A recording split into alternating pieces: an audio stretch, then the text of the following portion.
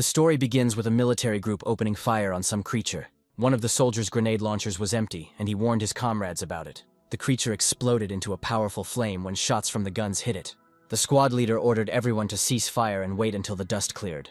The creature the soldiers were shooting at was a monster that looked very much like a dinosaur. After this, the commander ordered everyone to regroup and replenish ammunition. Their spruce could appear at any moment. The soldiers made a lot of noise in this forest, and now they don't know when the monster will arrive. To lure the next monster, they decided to use the main character. His name was Chris. He was told that, judging by the sound, the monster was very close. They sprayed monster-attracting spray on his body, but Chris had already used it on himself. Before leaving, the commander told the guy that he needed him alive, so he needed to be careful. Chris said he does this quite often, but he still can't get used to it. A moment later, a huge body of a monster appeared from the forest and approached. As soon as the monster smelled this scent, the hero immediately rushed away. Chris ran as fast as he could through the forest, through trees and branches.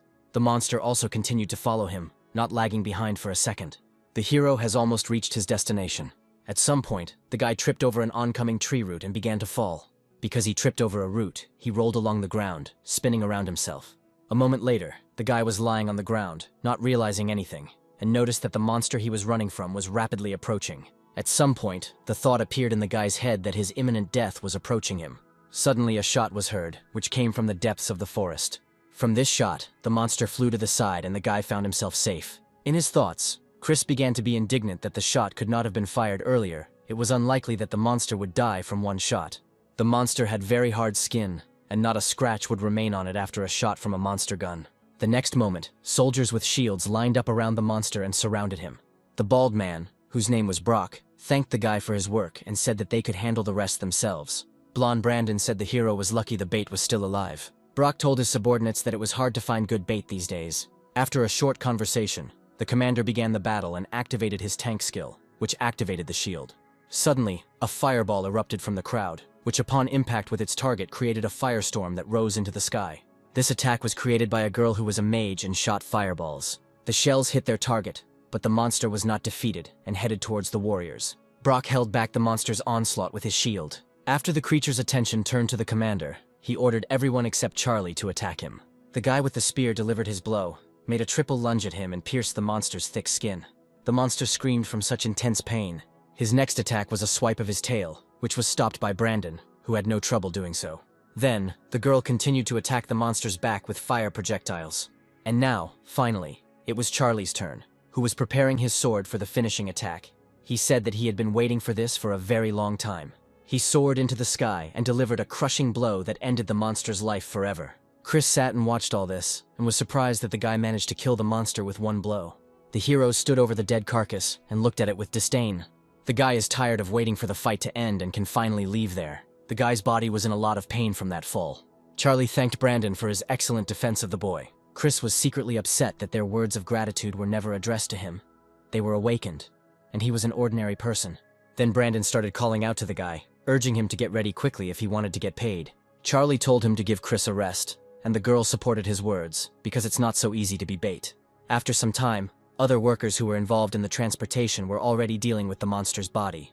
Brandon told Chris that he was lucky today. If it weren't for them, he would have fired the guy on the spot. When it was all over, Chris admitted once again that it wasn't easy to make money these days. The hero then went to collect the salary he earned for his last mission. Brock said Chris did a good job and he didn't need to take what Brandon said to heart. The guy replied that he didn't mind at all, so he didn't need to worry. Brock said that what Brandon allows himself to do angers him too, and that he lacks discipline. After that they said goodbye. Chris thanked the man and went home. The guy thought to himself that various disasters began to happen all over the world, that a rift suddenly appeared in space, and hordes of monsters began to emerge from it. Along with them, the Awakened appeared. Using their power to exterminate monsters, people gained abilities regardless of faith, age, and gender. As Chris approached his scooter, the guys he worked with appeared behind him and were discussing him. Brandon was a common street thug, but after waking up he made a name for himself. He said that one of his acquaintances said that people have no right to dream without means or connections. Chris started to get angry about the fact that these guys were talking about such stupid things, how these words came out of his stupid brain. He dreamed of becoming a musician, studied and wrote music, learned to play the piano, graduated from a good college, and constantly performed in amateur indie bands to build a portfolio for the audience. He ended up living like this at the age of 28, earning $1.5 million a day, working as a hired hand 4 times a month. He is constantly covered in bruises and cuts. Sometimes he breaks bones, and then it takes about a month to recover. If he dies, then maybe it will all end. He has a pretty dangerous job, but he has no other choice. Coma is one of the symptoms that has appeared in many people around the world after the formation of the rift. Complete loss of consciousness with no chance of recovery. Living off technology, with no way to wake up. Chris's mother was also struck down by illness a year ago, which is why he is doing such a dangerous job, risking his life. But he cannot give up her life for money. Suddenly, on some part of the island, a rift appeared from which a huge monster began to emerge. The monster was so huge that its height exceeded the tallest trees in the forest several times. The story then shifts to Chris, who is thinking that he will be able to pay for this month's treatment no matter what. He earns about 6 million won a month, 4 million of which goes towards medical care and living expenses, leaving 2 million left over. At this rate, Chris won't succeed. This can't go on any longer. There are many people with powers in the world. They are literally everywhere, if you think about it. This place is next to a hunting zone. It is almost impossible to meet civilians here. As it turns out, there are 50,000 awakened ones in their country alone, and some parts of the monsters can bring in a lot of money. So it's not surprising that there are so many of them here. Chris hadn't written a single song for the whole year, but now he decided to switch to real things and problems. The guy decided that away with pessimistic thoughts, at least he could earn money, even though his life was on the line. This money is needed to cure his mother, so he cannot afford to hesitate. Suddenly, when the hero was about to leave, he saw that the motorcycle's fuel tank was almost empty. After some time, the guy found himself at a gas station, where he asked the attendant to fill his tank. In his time, children are very brave. This territory can be attacked by monsters, but it works here. After filling up, the girl asked for money and thanked the guy, asking if he needed a receipt. He noticed that this girl was full of energy. He hadn't felt like this for a long time. He hoped that he would be able to do the same soon, but he was afraid that it wouldn't work out yet, because now his goal is to save 10 billion won, without which he won't be able to cure his mother. The mandrake monster is worth a fortune, and in addition to its valuable body parts, the flower on its head is considered a cure for all diseases. And it is also the only way to save his mother. The medicine is extremely rare, so it costs 10 billion. Suddenly, at some point, Chris saw a tank flying at him and was very surprised. He barely managed to slip out from under its fall zone. As it turned out, the tank hit a gas station and it exploded, and the explosion sent the guy's scooter flying into the air. The guy eventually died from the explosion. To his surprise, he did not die completely. When he opened his eyes, he saw in the distance a huge dragon, which seemed like a vision to him. The dragon said that he was curious about what kind of pathetic person could reach his level. Every mortal being is capable of surpassing their limits, but for an ordinary person to be able to injure them greatly surprised the creature. The fact that someone could injure such a huge dragon surprised him.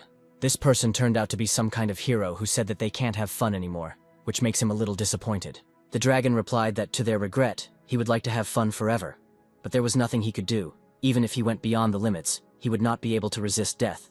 The hero said that nevertheless, he still had an ace up his sleeve. This hero possessed the magic of reincarnation. With the help of it, he could be reborn as many times as he wanted, and someday he would find it again. Before the end, the dragon incinerated the hero and he died. After all this, Chris started to think that it didn't look like he was dead, and then his head started to split. Suddenly, the guy opened his eyes and realized that he was still alive. He was sure that he had wasted his life. He was reborn after all the difficulties to live it like this. Chris thinks that the great wizard killed by the ancient dragon in a brutal battle is his past incarnation. The guy feels strange, as memories from his past life and his current one are mixed up. Then he decided to check if the bones were intact, and they were. It's good that he didn't break anything, although the bleeding was quite heavy. Anyway, Chris used reincarnation magic to get a new life, but he lived it so miserably. Then he decided to check the flow of mana, and it turned out that it was passing without any problems. He was very lucky. Suddenly, a huge stream of mana began to emanate from the boy's body, which burst into the sky and illuminated the nearby area. A moment later, when he opened his eyes, a welcome letter appeared above his head, saying that he was now awakened.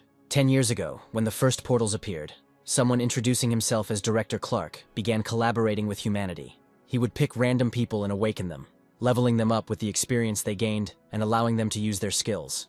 People harnessed the power given to them and used it to fight monsters. But who would have thought that the ability was also compatible with Chris? Perhaps since his soul and body were not one. In any case, someone who introduced himself as Director Clark is clearly not from Earth. When the guy activated the status windows, his mana increased because of what he did, after which he saw that there was no profession, and he had just awakened, which means he was a special case. He needs to concentrate some mana, because there is no telling what might happen.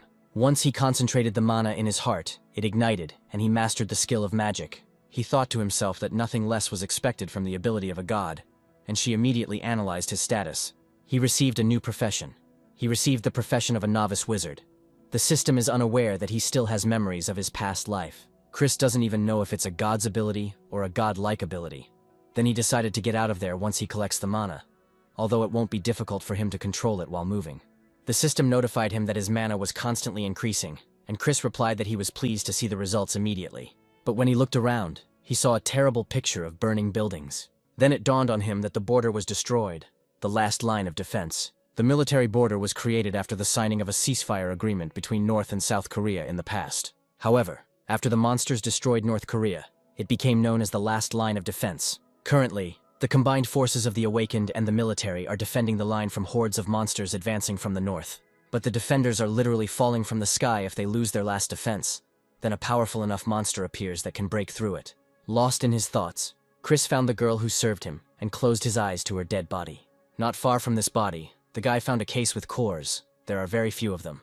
They were a good size and could fetch a decent amount of money. Chris thinks that a transport carrying cannonballs was passing nearby, but was thrown back by the explosion. In his past life, they were called magic stones. The core is a source of mana frozen in the form of a stone. They are incredibly useful for those who have almost none, just like Chris. They won't be extra. 32 cores cost about 10 million won. As soon as he finished with the cannonballs, he remembered his scooter. Chris hoped that he would survive. But after such an explosion, perhaps he was asking too much. The guy decided that spending magic on a scooter was a waste, but there was nothing he could do. He needed transportation. After a few moments he finished. It was like turning gold into lead, but Chris needed to get out of here quickly. The guy used restoration magic on his scooter, and it floated in the air at the moment of restoration. During this process, he learned a new use for the magic circle. He mastered a new skill. Chris restored his scooter and was delighted with what he had finally accomplished. He knew the system made the world feel like a game, but he didn't expect it to register magic as skills. However, Director Carlos gives him the energy to activate it, which means Chris can use as much magic as he wants without worrying about himself. Suddenly, the guy felt a tremor in his body and saw a magical sphere that emanated from the hero's abilities. This magical sphere pushed all the rubble from the buildings towards Chris. These rubble almost hit the hero, but he remained safe. At some point, a man began to crawl out from under the rocks, who, according to the guy's guess, was a tank or simply had physical enhancement. Most of the Awakened are alive while they are here. It's probably not a good idea to leave right now. Chris decided that if the monster had managed to get through the last line of defense, then there was a high chance they wouldn't be able to stop it. He had a bad feeling about this and decided that he needed to get out of here quickly. The next second, a monster fell from the sky, landing next to Chris and causing an explosion from the ground. To protect himself, the boy summons a magical shield, which he orders to protect himself. The next moment, a huge shield appeared in front of Chris, which held back the onslaught of the blast wave. The monster that landed here was a mutated ogre that turned out to be incredibly strong. When the ogre saw the approaching heroes, he began to let out a shrill scream that echoed throughout the area.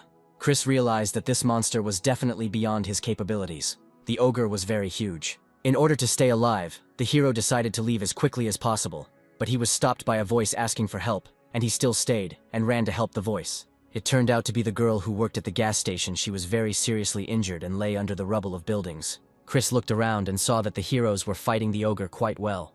The guy had no choice but to help the girl. Since he still had time, he decided to hurry to her aid. The girl was unconscious, and due to her clouded mind, she was unable to see who had come to her aid. There was little space to lift the debris. Chris ordered to increase his strength with the help of magic. He reduced the weight of the debris, threw it aside, and freed the girl's body so that he could finally help. The guy was distracted for a bit by this enhancement, then returned to the wounded girl, who was on the verge of death. He reached out to the wound on his stomach and used healing magic. The next moment, a green healing aura appeared around the guy's hand. He wasn't able to fully heal her due to his low magic level, but this is the best he can do for now. When Chris decided to check the situation around him, unexpectedly for him, right in front of him, something fell again and smashed the road with a crash. Chris barely managed to dodge and avoid being hit by the bullets, as well as by the wounded girl he was standing with. After a few moments, someone's silhouette began to appear in the stone dust. It was some woman who was also very wounded. She was a hero, and it seemed she fought with that mutated ogre. The hero looked at her and recognized a familiar face. Her name is Celeste. She is one of the high-level Awakened of their country, famous for her 2 skills. She is a celebrity. The guy decided that she should also be helped or she would die from severe bleeding. Chris can't imagine how long the monster will rampage without her, and he won't see any peace, so she needs to help. A moment later, he found himself sitting over her body, holding magical crystals with which he could heal her. He thought about trying to heal the wound using the skill offered by the system and his magical powers. When he did this, the body healed very quickly. As it turned out, the wound even healed itself. It regenerated little by little. To finally finish, the guy continued to use healing. And now the girl finally opened her eyes, which meant that the treatment was over and she was fine. As soon as Celeste came to her senses, she immediately began asking Chris about the state of the battle they were currently in. The hero told her that the ogre was having fun behind them. He noticed that the girl was seriously injured and healed her. There is nothing special in his ability, but he woke up with the healing skill. Celeste said the attack got through her defenses and thanked him for his help. Because Chris said he was still low level, the girl advised him to run because the monster was strong. After that, she soared into it using her power and left the guy behind her in a cloud of dust. Her strength was on a completely different level. The monster's body was torn apart by the heroine's volleys. Chris thought to himself that there was no need to worry about his rear. They needed to make every effort to protect them until he regained his true strength. Chaos reigned on the battlefield. Everyone who could fought the monster. Sometime later, when the girl was already in the hospital and recovered, she thanked the guy for his help. Chris told her that he wanted to do the right thing, so she didn't have to worry. After these words, her parents entered the hospital room and were surprised that their daughter had finally come to her senses. Her mother said she had already told her not to work in such a dangerous place. The news said that the reason why an ogre of about level 80 appeared was still unknown. Then they showed the situation on the battlefield. The heroes could not get out of the brutal fight. Chris thought to himself that he needed to take care of himself first and foremost, and that after he healed his mother and regained his strength, he would start life anew. Sometime later, the guy was sitting in the ward with his mother, who was still in a coma. Disordered mana syndrome occurs when a person is exposed to large amounts of mana at once, causing the body to collapse and the host to become unconscious. Curing this disease is quite simple. You just need to adapt her body to mana, but the process itself is quite complex. The mandrake flower is one of the proven methods, but there are others, but its price is very high. The simplest option is to extract the excess mana located in the victim's body.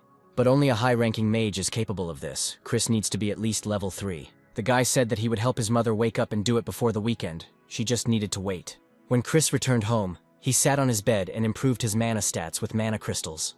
He can extract mana from low-quality cores up to 3 times before they break, meaning each one increases his stat by 3/10. This method of pumping, although expensive, is no less useful. After this, Chris decided it was time to move on to the next step of leveling up.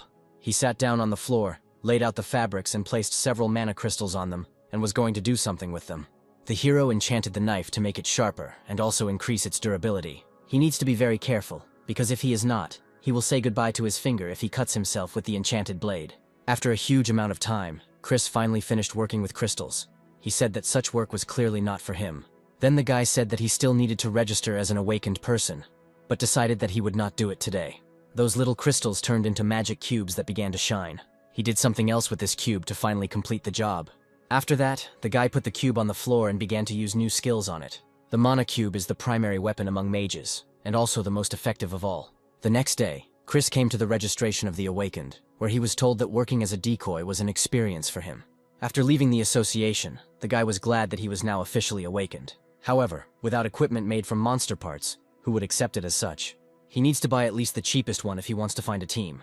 Of course, a cube of mana is enough for him to kill monsters, but without equipment, it's unlikely that anyone will take him with them on a hunt. While walking through the shopping center, Chris came across a hunting store. The guy behind the counter was met by a friendly girl who greeted him. She told him not to worry, he would find equipment to suit his budget in their store. Chris thought to himself that the sight of the toad alone was choking him. He doubted he would stay here for long. The hero asked her to show him equipment for the support class, but at a cheaper price. After walking around the store for a bit, the girl showed off some light armor for classes that don't participate in combat, its price corresponding to its quality. The guy thought to himself that, although it was very primitive, she was enchanted. The girl told him that their brand's equipment was enchanted to restore mana, which is why most support players choose it. Most of the equipment is enchanted with a similar level of magic. Chris is afraid that he is not yet capable of this. The consultant girl looked strangely at the hero, who was again lost in his thoughts. Chris then asked her to recommend something within 7 million won since it was his first hunt. Before leaving the store, it dawned on Chris that all the things the consultant offered him cost more than 7 million. This girl was scary, easily went over budget without him noticing, but now he has the necessary equipment. After some time, Chris arrived at the gathering place where people were going to go hunting. There, the guy met the leader of the group, Felix. He said that if he got hurt while hunting, he didn't need to be afraid, because they had support, and pointed to a girl standing nearby. Looking at her, the hero thought to himself that this is what people call the noble class. Felix said that the hunt would be easy, because they had a healer and a support with them. The leader said that Chris is still at level 1, but his abilities are amazing. After a short period of time, the group finally began to prepare to leave the assembly point for the mission. They drove a short distance and crossed the last line of defense.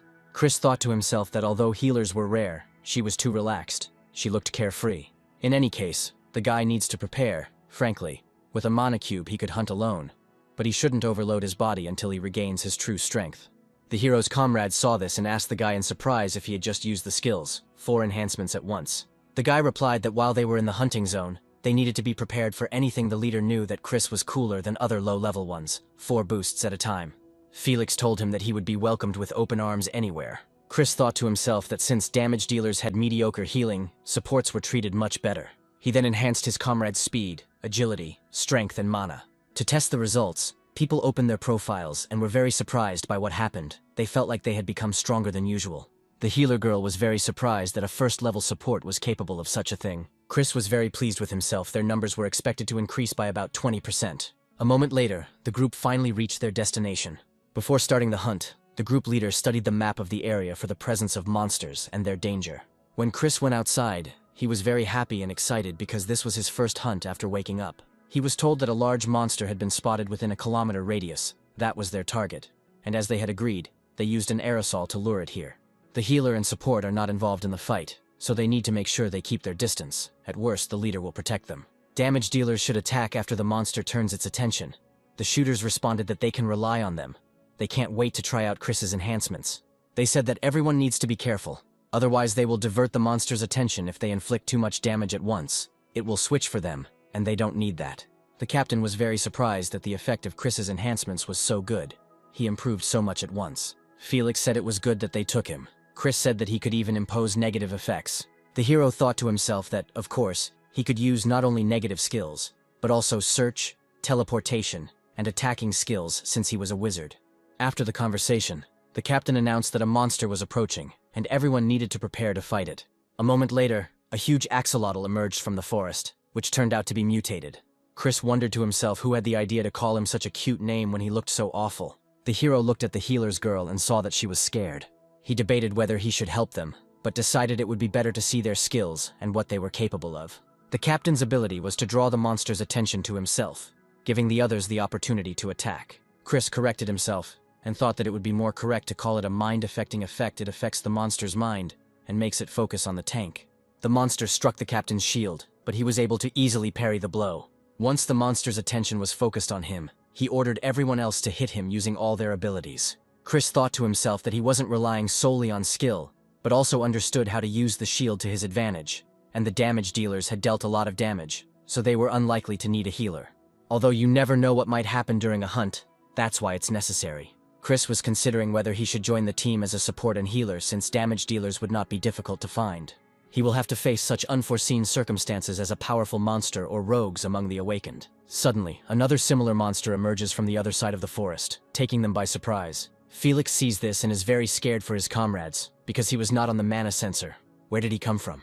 The monster came from the blind spot. He called Chris to them. They will protect him. Suddenly, as soon as the monster came right up to him, Chris simply ordered him to just stop, and he simply stood up.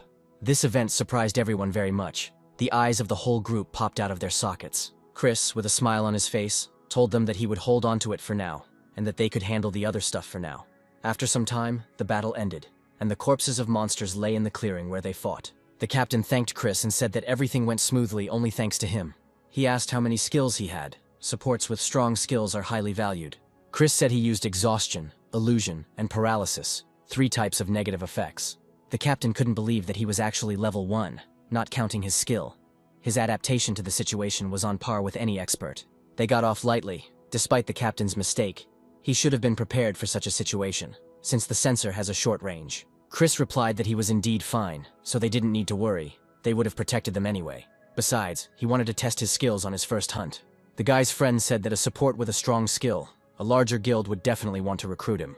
They said it was much more beneficial to be on a team with regular members than with strangers. Chris replied that of course he knew this, since he had worked as a bait for quite a long time. In that case, the captain said that he had nothing more to add. They were sure that he already had some plans for the future. The comrades were surprised that the guy was working as bait. It's no wonder he was so calm when the monster caught them. After that, Felix asked how much mana people had left, and of course, everyone told him. The hero replied that he still had enough mana, and people were surprised that he had incredible reserves of mana. He had strengthened them all and used a strong skill on the monster, and there was still some left. The healer girl sat and looked at the guy, because she was waiting for an opportunity to chat. She didn't know what to do because she had told him not to talk to him, and she was very embarrassed by Chris because she was staring at him. Suddenly, the captain turned to the girl and asked if she had any mana left and how she was doing. When they realized that everyone still had some mana left, they decided that they would fight until all the mana ran out. That same evening, they were unloading the bodies of dead animals. The workers said they hadn't seen such clean skins for a long time. Felix said that it was quite difficult to kill them without causing too much damage, so they were expecting a higher salary. The leader was very surprised by such a large payment. The intact skin has many uses. The receiver said that they had not known each other for long, but he was ready to see each other more often if the leader had more such shipments. Chris thought to himself that if he used a mental check, he would be able to tell whether he was lying or not, but it was impossible to use at his level. It was inconvenient. One of the most important goals was to become a second-tier wizard. After some time, the leader led his group outside, where they began to divide the entire reward for all the materials. The guys said it seemed unrealistic because they were whole and the price went up a lot. At first, Felix decided to give 40% to Chloe, which is the average salary of a healer. 20% for the damage dealers. Felix would take 30, but he will only take 20. They decided to give Chris part of their reward. Thanks to him, no one was hurt. Suddenly, Chloe screamed that she would only take 10% because she had done nothing, which was well deserved for a healer. The hero thought to himself that Chloe looked like a loner since she belonged to the noble class, but it turns out she was just a shy girl. 15 days later, Chris was talking about how he had earned 500 million won in 2 weeks. Money that was hard to come by but so easy to spend, bought land, and paid for the construction contract. Electricity and mana are comparable to each other. By converting electricity into mana using magic, he can quickly increase its reserves. The electricity bill would be huge, but a self-sufficient home would solve the problem, something that was simply impossible in Chris's previous life. The guy had no idea that the mana would be split into 2 indicators, because it seemed like he had used both. It seems that the number 16 represents his own mana, and the other 25 is given by the Akasha system. Relying only on the system is wrong. It's for the best. The house will be ready in 2 months. It will take 20 days to become a 3rd-rank wizard if Chris gives it his all, and in 3 months he will be able to cure his mother. Suddenly, the guy remembered that he had an appointment. The man introduced himself as the deputy head of the combat department of some company. Looking at the business card, the hero thought about the Hunters organization. Their sphere of activity is similar to other agencies. They support the awakened and provide all the amenities. But the main difference is that the hunting organization is sponsored by the country's leading corporations. The man said that the other day they checked the boy's hunting history and abilities as much as possible. Not long ago, Chris was working as a decoy and then woke up. He then added that his mother was in the hospital with a disease caused by the rifts. Chris confirmed this and added that, as expected, such a large company had an excellent information network. If they didn't have enough eyes to spot outstanding newcomers in this field, they would have gone bankrupt already. That's the harsh truth. Management is no easier than hunting. There is one thing that everyone the guy has hunted with over the past 2 months has confirmed. The man spoke about Chris's ability to paralyze, and their company is confident that his ability is of great value when used properly. Chris said that with him you can hunt without any losses, and with a team of trained hunters you can even catch monsters alive. This was absolutely true. If you compare the price of a living and a dead monster, the former could cost 10 times more. The next moment, the man hands the hero a contract offering employment. It was said to be 1 billion won, a very large sum for a newbie, but a tiger is still a tiger. The man said it would be right to make an appropriate offer for someone with such a bright future, a healer and support with a strong skill like paralysis. But right now this deal is a little out of proportion. In response to his proposal, Chris asked for time to think. The man did not understand why. He thought that he would like their proposal. Chris said his offer was great, but so were everyone else's, and the man realized that the guy had also attracted the attention of other organizations with a pretty good reputation. Chris said to himself that he was alone, and there were many companies willing to hire him. Even though they are a state corporation, they have the advantage in negotiations. They will have to try hard. In the end, Chris signed the contract, and with part of the payment, he was able to obtain Mandrake and went to the hospital, where he talked with the doctors. When the Mandrake was used on the hero's mother and she finally woke up, Linda said she felt like she had passed out again and asked how much time had passed. She apologized for this stupid illness. She is already better and has come to her senses. Realizing that all his suffering was over, Chris bent down to his knees and began to cry. At this point, the doctor intervened in this touching moment and asked the guy to leave the room for a while because the patient needed to be checked. After a short period of time, the tests were completed. The doctor said that later they would conduct more detailed examinations to identify any abnormalities. But for now, everything was fine. The nurse said that without a doubt, Mandrake works wonders. This is the first time she has seen the effect after using it. It seems the rumors were not lying. The patient's health and physical condition are the same as in his youth. As soon as Linda heard that she had been in a coma for 2 years, she was very surprised. When the mother and son were walking in the park, Chris said that the doctor was right. She was cured thanks to the Mandrake. Linda knows how expensive she is and thought her son was up to something dirty. Chris replied that he wouldn't do that and showed his hunting license. And since he belongs to a rare class, he receives a fantastic salary.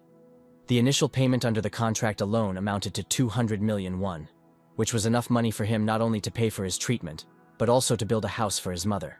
As soon as the woman started crying, the hero immediately began to worry about her, because now everything would be okay. Then she started saying that her dear son gave up his dream of becoming a musician and works as a hunter because of her. She can't help but blame herself. Chris replied that she didn't need to worry. He had found a job with a government company. He said that now they could live in abundance. Linda just had to trust her son. But the mother was worried that her son could be injured. He could die during the hunt. But the hero replied that he was a valuable support. Nothing would threaten him. When they finished talking, Chris said that Linda should go back. She would stay in the hospital for a more detailed examination. And Chris himself is heading off to his first day of work, and when he finishes, he'll run straight to her, so she should rest. After some time, the guy arrived at the office, where the security guard asked him about the purpose of his visit. Chris replied that he was awake and had an appointment. He came to see the deputy head of the combat department, Charlie. When the guy entered the building, Charlie met him in the main hall and greeted him.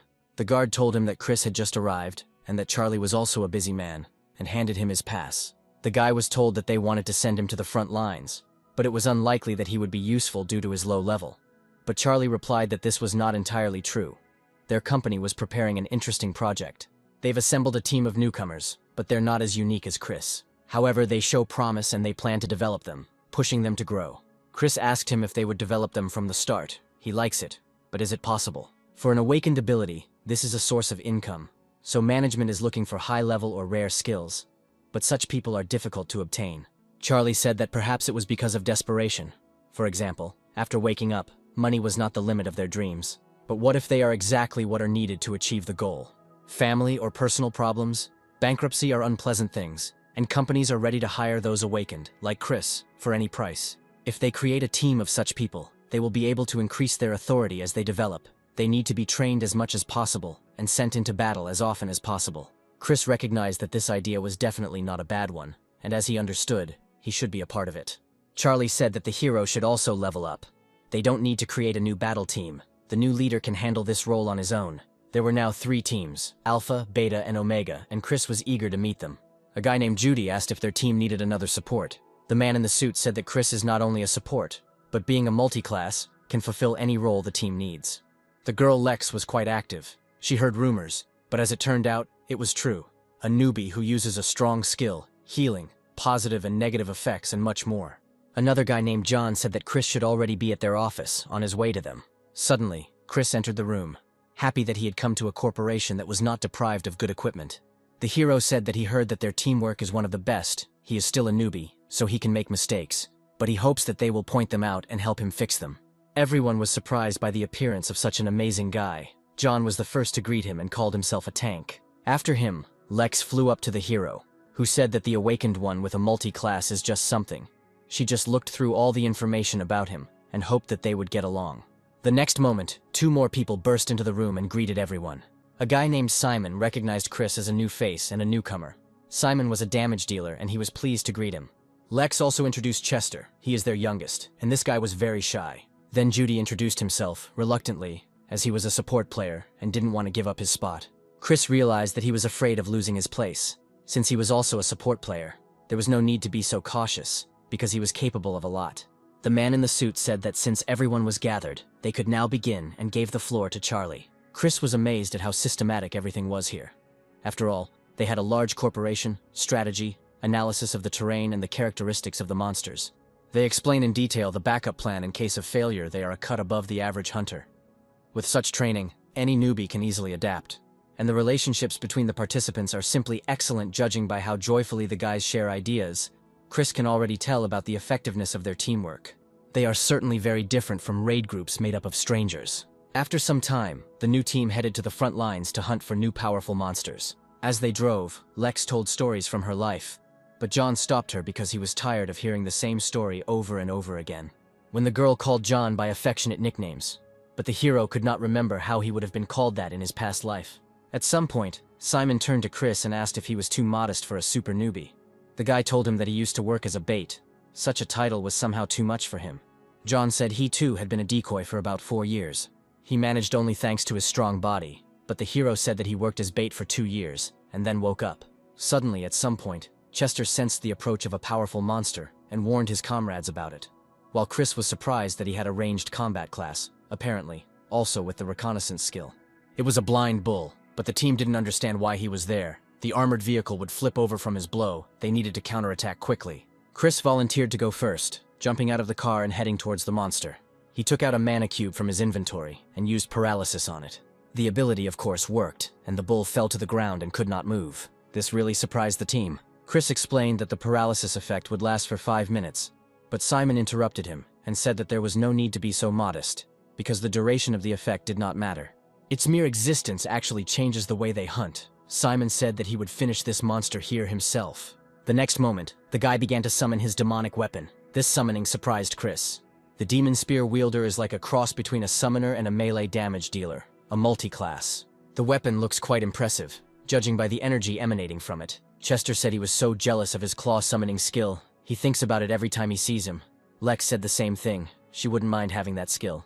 This weapon is not that powerful, but Simon got it absolutely free, but it also costs money. In response to all the speeches of his comrades, Simon replied that a spear easily pierces heavy armor, unlike the same sword or axe. The next second, the guy managed to pierce the monster's heavy armor with one blow and right through.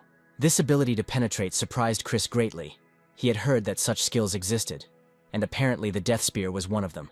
It seems that it's not just the strength of the class weapon. Simon has a skill that complements it very well. John approached his comrade and praised him, but the guy said that he only killed a paralyzed monster. Anyone could have done it. Then Lex asked the hero how he liked their team.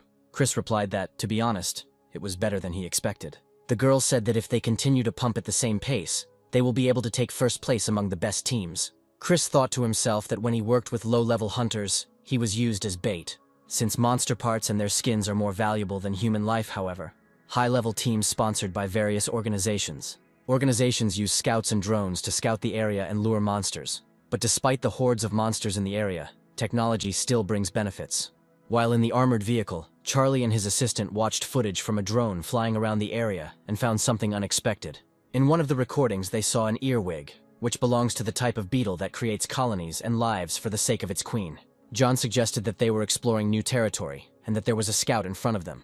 But Lex said that she hated bugs. Charlie said that there was probably a nest somewhere nearby. It was a dangerous undertaking, but they could hit the jackpot. His assistant said that according to the territorial map of monsters, there shouldn't be any here. She would request information from the Hunters Association database. Lex said that they also nest underground like ants, and they have a queen, which is a mid-ranking monster. The hero answered her that at least she was not of a high rank. Like the ogre who had recently broken through the defensive line, of course. It was not a high rank, but there were usually a huge number of them, which was quite annoying, and they also hid well.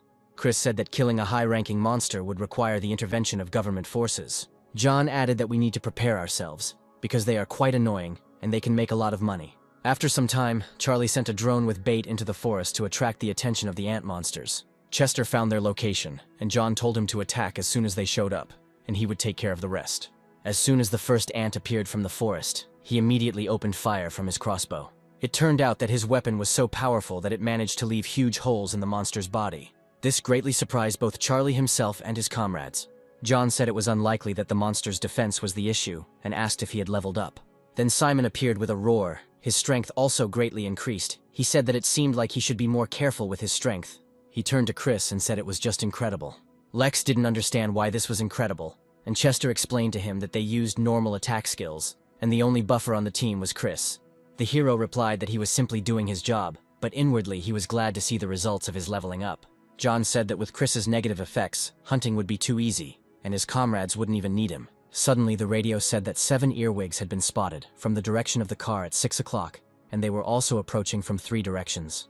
When they finished listening to the message, John said that he would attract the attention of the monsters to buy some time, and asked Judy to help him. He left Lex at the car and healed allies as needed. He asked Chris to continue using paralysis. After the captain had distributed the roles, they finally decided to split up. A moment later, when ants began to emerge from the forest, Chester began shooting at them, and in the blink of an eye killed several of them at once. After the ants in one direction ended, Charlie's assistant said over the radio that there were more than 3 ants, and they were approaching.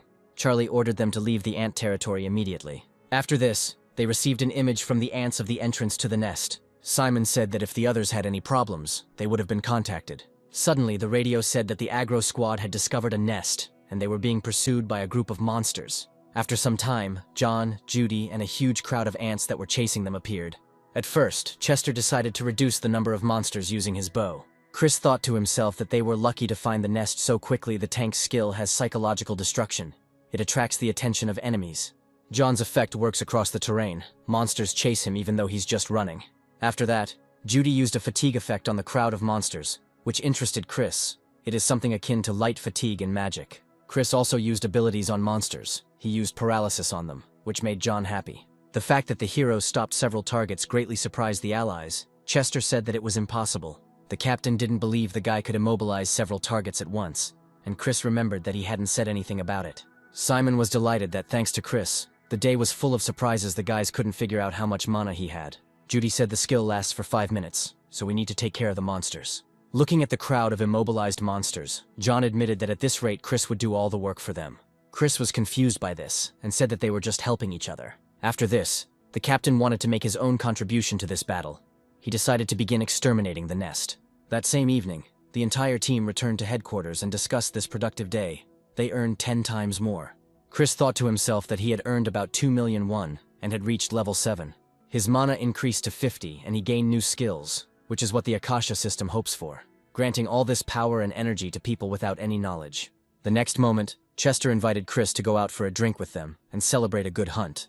But the hero said that he couldn't do it today. He thought to himself that he would first pick up his mother from the hospital and find a place where they could live until the house was built.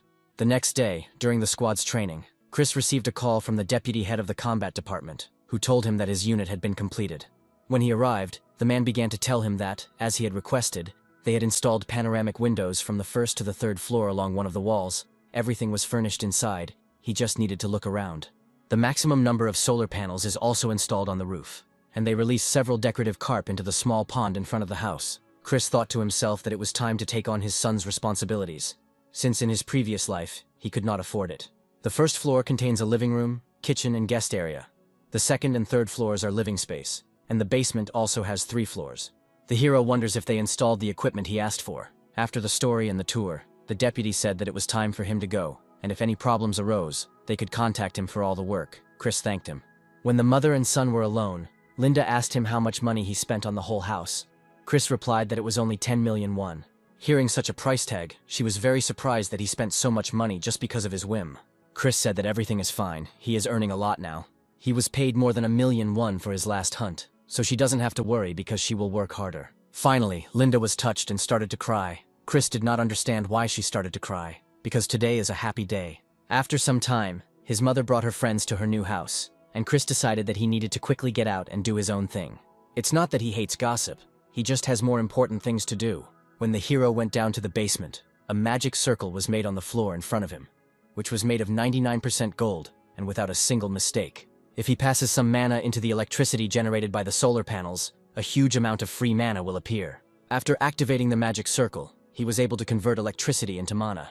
Now all you have to do is absorb it. After this, the hero's mana level increased again by several points. 15 days later, Chris was back in the basement, talking about how it would have been difficult for him to create such a magic circle in his past life.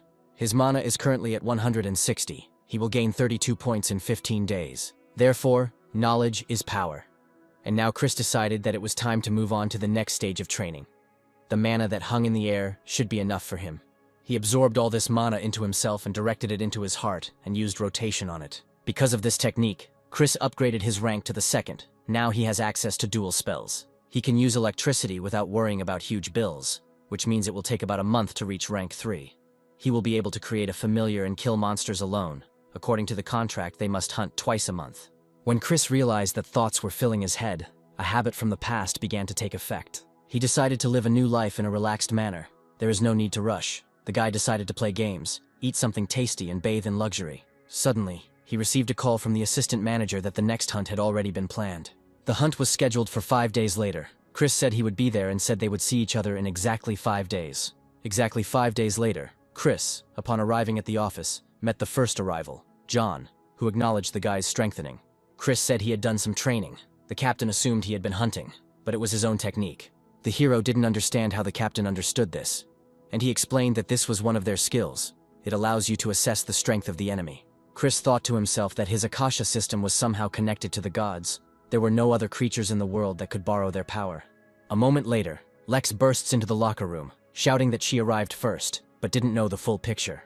But as soon as the commander and the hero greeted her, it dawned on her that she was not the first after all. After some time, the rest of the group arrived at the office and began greeting everyone. The assistant manager, who was responsible for their instructions today, also joined them.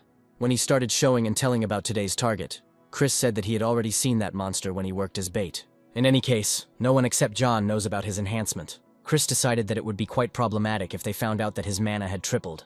While moving through the forest, searching for a target, Chris told the team that he had acquired a new skill, an improved version of paralysis for hunting. After that, the captain wanted to ask the guy about how many times he could use it and what the break between uses was. Chris said that he could use it about once a second, and with the amount of mana he had, then about 100 times a day. However, with the mana cube, he can use any spell as many times as he wants, but they don't need to know about it. Chester was surprised by the huge number of uses and asked how much mana he had. Lex didn't believe that this skill was that good. Then John said that he wanted to ask about how quickly his mana was restored. But in the end, Chris simply shifted the focus. The leader said that it takes him about a week to fully restore his mana, and Lex said that it is quite fast. The girl said that if she spent all her mana, the entire recovery would take about 10 days. In her memory, something like this happened extremely rarely. Chris thought to himself that 2 or 3 hunts a month would be quite enough. He had often encountered this when he worked as a bait, but he was different from them. 3 days would be enough for his mana to recover on its own, and with the help of a magic circle in the house, it would take several hours. Chester said that if Chris uses paralysis, they won't have to use many skills. As soon as they wanted to check it out, a huge monster appeared from the forest. A few moments later, the hero used paralysis on him, and the captain said that, as he thought, they wouldn't have to strain themselves too much. To end the monster's life, Chester jumped on its back and shot it in the back of the head. After that, he fell dead to the ground, and Chester managed to jump before he fell. The guy was pleased with this. He said that at this rate he could fire more than 100 arrows, and admitted that Chris was really pulling them along. The hero answered him that the guy was flattering him after all, he was only doing his job. Chester stood his ground. He said that without a doubt, Chris was a rising star in their company. They were grateful to him. To himself, he thought that since he was a rising star, the hiring offer was not bad. Towards the end of the hunt, they decided to first deal with the monster's carcass, and then continue the hunt. Suddenly, attention shifts to some car, where a menacing man was sitting, watching everything they were doing. When they finished loading the car, John couldn't believe that they had finished everything before noon. Here, Lex suggested to the captain to continue the hunt, since everyone still had plenty of mana. They decided to join forces with the main forces and return to the city, resuming the hunt after they dealt with the skins. Chris thought to himself that money was good, but leveling up was even better, not a bad idea. Suddenly, the driver turned to John and told him that the connection between the office and them had been lost for the first time in a long time. Suddenly, unexpectedly for everyone, the heroes opened fire on command, and one of them was even wounded. Chris realized that these were shots from black hunters. John covered his allies with his shield and sent them to cover. The captain is a tank, so he will hold out for some time, but it is dangerous. 2 armored vehicles were on the slope and were shooting at the heroes. Chris admitted that they had a good leader, but he wouldn't let him die. To help the captain, Chris used a shield on himself using a magic cube. With such a weapon, they won't be able to penetrate a shield created from half of his mana. And since he had time, Chris decided to attack himself, calling upon magical lightning. This lightning was able to easily blow up the enemy's car, and they were left without transport. Chris announced that the enemy guns had been neutralized, and the others needed to prepare for battle, after which Chester climbed onto the car. He started firing at them with his bow. A huge number of arrows flew towards the remaining enemies. The black hunters were able to defend themselves from this attack with the help of a huge armored wall from one of them. The man said that he didn't even feel the attack, but Chester used the most powerful attack in his arsenal. The hero's shooters tried to shoot them with their weapons, but the enemies were able to repel this attack as well. Chris thought to himself that their attacks hadn't even scratched them. If this continued, they wouldn't last long. At this rate, they would all be killed. Suddenly, to save his situation, Chris took out his magic cube and used a new attack that he had never used before. The next moment, the ground under the enemy's feet disappeared. They fell into this tunnel and were rendered harmless. Chris approached the group to survey the situation. As it turned out they were alive, the leader of the group began to shout that Chris was an incredible scoundrel who used cheap tricks. Chris replied that the thick-headed wouldn't understand anyway, so he sent them to sleep and used fatigue on him. When the captain appeared behind the hero, the guy turned to him and said with a smile that, fortunately, there were no casualties. John asked him to tell him about his new abilities. Chris said that there was nothing special. It was an ordinary earthly spell that dug up part of the surface.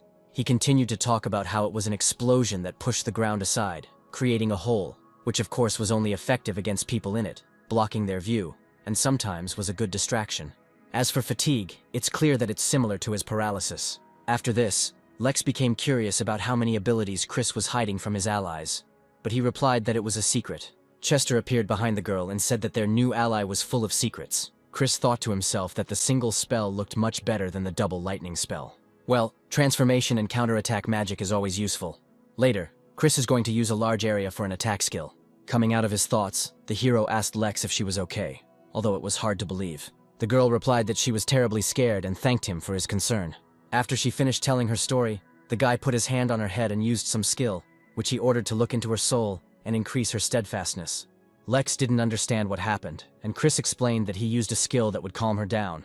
Tanks have attention signals, but this one works the other way around. After her, Chris called the rest of the team to him. He uses soul steadfastness on all of them. Chester asked him if he had too many secrets, if there was at least something he couldn't do. Already in the city, Chris thought to himself that he could not consider himself safe anywhere people were attacking him even after he was reborn here on Earth. First, the sudden appearance of a monster, and then black hunters with the power of the system. No social system has ever been free of crime in his previous life. Chris did not leave his enemies alive. While the hero was driving in the car, Felix called him and said that they hadn't talked for a long time. As it turns out, he was promoted to director at the company, even though he was the one who found him. Chris thinks this shows that the organization has high hopes for him. The hero congratulated Felix on his promotion to director, and the man replied that it was all thanks to Chris, since it was he who signed the contract with him. Now he calls him about today's incident, the attack of black hunters. This is a rather rare occurrence. The guy said that judging by their skills, they were hardly third-rate hunters. Felix replied that they were trying to find out as thoroughly as possible. There was a suggestion that they were sent by one of their competitors. This happens sometimes. The hero thought to himself that the enemies outnumbered them in number and level, and if it weren't for his transformative magic, they would have died. The director added that they would soon solve this problem. He would like to discuss something else about the new skill used. Capable of changing the landscape, it is extremely valuable from a strategic point of view. Not to mention the skill has the most powerful effect. The guy thought to himself that it was annoying that he was still surprised by anything, because all his abilities were quite unconventional. A normal awakened has no more than 10 skills related to his class. Rare and powerful classes with the prefix unique or legendary have access to skills from other classes. At best, they combine 2 different types. Very few people have the ability to use skills from 3 different classes, and they are so rare that statistics do not take into account. Felix said that Chris was the only one in the world who could use skills from 6 different categories. But the guy thought to himself that if he found out that there were many more of them, he would die of shock. When the man asked if he was hiding something, the hero said that he himself wasn't sure yet. He would understand when he leveled up. He knew what he was getting at, but he wasn't going to cancel their contract anytime soon. Felix realized that it was so obvious that any fool would understand why he apologized for the inconvenience. He will drop by to see Chris again to discuss all the details. When the call ended, the hero realized that a funny situation was developing. Upon arriving home, Chris thought that once he regained his former strength, he would need to study modern technology and expand his field of knowledge. Semiconductor technology is amazing, but he wants to learn more about electrical engineering and nanotechnology. Then Chris remembered that the batch of stones he had ordered was supposed to be delivered to him today. He heard that the people from the company left them in his basement. Although to those not versed in magic, the magic circle would seem like a simple insignia. Although the magical stones were of low quality and unprocessed, they were so huge that the organization did an excellent job of fulfilling his request. The stones were perfectly heavy, so they could be processed. While Chris was sitting in the magic circle, after a short period of time, another one was added to his circle. It rose to the 3rd rank. Next, he will create an item from the rough stones. Using several commands one after another, he combined several stones into one more powerful one. When it was all over, it turned out that item synthesis was part of another skill. After that, he decided to try combining the mana cube he used with the brand new cube, and once again synthesized the staff with the resulting cube. The group of companies, Chris's company, has two leading divisions: electronics and monster industry. Electronics is known as a leader in its industry. Monster industry is an international leader in the production, supply, and sale of monster parts, and their management company is a holding company. Felix, the director of monster industry, was called to a meeting at the head office. Chief Director Smith began to ask Felix if it was true that an awakened one with 6 different skills of different classes had appeared. Felix confirmed the rumors and said that they checked everything to avoid possible mistakes. The CEO then asked King for his opinion, who said that his power was on par with nuclear warheads, and there was a high chance that he would soon become one of the top 5 awakened beings in the world. Having rare skills means he will become an outstanding awakened. Hunting monsters puts a lot of strain on the human body, so many give up halfway. However, the report contains only verified information. The facts do not lie. If they continue to invest in Chris, they will hit the jackpot. Felix completely agrees with him. He didn't add some things to the report because it's just his assumption. He turned on the screen with the diagrams and started saying that there was a high probability that he had 7 skills. According to the investigation, he has an item that cannot be purchased. It's called a mana cube. They don't know what the cube is yet, so they assume that Chris is able to create objects. Then Felix discovered 2 suspicious things. The first was an unusual request for a large amount of jewelry, rare metals and magical stones, and the second was a room built in the basement of his house. Smith began to say that Chris had done a brilliant job. King agreed with him and said that the hero was a very capable employee. Then Smith turned to Felix and said that from that day on, he was the CEO, and he had to take care of Chris. He was giving the man all the powers. They couldn't let him go to another company. But then Felix said that he was afraid they wouldn't be able to hold him back using standard methods. The director asked if this was the minimum offer they should make. They believe Chris is hiding even more skills or abilities. To be honest, Felix still hasn't figured out his motive. Maybe he's trying to buy time to level up. Smith said that he didn't care what he did. If his guess was correct, they had to get him, no matter the cost. The director ordered Felix to go and make a list of what else they could use Chris for. As soon as he left, Smith asked the CEO if he agreed, and he replied that he did, adding that he looked at the big picture and, as he had already said, seemed quite capable. Smith said skilled employees should always be rewarded generously. After some time, we are transferred to Chris, who bought some kind of transport and was moving somewhere. He bought it for solo hunting. It's quite difficult to hire a driver who keeps his mouth shut. It will be troublesome if everyone finds out about his abilities. After some time, Chris finally reached the place where he could begin hunting. For him, there is nothing better than the smell of blood to attract monsters. The guy climbed onto the roof of his car and began scanning the area, simultaneously using several instant buffs on himself. After finishing the scan, he chose the blind bull as his first target, and the hero decided to use the new weapon on him for the first time. Having summoned a staff with a new club of mana, he began to use a lightning charge and directed it towards the target. A moment later, a powerful bolt of lightning hit the monster, which would certainly kill it. After that, Chris started to repeat that this was definitely a success. The lightning bolt instantly multiplied, but they wouldn't pay him for the burnt carcass. So Chris ultimately decided to use paralysis and carefully kill the monsters. Today he decided to focus on leveling up. He wouldn't let such a warm welcome go to waste. After some time, Chris finished pumping. In front of him lay a huge mountain of dead monster carcasses. He managed to gain 10 levels. That's what he calls leveling up. Chris even began to think about turning off system notifications. Chris loves hunting alone. At this rate, he can reach the cellular level in a month. Ordinary people distribute points without thinking. However, he feels uneasy because this power is not his, and in his past life he had never heard of a god like Akasha. After distributing the points, the guy's characteristics increased several times. The man who took the monsters' bodies said that all this came to 372 million won, which was not as much as Chris had hoped. He said that according to the contract, his share is 350 million. The tax is calculated separately. He can do it if Chris wants it. The guy thought to himself that this is what is most offensive. Many countries charge a hunting tax of 38% of the total income. Chris was very sorry that he couldn't hunt more, as he was running out of space in the truck, he thought as he watched the transfer to his account. In addition, it takes time to travel there and back. He needs to level up so he can use quintuple spells. 5-fold spells are a combination of 5 types of magic. To use them, you need to be a 5th-tier wizard. But now Chris is powerless. At the same time, Felix received a call that the hero was going hunting even after yesterday. He was told he was moving towards a hunting zone, according to data from a tracker they had installed with his consent. Felix said it was ridiculous that they were tracking Chris from a satellite, from the main surveillance center. However, there might be a leak if they continue to record it from the satellite. The man told them not to worry. Let them continue recording. They must gather as much information as possible. and if the surveillance center notices anything worthwhile, they must be informed immediately. Felix guessed that the guy was hiding his abilities. He could combine 8, 9, or even 10 skills from different classes. There was no one in the world who had 7 skills. The man decided that they should keep him. No matter what, his very existence was already beneficial to the company. Once home, Chris and his mother were sitting at the dining table, and Linda was trying to feed her naughty son. She said hunters must eat well to stay healthy. As soon as her son started to deny it, Linda told him to take food with him, in response to which Chris said that he would definitely take it next time. To himself, the guy thought that, to be honest, thanks to magic, he didn't need food at all, and no one would die from missing one meal. The next moment, Linda, quite unexpectedly, asked her son if he was going to get married. This surprised the hero very much. He said that he was awakened. People avoided him. To which his mother replied that she had heard that awakened people were quite wealthy in marriage. Chris did not find the strength to answer her question, and simply forbade her to raise this topic in the future. Linda said that he should take the initiative into his own hands. The hero thought to himself that he really missed his mother's nagging, but this was going too far.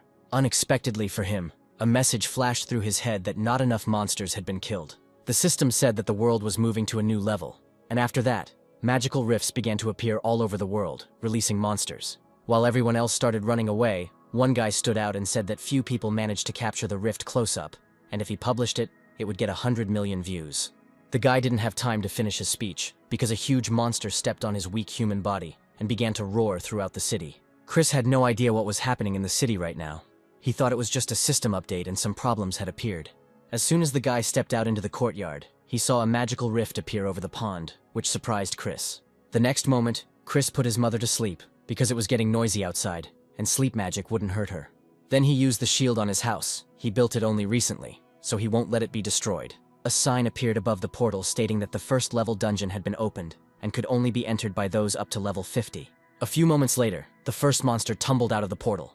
Chris said that they looked down on him for opening a rift in the yard of his house. The next moment the monster was struck by lightning. After that, he realized that he had miscalculated his strength. He needed to remember something more suitable. In his next attack, Chris used telekinesis, which neatly tore off the monster's head and killed it. If he breaks his neck, it won't affect the price of the carcass. As soon as the life of the last mantis was cut short, hordes of monsters immediately poured out of the portal. Chris got angry at this move and started saying that how dare they come into the wizard's house without a shadow of fear. He would kill them all and use them as ingredients. Then we are shown the situation in some city, where the local heroes dealt with all the enemy monsters and ordered to find out the total number. When the rift opened, there were many civilians in the area. One of the heroes said that if he had not been resting nearby, anything could have happened. He began to talk about how, within 20 minutes, monsters were appearing from the rift. His work is done and his vacation is hopelessly ruined. But before leaving the battlefield, the men said goodbye to the dead and told them to rest in peace. Then we are transported back to Chris, who has been fighting monsters from the portal all this time. They stopped crawling out from there only after an hour, and Chris began to think about closing the rift. But as soon as he decided that he wanted to study it better, he remembered that he lived here with his mother. He didn't have enough strength yet, so he couldn't leave a possible threat on his doorstep. While closing the gate, Chris said that the passage would be closed whether he wanted it or not. Next time he should remember to knock. And so Chris finally forcibly closed the rift and received an achievement and several gifts. After this, the hero again received a message that the system was watching him, meaning that they had not been interested in him before. The Akashic system wasn't as significant as he thought when he tried to use the spatial skill but got an error. He didn't like it and said that the subspace was only his. There was no need to worry so much. Inventory is a system ability. Unlike his spell, they shouldn't try to combine them without a good reason. Eventually, Chris accepted the reward into his inventory, and the entire yard was cleared of the dead bodies of the monsters. He felt that he had found something unusual on the side of the road, and the system's reaction was unexpected. Chris told the system he didn't know what it needed, but it could look at health. There will come a day when true power will return to Chris. God or not, it will find him even at the ends of the earth. The world is changing. Rifts no longer appear in isolated areas. The awakened who were near the rifts reported that they noticed changes in them. People from the news don't know yet what's inside, but other countries have already sent their strike forces there. Of course, their lives are at risk, but things cannot be left as they are. Many faults have appeared in populated areas. Chris said that all these speeches are quite interesting, but here is an equally interesting thing. The guy only found out that the thing inside is made of an unknown material. He thought to himself that although the gods possess immeasurable power, their intervention causes consequences in their world. Some kind of rare box that can drop from a monster, and it's also golden, so it's both rare and unique. As soon as Chris opened the box with unknown contents, his room was illuminated by a blinding light that forced him to close his eyes. When the sphere's effect ended, Chris realized that he had received a ring that almost doubled his attack, and now he wouldn't have to worry about spells of the 3rd level and below, since the mana boosts from the staff and the ring stack. In the end, Chris said that he would not refuse such a gift in any case. With the ring, he would be able to hunt more often, which meant that his income would increase again. After this, Felix called the hero. The guy said that he heard from the manager that he was promoted to CEO and congratulated the man. Felix replied that it was not important now. He was calling him on urgent matter. He said that several hours ago, cracks appeared in the city center, and there were many casualties. Chris replied that he had seen about it. One of the faults had just appeared near his house. The man should not worry about him, because Chris had taken care of the fault. Felix thought that the hero had entered the unknown dungeon alone, but Chris stopped his thoughts. Because he had not entered the dungeon, he has the ability to close rifts. The man said that the guy never ceases to amaze. He wants to ask how this is possible. Chris said that thanks to his unique skill, but he can only use it close to home.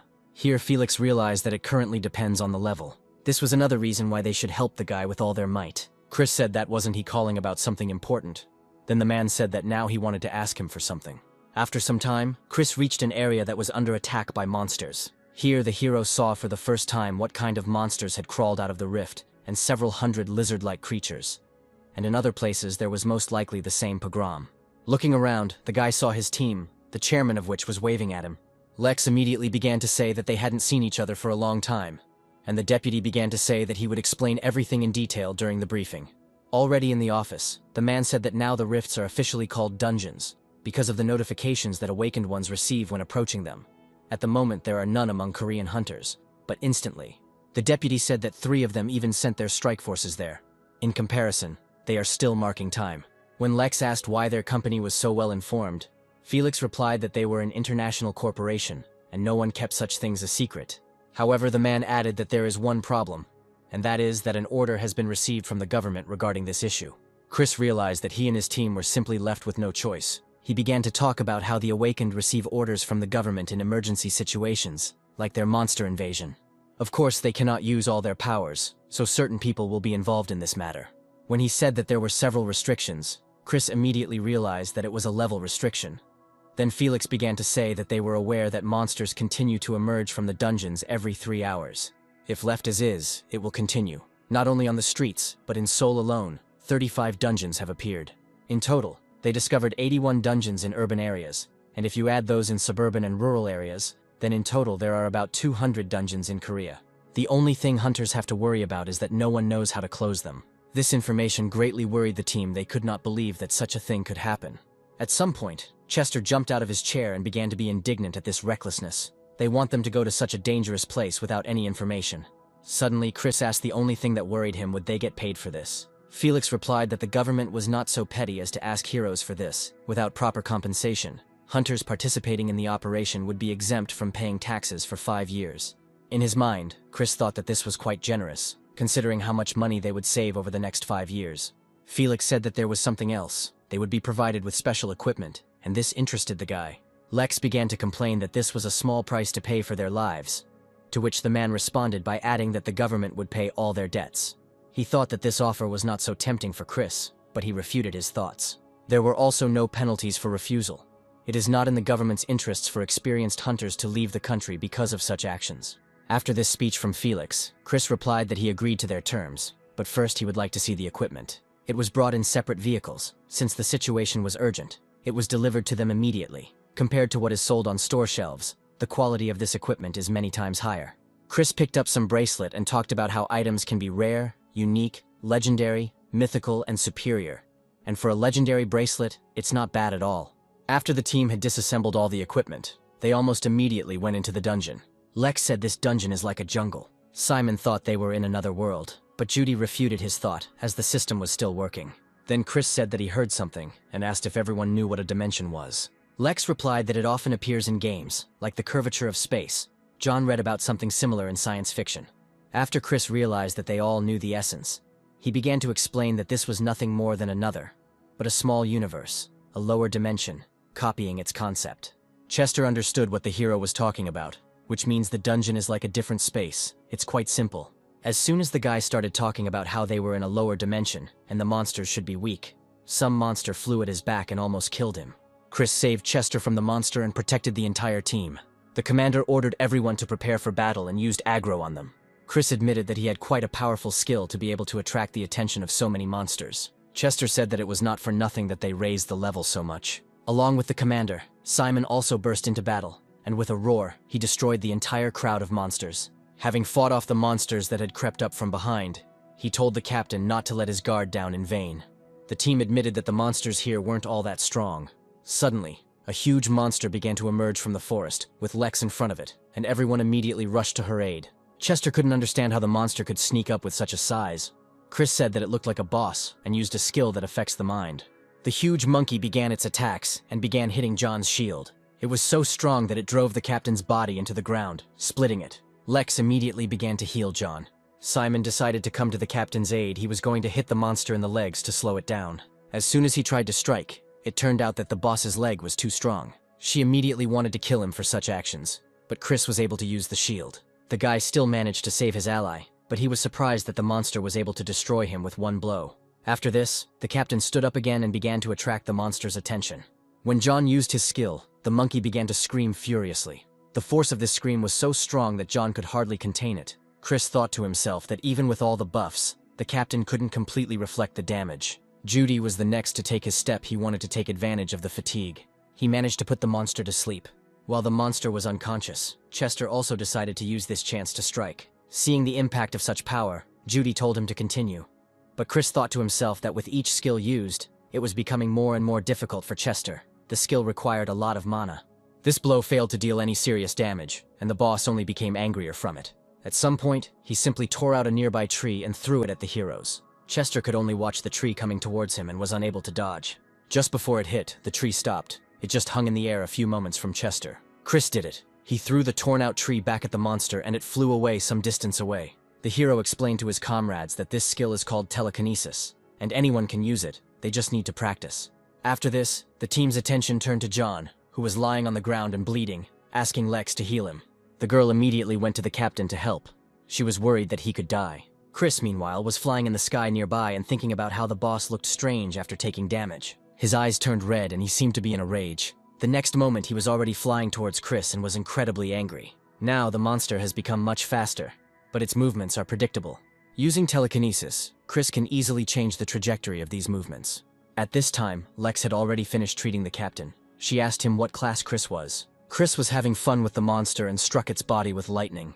It didn't have much of an effect. After this attack, the monster jumped on the hero. He thought to himself that he had high resistance to magic and a strong body, but that doesn't mean he can't kill him. When the monster tried to reach the flying Chris, he flew into the air in an instant, and the boss's body was covered in vines. A huge amount of purple smoke began to pour out of the hero's staff. The team was surprised by this, but so far nothing terrible has happened. Suddenly, they smelled a terrible stench from the smoke and began to close themselves off. Chris started explaining about it and said that this toxic cloud smelled 10 times worse than raw sewage. First, you need to cast a spell that will replace the oxygen in the air. Then you need to concentrate everything in one point using telekinesis. Chris asked the monster how he was going to survive if he couldn't breathe. The monkey lay on the ground without any sign of life. People were surprised that Chris was able to kill the boss alone. The heroes watched Chris flying in the sky and breathed a sigh of relief that it was finally over. As a reward for clearing the dungeon, the guy received a copper box because it was low level. As soon as he landed, Lex immediately ran up to him, snatched the copper box and began examining it. She asked what it was, and the guy replied that it was a box with a reward. John approached the hero and said that he saved them again thanks to his new skill. He was actually interested in what class he was. Then Lex ran up to him and hit him, and said that she called him uncle because he didn't understand the general mood. He asked if she was curious herself, and the girl replied that Chris had changed the subject by talking about the box with the reward. After some time, the team had already left the dungeon, where a bunch of reporters were waiting for them. One of the reporters said that the hunters who entered the dungeon in the city had just returned. Security guards held back the influx of a huge number of journalists. Meanwhile, Director Felix reached the team and asked if they were okay. John replied that fortunately, they managed to clear the dungeon without any problems. Chris thought to himself that this was very surprising, so he decided to lie low for a while. Suddenly, one of the journalists asked the heroes about what exactly happened in this dungeon. The director immediately started telling everyone that his team was very tired after completing the dungeon, so they would simply summarize all the important information for them. John said that after entering the dungeon, you are given a quest to hunt the dungeon boss monster. He wants to answer one question, and then they will finish the interview.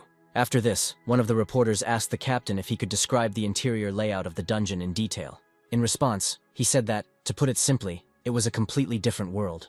The place they found inside was something like the Amazon rainforest. There was sun, clouds, not a dungeon, but rather a completely different world. In response to all subsequent questions, Felix said that his company would answer further questions regarding the details. In response to the question who the boss was, John replied that the boss was a yellow monkey. She was bigger. She was almost the same size as the ogre that appeared not long ago. And after that, Felix said that the rest of the answers should be agreed upon by their company. Looking at all this, Chester said that there weren't as many reporters here as he thought, but Lex didn't care. She finally wanted to rest. The director said that this is not the only place with a portal. Reporters are everywhere where portals are located. He asked his employees to take a rest. They booked a room in a nearby hotel. Luckily, they all came back alive and well. It was difficult, but Lex used up all her mana. After some time, Chris talked to his mother. She said that she was very scared for him. She said that she woke up and saw on the news that there was a dangerous dungeon, and her son went to that place. Chris replied that his mother shouldn't worry so much. Boys and girls younger than him do that too. Linda finally just let out a sigh and asked again if he understood how worried she was about him. She is just afraid that something might happen to her beloved son. Chris replied that he would be careful and told his mother not to worry. Having finished the conversation and entered the restroom, the hero saw in front of him a picture of exhausted heroes. Lex was lying on the bed, her face in the pillow, and asked if he had finished talking on the phone. As soon as Chris wanted to try to help his colleague, she fell to the floor while eating. The guy asked the girl lying on the floor with a red face if she was okay, to which she answered yes. He said it was a little strange, but asked again how she was feeling now. The girl replied that her mana had returned, which greatly surprised Chester. Lex was very happy and started making jokes about the guy being sexually harassed. John said that nothing would surprise him anymore, having the ability to restore mana. They're just lucky to have Chris on their team. After some time, a dungeon was shown on TV, which was completed for the first time. The reporter said that as soon as the hunter left the portal, he disappeared without a trace, and the Association of Military and Awakened People decided that the dungeon no longer posed any threat. Chris couldn't quite comprehend that this was the first dungeon ever completed, as the difficulty was barely comparable to the level cap. It seems to him that there are not many awakened people with useful abilities here.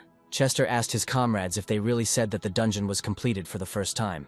Lex replied that this meant that their team would become truly famous. John said that in the end, Chris cleared the dungeon alone. If he hadn't been there, they wouldn't be here now. Suddenly, the director entered the room and asked how the team was feeling. John replied that thanks to Chris, they had already fully recovered.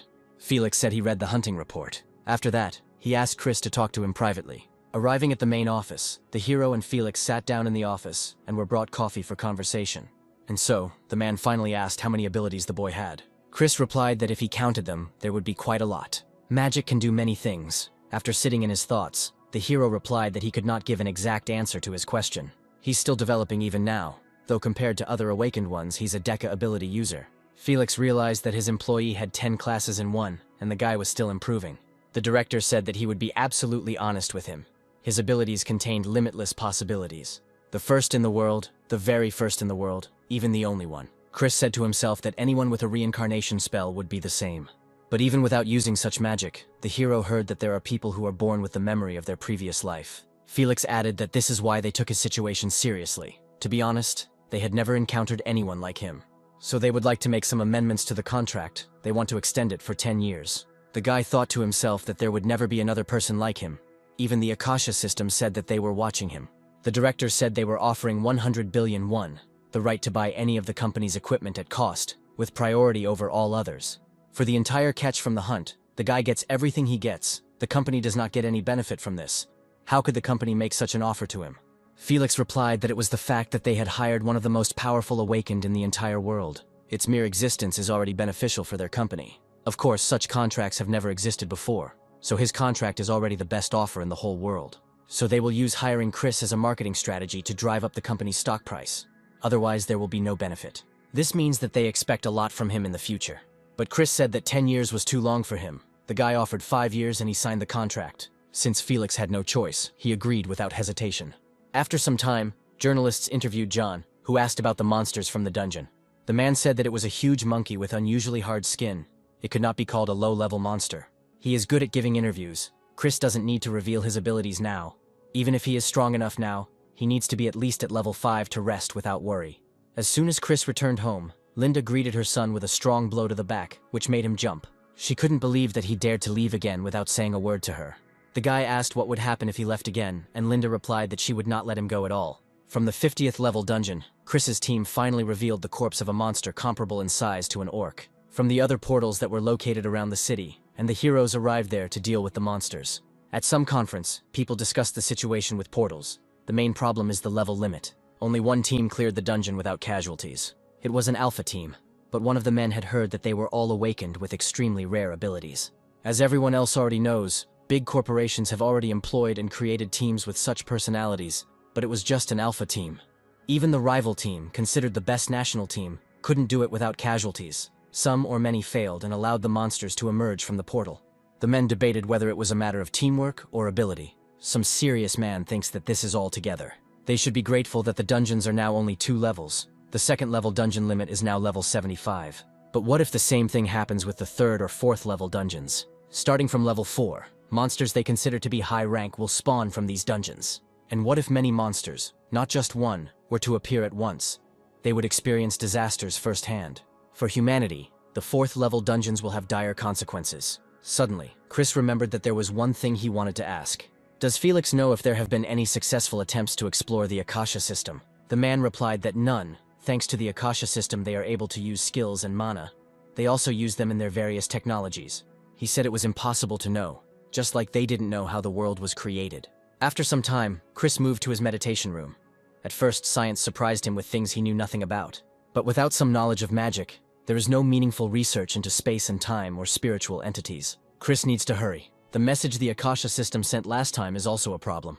If the world changes, he must be a magician of at least the 5th level. From that moment on, he can be sure of the safety of Chris himself and his mother. A dungeon, a rift in space. If more appear, the end of the world cannot be avoided. This planet is already on the verge of extinction. Chris can get materials in a day here where it took months in his previous life.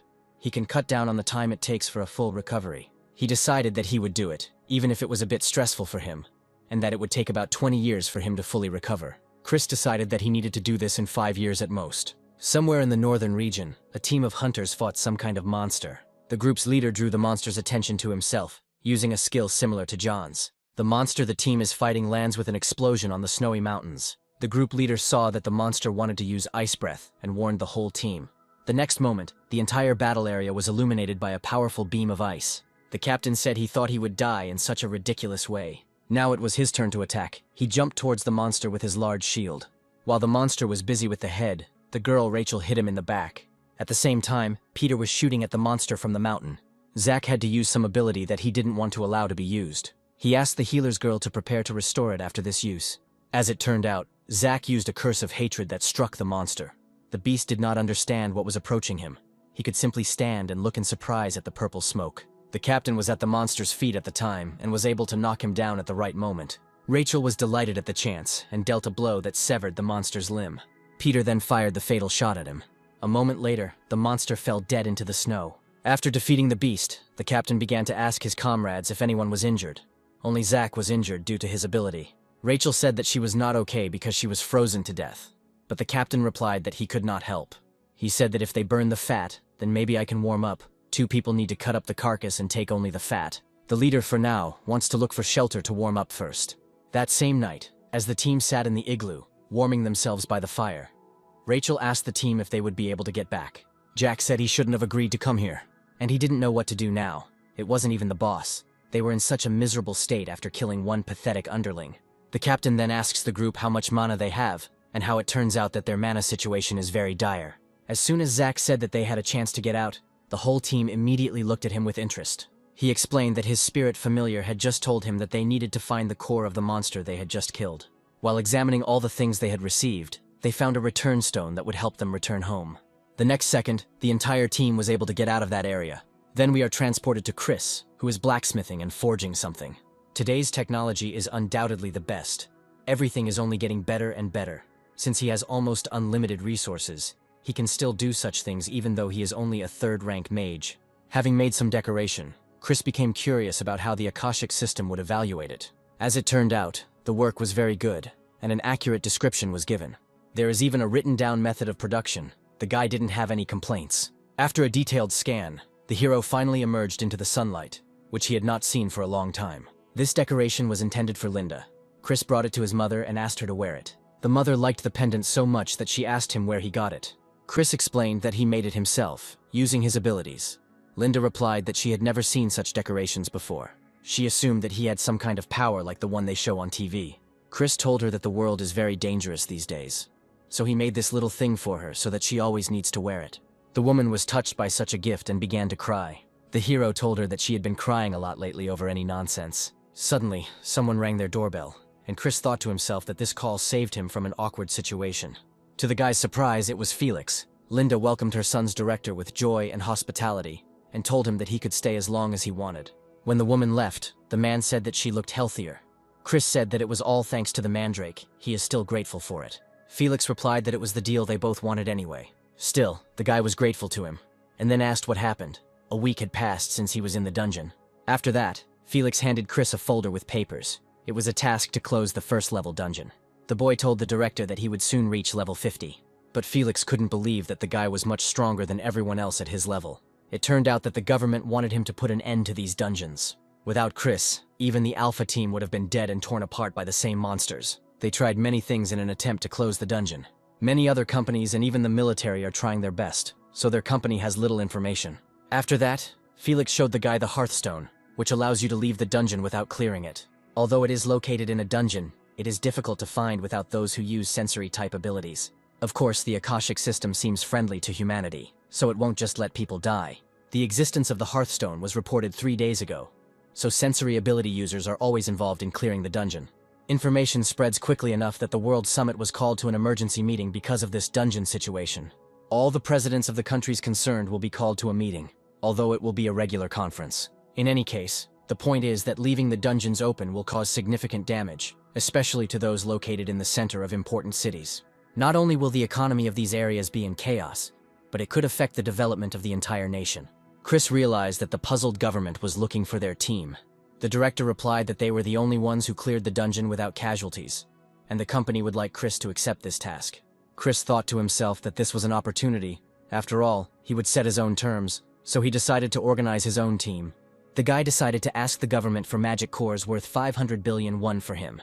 Then he would clear 5 dungeons. While Felix was driving back to the office, he said that the Graph's ability was definitely a rare ability. Not long before, Chris told him that he uses different abilities. Crafting is one of them. It is an ability that helps imbue an object with mana, or enhance it to increase the user's abilities or statistics. They are rarer than the combat-oriented Awakened, and without their existence, humanity would have a hard time fully utilizing the system with science alone. Although they are not as important as the top-tier combat-focused Awakened classes. Suddenly, Felix received a call on his earpiece from Chief Director Smith, who asked him if he had managed to make a deal with the hero. The man said that he had set an additional condition: he wanted magic stones worth 500 billion won. As they expected, Chris has the ability to craft, but he needs magic stones to create items. Felix suggests that the government has no choice but to agree. Because he's the only one who can solve the first-level dungeon problem. If they can deal with all the dungeons for 500 billion won, then it's a good deal. Smith said that if there was no benefit from them, these politicians would even start selling the country. But most likely everything will go as he said, because the level limit is still the main problem. Felix replied that not only that, public opinion was getting worse every day. If they can only use 500 billion to get rid of the dungeons, even politicians will gladly accept this offer. The president replied that if that was the case, they should listen to the Chris and extract maximum benefit. He told Felix to keep going with this Awakened one. They would deal with the politicians and the government. He thanked me for the good work and suggested having lunch together sometime. When the conversation ended, Felix took off his earpiece and said that everything was going well, but it was tiring. After some time, Chris was getting ready to go somewhere and told Linda about it. She was also getting ready to go for a walk somewhere. The woman replied that she wanted to see her friend, and that she couldn't keep inviting her to their house. When the guy asked if she had called a car, she replied that she could easily go by bus. But Chris replied that it was all part of the contract. He thought to himself that she was definitely thinking of taking the bus. In the end, Chris himself called Felix and asked him to send a car for his mother. The hero himself went to the meeting on his old scooter. Chris decided he needed his own team. He made up his mind. He wrote to his teammates and suggested meeting to discuss everything. After some time, Chris arrived at the cafe, where the whole team had already gathered and was waiting for him.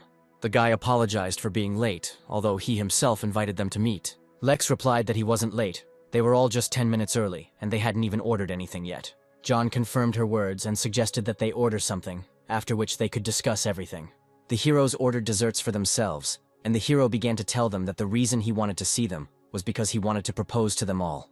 Judy replied that he knew the guy wouldn't invite them here just to hang out. Chester also said he knew the guy who never goes out to lunch after work had suddenly called them all over. After this, Chris summoned the staff he uses and admitted that he made the staff himself. The team was very surprised to hear this. They were also surprised that the staff's characteristics were excellent, not too different from those they received from the gift boxes.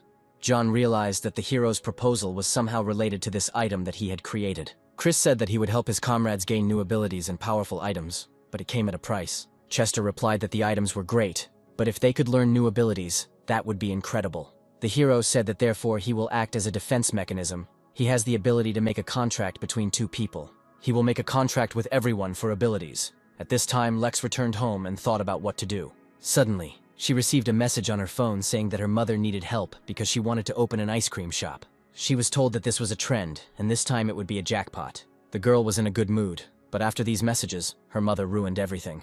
Along with her thoughts, she thought about Chris's words and the offer to sign a contract. In the end, the girl agreed, but first she needed to resolve her problems with her mother.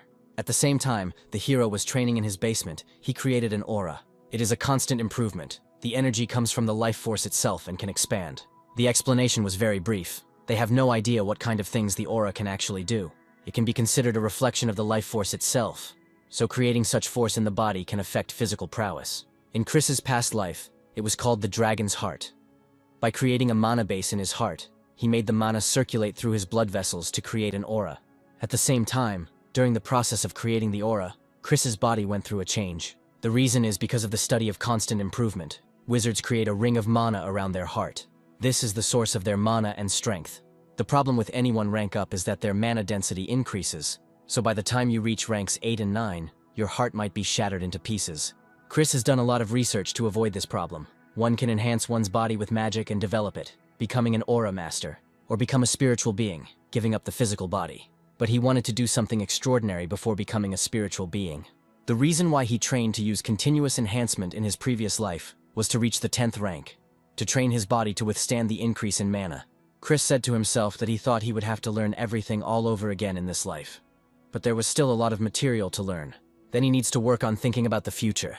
In the 21st century, a democratic society supported by basic human rights, a plan to become the 10th rank. On the way to achieving it, the guy will have many obstacles: nations, states, businesses, and even other awakened ones.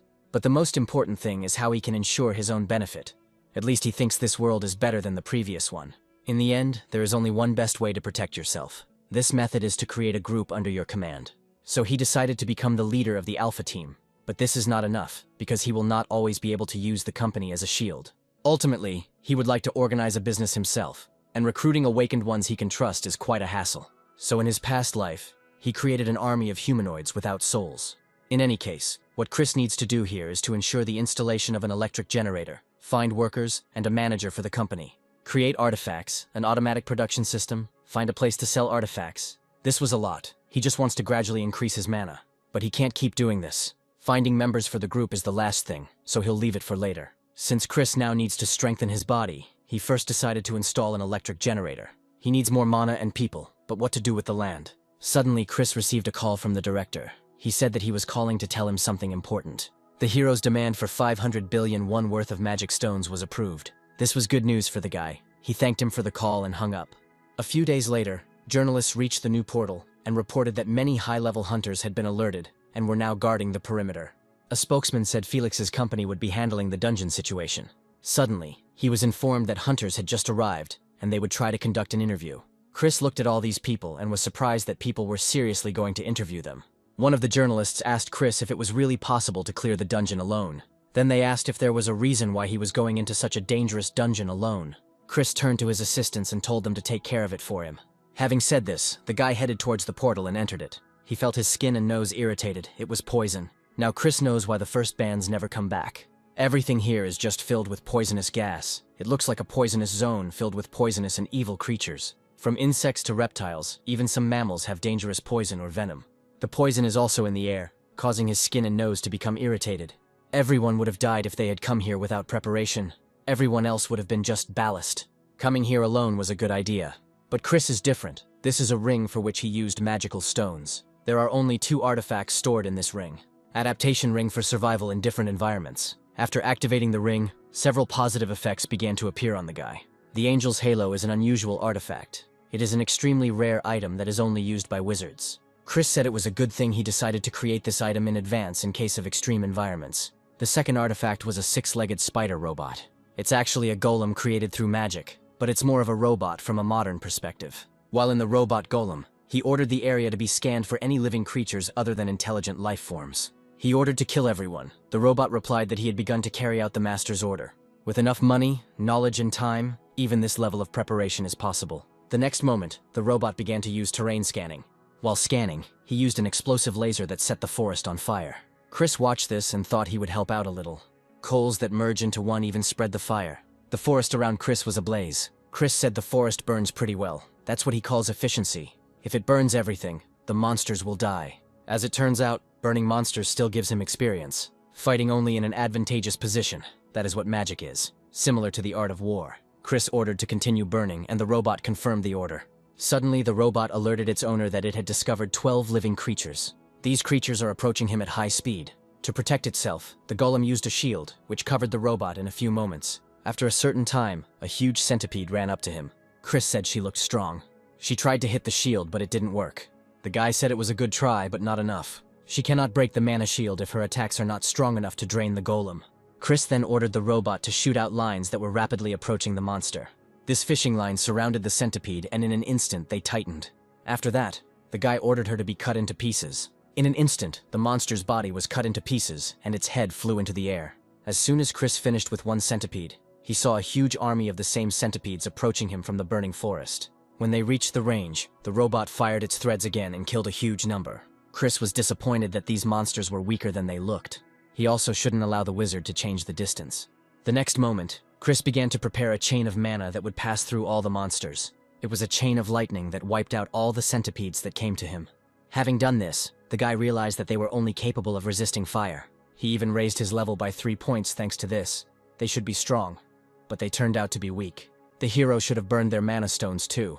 This is the second time he destroys them. He should be more careful.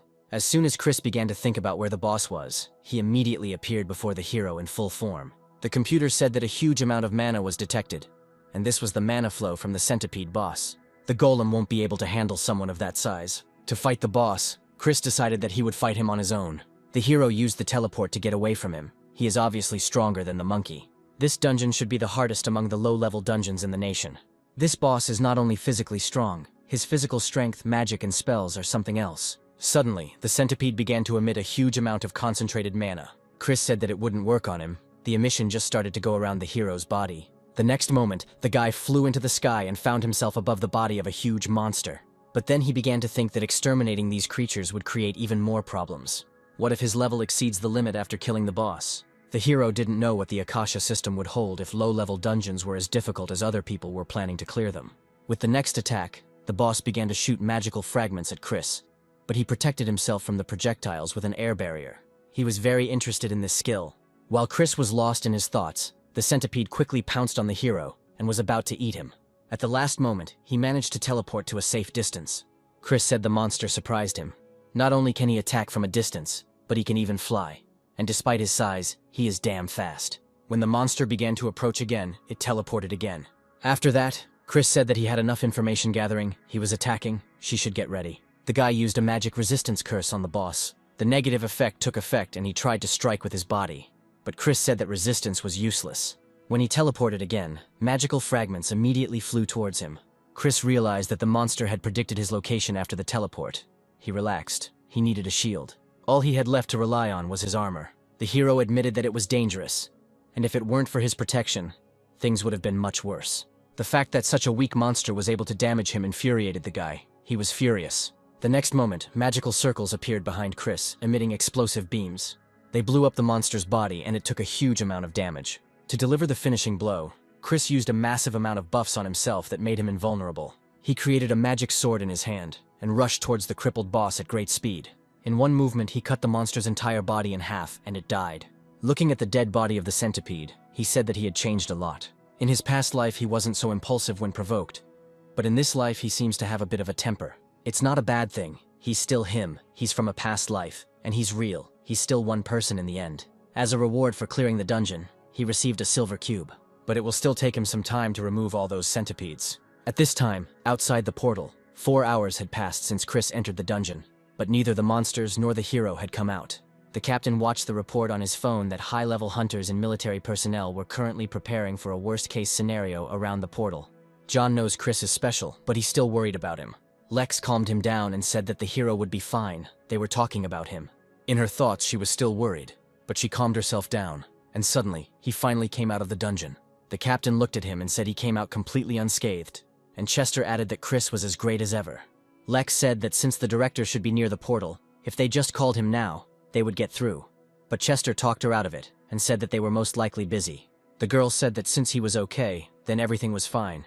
Then she thought about the fact that he had cleared the dungeon alone. John said that Chris would no longer help their team if this continued. He said that he was on a completely different level than them. If they want to stay with him, then they simply need to become stronger. But they need something else. Reporters began to rejoice and take photographs of him, and the entire portal immediately began to be illuminated by flashes. This blinded the guy, and he began to protect himself from the flashes with his hands. Chris got to Felix and said that he said he could. It was much easier to do it alone. The director began asking the guy what kind of monsters were in the dungeon, but the hero replied that he would explain that he wanted to rest first. The man nevertheless stood his ground due to the fact that this was, after all, a historical moment, and asked to answer a couple of questions. Chris thought to himself that fame would help him, and he still agreed to the director's request. Before the conference, Felix warned people that Chris was currently exhausted after the battles, so they would only accept one question per company. The first reporter asked the guy if he found any survivors in the dungeon. Chris replied that unfortunately he did not find any survivors, but he did find their remains.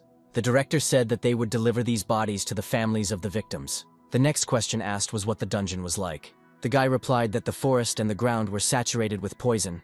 He was slightly suffocated when he entered the dungeon. If the previous teams could not cope with the poison, then they were killed immediately after entering. When they wanted to ask another question, Felix interrupted them and said that they had already asked out of turn, so another reporter should ask his question. Chris still decided to answer the question of how he managed to survive. He answered that from his experience, the hardest thing in the dungeons is not killing several monsters, but the environment. The dungeon he was in was poisoned, but there is a possibility that dungeons with lava and snowy mountains exist. He recommends going underground, at least in an astronaut suit, if you don't want to die. After this, Chris said that he wanted to end the interview, but the reporters tried to stop him. Felix saw the hero off and thanked him for staying so long. It was a fantastic press conference. The guy replied that this was unnecessary flattery. Wasn't it just a formality? He just did the bare minimum, although he was serious in the last part. Chris said that he wanted the director to take care of everything. He was very tired and wanted to rest. As Chris was leaving, he thought to himself that it was tiring, but he got a lot in return, so it was okay. At the same time, the foreigners gathered and watched Chris. One of them said that if this awakened one uses the ability of the hex, then this is an opportunity. The older man replied that even they, the Americans, only have 2 people who use hex abilities. Another guy replied that there is no rule that one of these cannot appear in Korea, and there is a possibility that he is a hepta ability user. They decided that they had to find a hero to catch. Based on what they know, he must have the ability to adapt to the environment if he was able to survive in the poisonous zone. Grandfather said that this is how a newcomer with terrifying potential appeared in Korea. That wasn't the only problem. The man said Chris would soon be unfit for first-level dungeons. His level will continue to rise, and he will no longer be able to enter them. They decided to put some pressure on Korea using foreign channels with which they have connections. Which location requires urgent intervention? The man asked his assistants to make a request for a transfer to New York through the company where Chris works. Chris had an idea that the first-level dungeons would be impossible for people above level 50 to complete, no matter how many people entered. In addition, their type varies depending on the danger of the environment and the special ability of the boss monster. The wisdom and knowledge of people always find a way out of any situation. The problem is time. Even in this world, time is a valuable resource. Simply destroying the monsters that appear from portals in large areas of the city takes a significant amount of time.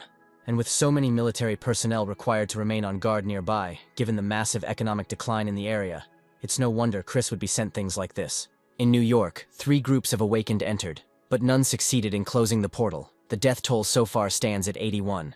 According to the data, it is an extremely cold environment, and the monsters are adapted to the climate. The temperature is very low, and monsters crawl out of the portal every hour. Even now, groups still go there. It may be even more dangerous than the poison dungeon. Especially the monsters that appear every hour are the main problem. As a human, Chris should probably go there, but it's too far away, and in dangerous times, he should first take care of the safety of home. Later, the boy was brought out of his thoughts by his mother, who called him to dinner.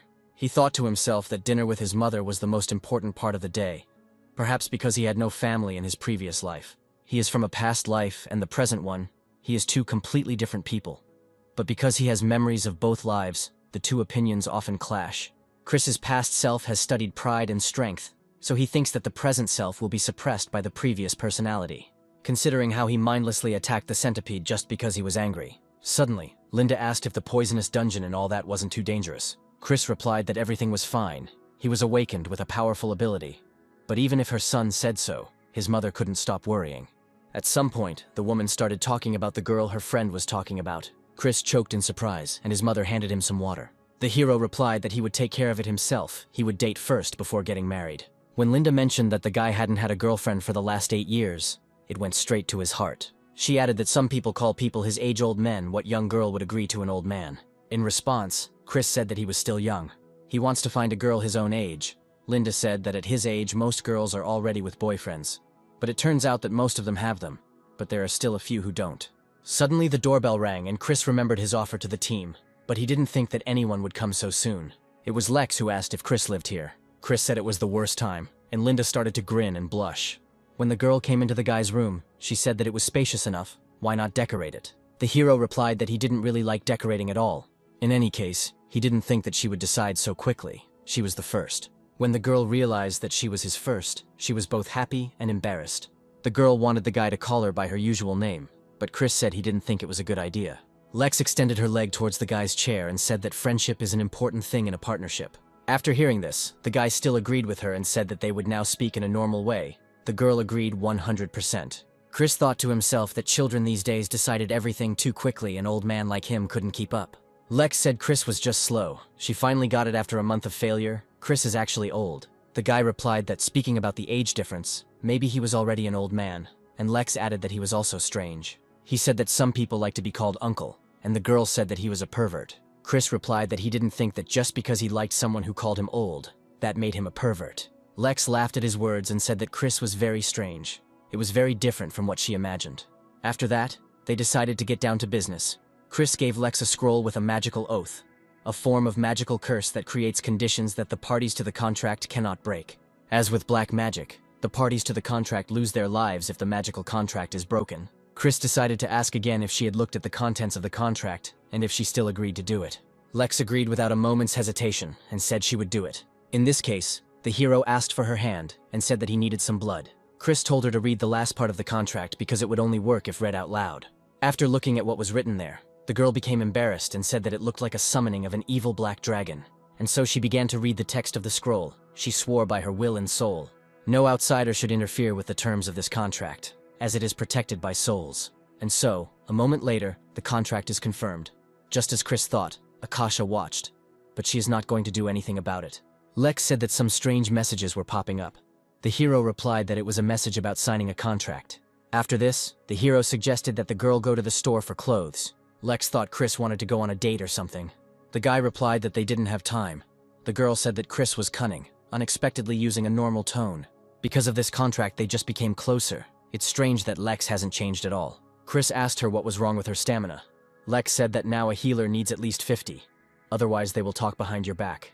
In total, she put 45 points into this, and then with the help of training, she increased it by another 5. Chris said that they would run until the girl was completely tired. He will teach her what he mentioned last time. When the training first started, the girl was full of determination and happily continued. After some time, the girl collapsed on the floor without strength and asked for water. Chris told her to drink slowly. If she choked, it would be bad. After the girl quenched her thirst, she immediately began to shine. The guy will teach her a skill called continuous improvement.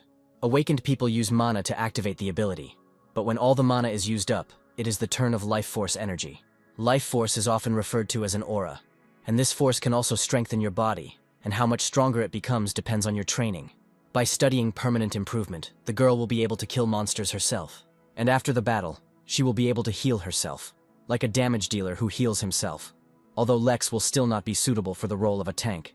Just because she has good defense doesn't mean she's a tank. She needs physical abilities too. Depending on the situation, Lex can act as a support tank. After the explanation, Chris stood behind the girl and said that it was time to begin. He used knowledge transfer on the girl. A moment later, the process was completed, and the girl leaned back a little, exhausted. Lex was shocked. She turned to him and asked what it was. Chris explained that this is one of his skills. He can transfer knowledge. He explained that it was useless for everyday life. Knowledge was quite fickle and would be lost if not used. And so, they decided to start training. Lex should already know what to do. Her talent for learning aura and how well she will use it to make her body stronger are two completely different things. A moment later, a message appeared before the girl's eyes stating that she had begun to create an aura and pump it up. She told the guy that the system window was working and she was now a multi-ability user. The results will be greater if she trains in this room. Lex was surprised that an ordinary room in the basement was capable of such bonuses, and she also saw many rooms as they walked. Chris said to focus on training. Her aura status needs to exceed 100 so she can actually do anything. Moreover, what she just learned is the basics. With this concept, she will also be able to increase her mana through training. Lex promised the hero to try her best in training. The guy silently told her to hurry up and become stronger so that she could be his ally. During Lex's training, the others also contacted Chris. Each member of the Alpha team signed a contract with him, and he taught them how to continuously improve. The terms of the contract were nothing special. Do not tell strangers what he taught them, become his ally and maintain friendly relations with him. And the most important thing is to never betray him. Chris is going to teach them the Dragon Heart, a subtype of continuous improvement, and a martial art that is most suitable for each. The hero said that the Akasha system sniffs out everything without a second's delay. It irritates him. He feels like he is being watched, but he can't do anything about it. Chris must be rank 7 or higher to deceive the system's all-seeing eye. Suddenly, the hero received a call on his phone. It was Director Felix. He asked how he was doing and whether he had had a good rest. Felix said that the next dungeon is located in the office area. There were no survivors in the first group, and they haven't sent anyone since then. Chris realized there was nothing, and said he would go to America after this dungeon. Felix realized that he had apparently decided to accept the request. The guy replied that agreeing to the job was not so tiring, because there was some problem. He decided to himself that he would go to America alone to fix their problems. But he was not obliged to go until the reward satisfied him. They are one of the key powers in the world, so they can provide him with at least that much. Chris has become very greedy lately. After some time, the hero met with the Alpha team and said that they all trained hard. John said that he taught them something amazing, especially for him. It was perfect. Everyone's aura points have exceeded 20 points. And in general, constant improvement creates a strong body similar to a tank's body, and improves attacks that can rival those of a damage dealer. In addition to being a tank, John now also deals good damage, which is definitely suitable for him. After that, Chris said that he would teach them martial arts using constant improvement and the Dragon Heart, called the Dragon Sword Slashing Technique. Judy said it sounded like it was out of scope. The hero will teach them the Dragon Sword Slashing Technique using knowledge transfer, just like last time. After these words, Chris called the team to him one by one, and began to pass on the knowledge to them.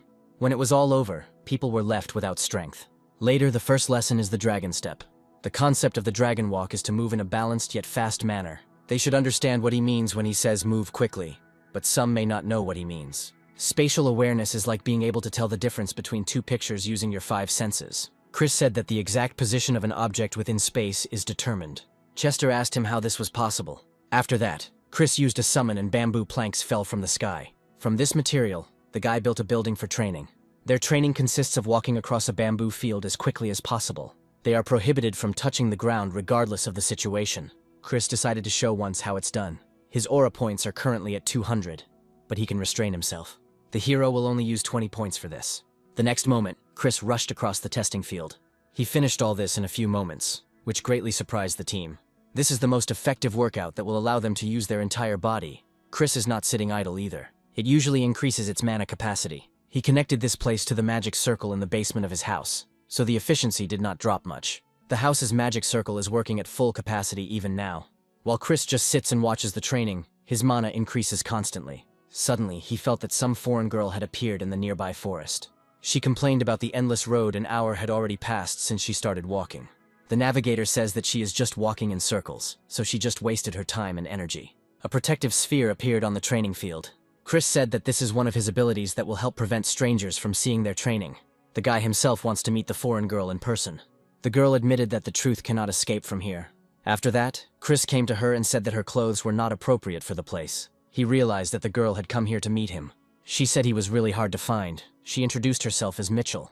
The hero praised her Korean and invited her to sit down and talk. When they got to the resting place, Chris asked the girl what she wanted. Mitchell replied that her superiors wanted to recruit him. They wanted him to move to the States permanently. Their proposals will be tax exemption and doubling his salary. But in exchange, they want Chris to clear out every dungeon in the US within 1 year. The hero asked what about international laws on awakened taxes? Even America would be in trouble if they went against them. Mitchell replied that there was a way to avoid international awakening tax laws. In short, his taxes will be paid by the state. This is possible because the states have agreed to adopt some special international privacy laws. Titan Colossus and Thunder Runner are both around level 260. The Titan Colossus boasts terrifying attack power and the impenetrable defense of a tank.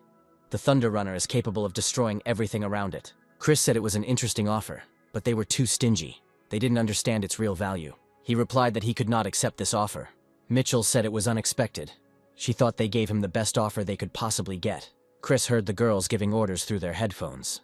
He said they offered him the best terms, but they failed to establish his true value. The guy asked them what they thought. He clears dungeons alone, not counting the golden monkey from the first dungeon. Chris said they didn't know anything. He asked for 1,000,000,000,000 to clear just one dungeon, but he believes it was too generous for the task. Mitchell said he was saying scary things, and she thought she was starting to understand. Chris said to himself that she looked like a well-trained agent, that she immediately understood the essence. He then added that, in addition, he refuses to emigrate to the United States. The girl was told to retreat over the earpiece, and she said that she couldn't help in any way and understood what he was leading to. She admits their investigation was superficial, and is glad she was at least able to introduce herself to him. She bowed and said that she would visit him again in the future. The guy thought to himself that he felt a little sorry for her, because in the end it was all useless. Even if they had realized his value, he still would not have gone to America. He has something more important here than money or fame. It's his mother. At this time, Linda was at home with her friends and they were praising her appearance. Chris tries to make his mother's life as comfortable as possible, family first, everything else later.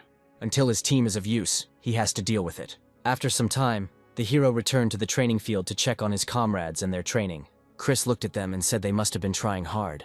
Lex asked why someone was coming, and he replied that he was a little famous, so people came from here and there to lure him over. A few days later, Chris went to the newly opened dungeon. Real estate is the real reason, even if they ignore the rest of the city's residents. Society always moves to where there is the most of it. That's why Chris was called to clear out the dungeon in the center of the city. Reporters began to grill him with questions about the latest dungeon. The hero asked for silence and said that he would give them a detailed interview after clearing the dungeon. But before he enters the dungeon, he wants to say that he will clear one dungeon every day, starting from today. Including the cleared dungeon in his homeland, he will have closed 5 dungeons in total. The reporters were excited by these words and began asking him about the method for restoring mana. After that, he quickly headed towards the portal and entered it. As soon as he appeared in another world, he immediately began to fall down. He realized that if people without the ability to fly entered it, they would die.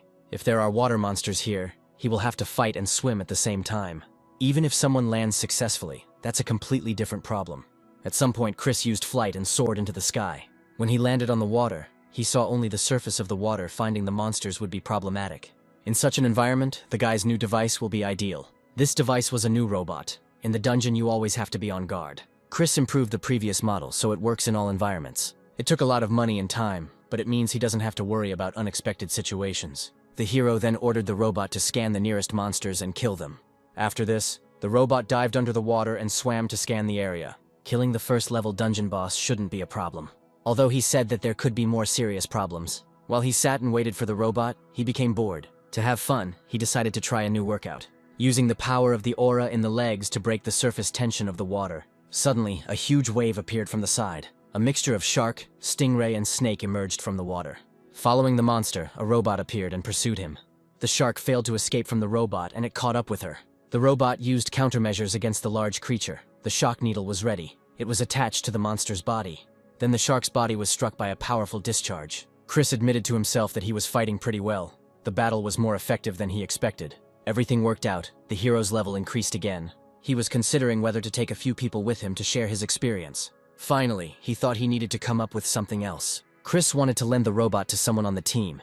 With it, the rest would have no problems clearing the dungeons. And the tester thought about whether it was worth starting to produce these things in large quantities. The hero decided that he would think about it after he surpassed level 50. The danger of the environment and huge monsters without any specific features do not pose a threat to Chris. As for time, the guy moved on to the next level. On the other side of the portal, reporters said that everyone would now witness the dungeon disappearing. As soon as Chris stepped out of the portal, It began to slowly close. Chris walked among the reporters and journalists, incredibly proud of himself and delighted in his fame. Chris's new cleared dungeon was actively discussed online. He gained a huge number of fans. As he drove home, he thought about how problematic it would be if the government took an interest in him. Felix told him that another dungeon had appeared and it needed to be cleared. A new request came from the government, and they specifically asked for Chris. The second deputy general director said that Felix's promotion had become a problem recently, so they would like to attract members of the Alpha team. If Chris shares his experience, he will be able to clear even more dungeons. Chris said that it was possible that many other teams failed to clear the dungeon. The CEO said it was just a precaution, but the chances of successfully clearing the dungeon were less than half. Adapting to the dungeon environment is quite difficult. Many people below level 50 have disappeared into the dungeon. The government does not intend to lose any more awakened ones with great potential. Chris thought to himself that they were willing to pay him even 1,000,000,000,000 for the cleanup.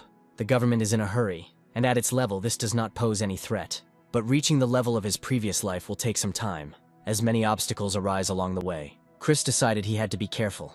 It would be a completely different story if someone else noticed that he had inaccessible knowledge. His knowledge can change the paradigm of this world. Even the states are interested in his abilities. Chris must create an 8th level spell without the system's help. Then he can deal with the consequences. He needs to hurry like a magician. The hero said that he was a little ashamed, but he wanted his level to be a little lower. He realized that he had to stop wasting his precious time in such low-level dungeons. Now the main problem is how he can improve his abilities. Chris called up the status window and realized that his mana was increasing more slowly. He himself can pump up strength, endurance, and agility. The guy decided to invest points in luck, which he could not increase through training. Chris said that even if it is only partially the ability to control the possibilities themselves, it would not be an exaggeration to call the Akashic system divine. Including the achievement, his luck level is 192. No one will invest points in luck as he did because it is not clear when it will help in hunting monsters. Nobody thought that luck would have such characteristics. Chris watched the training and thought to himself that now everyone could complete the routine relatively quickly. While they haven't dodged everything yet, it's good that they've been able to get this far in a short period of time. The hero said that training was over for the day, after which Lex fell off the platform. The girl was upset that Chris saw her when he made a mistake. He said that everyone had become quite successful in using the aura, and now they would go on to the real thing. John approached him and asked if he was talking about hunting. Chris said that they would go to the hunting area, and they would have to use their skills not only in training, but also in real situations. He will only intervene when there is serious danger. They are just testing the aura's abilities. John said that if Chris is not involved, they can hunt as usual. Lex, he told her not to let her guard down. Her performance was weak.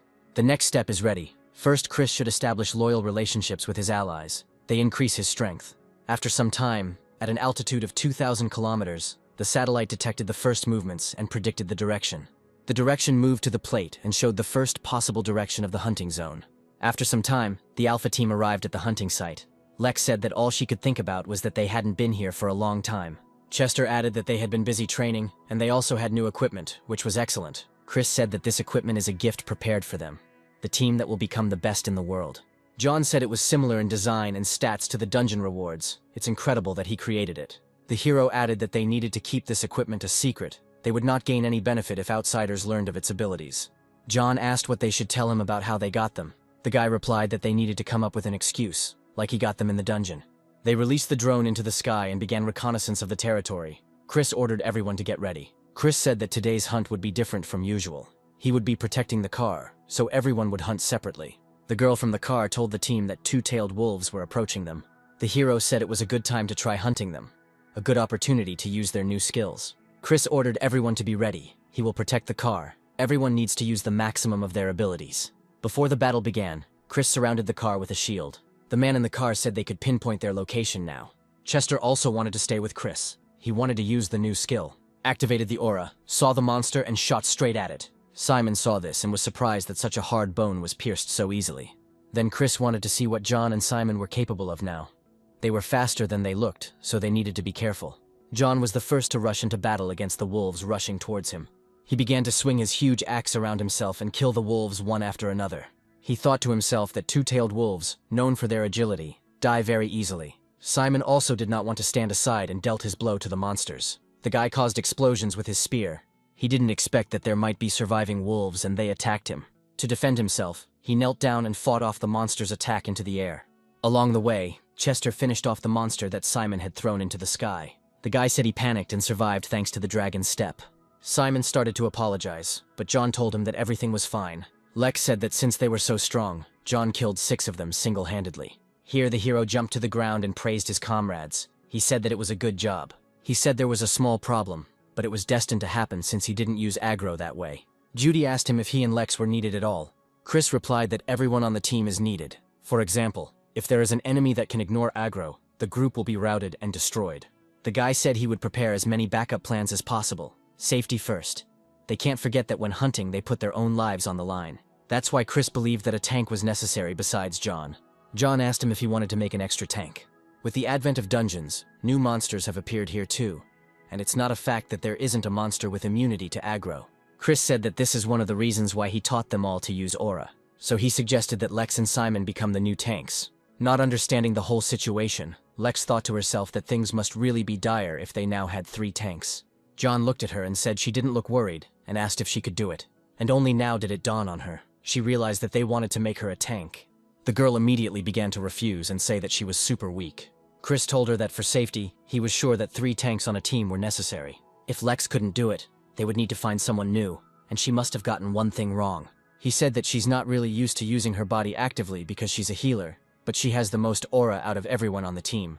Chris added that she was bigger than he expected and needed to be more confident. Hearing such sweet words, Lex said that if Chris said so, she would believe in herself. Chester asked what about John. He doesn't care whether he acts as a tank or not, but the more tanks, the safer.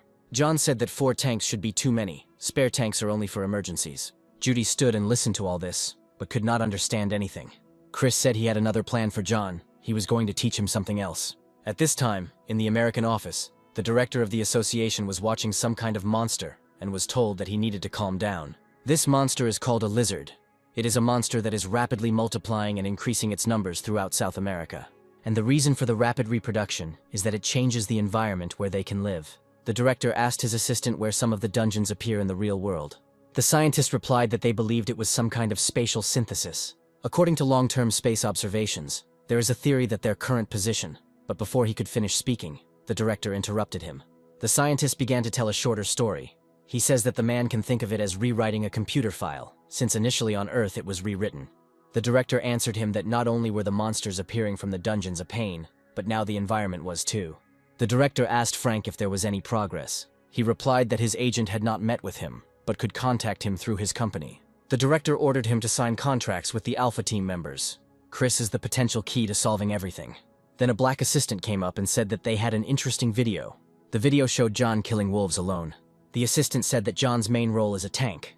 They were surprised that a tank with such a level could kill wolves. Suddenly, the director asked to rewind the recording, because he found something interesting. He ordered to zoom in and turn on the lip reader.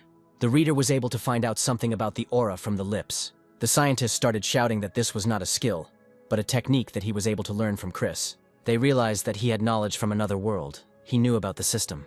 After that, the director said that they should use all staff to find Chris. Frank accepted his assignment. The director told him that he would not tolerate mistakes. Here, when Frank was leaving the hall, he called his assistant and told her to start. The director said that they would let the ministry deal with it. And now he needs information about Chris. Mitchell is a psychometrist who can obtain any information. A user whose brain activity exceeds that of an ordinary person. At this time, the girl was approaching the house of one of the Alpha Team. Suddenly, a girl who was lost approached her.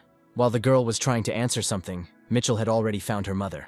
Before this, the girl talked to the boss and said that she was unable to read Chris's thoughts. She said that Chris is a magician who can control knowledge at will. Frank told her that they had already concluded that he had an aura. He added that they would act in accordance with her proposals and leave a report to headquarters. While the girl was riding in the elevator, she realized that they had already checked John. At this time, John was sitting at home on his day off and watching TV. He said he couldn't argue with Lex anymore when she called him old man. Suddenly, Mitchell rang his doorbell and introduced herself. The girl said that the US government is on the Alpha Team. After talking with her, the man wrote to the hero and told him everything. He added that he refused all offers. He realized that the US was more aggressive than he thought. They even knew about the aura. They most likely learned that magic can block influence on consciousness. Chris wrote to him to continue to refuse offers to hire him. Because the states can't do anything about Chris himself, they have begun to influence those around him. But they are buying him time. The guy decided it was time to move on to the next stage. Now he decided it was time to act on his own. Sometime later, Chris was walking through the city and heading to meet the agent. In the past world, there was discrimination against absolute power. Those who were born with power inevitably became nobility. The strongest of them became the royal family. Discrimination against absolute power was as familiar as breathing. In the 21st century, there is an immense amount of information available. Because of this, it is quite difficult to stay afloat. However, there is little left for him to do here if Chris can become at least rank 5. Even the highest awakened ones will be nothing to him. After some time, the hero reached a restaurant where an acquaintance was waiting for him. When he entered the room where she was waiting for him, he saw her face eating. The girl apologized for this behavior and said that she didn't think he would arrive so quickly. Chris replied that by pure chance, he had some business in Seoul. The guy sat down at the table and asked her why she wanted to meet him in person. Mitchell replied that she wanted to meet to give him the information the spies had discovered. She pulled out a sheet of paper with a dossier and said that China had begun to act. Chris asked her what she meant by that. The girl said that China has invested effort into making their martial arts into weapons. The guy thought about her words and read the piece of paper. Chris realized that it was something like they show in action movies, and the girl confirmed it. Mitchell said China had unfortunately succeeded.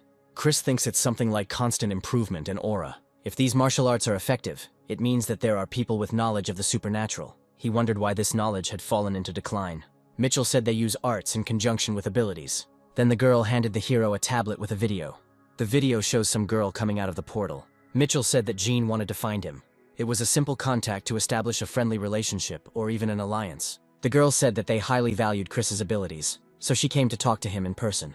The agent asked the guy about moving to America. The guy turned her down. She realized that she couldn't beat him again. Mitchell said that even they don't have much information on this person, but Jean is very strong. Chris accepted the fact that he was now indebted to her. She replied that she would wait for this. Mitchell said her work here isn't finished yet, and she doesn't want to waste her time. When she was about to leave, Chris tried to stop her, saying that something interesting was about to happen. In his thoughts, the guy said that the enemy was already here. The girl was very surprised that she was able to read the hero's thoughts. Suddenly, a moment later, Jean burst in and asked with a grin if they had been waiting for her. Mitchell said to herself that she had thought that Chris knew what her abilities were. The awakened hero turned to Chris and asked if he was the one she was looking for. The hero realized that she must have an item to translate. A fire lit up the girl's eyes and she said she would make him talk to her one-on-one. An enormous power emanated from her, which transformed her into a force in the air. Mitchell thought to herself that the girl had arrived here much faster than expected. At the same time, the agent was filming the heroes with her button camera. Jean saw this and tore out the button. She broke it and said that she couldn't let her poke her nose into something that wasn't her business. Because Jean tore off a button on her shirt, the girl's suit came undone, and she became embarrassed. Mitchell said it was her job as a CIA agent. The girl replied that she knew that Americans had no shame or conscience. The hero invited her to sit down and offered to talk. Jean was surprised that the guy was acting so calm after her appointment. When asked what ability he uses, the hero replied that it was a secret. After this, Chris turned to Mitchell and said that he thought Jean would like to talk to him today. The girl buttoned her shirt and said that was all for today. She added that she could not stand such a rude person. Before leaving, she reminded him that the hero had to repay her. The guy replied that it wouldn't be anything luxurious. It would be something small. When the agent left, the heroes were left alone. Jean learned that the hero has fighting abilities, and she is glad that he is not a complete weakling. The hero himself was convinced by Mitchell's words that she was quite rude. The awakened one exhaled and said that what difference did it make? It was boring. The girl replied that it was the translation device's fault they had no formal or informal style. Jean added that she could address him formally, but she didn't need to do that with Chris. The hero replied that he would also speak to her informally. He then asked why Jean had come to visit him. The girl replied that she could give him a better offer than America.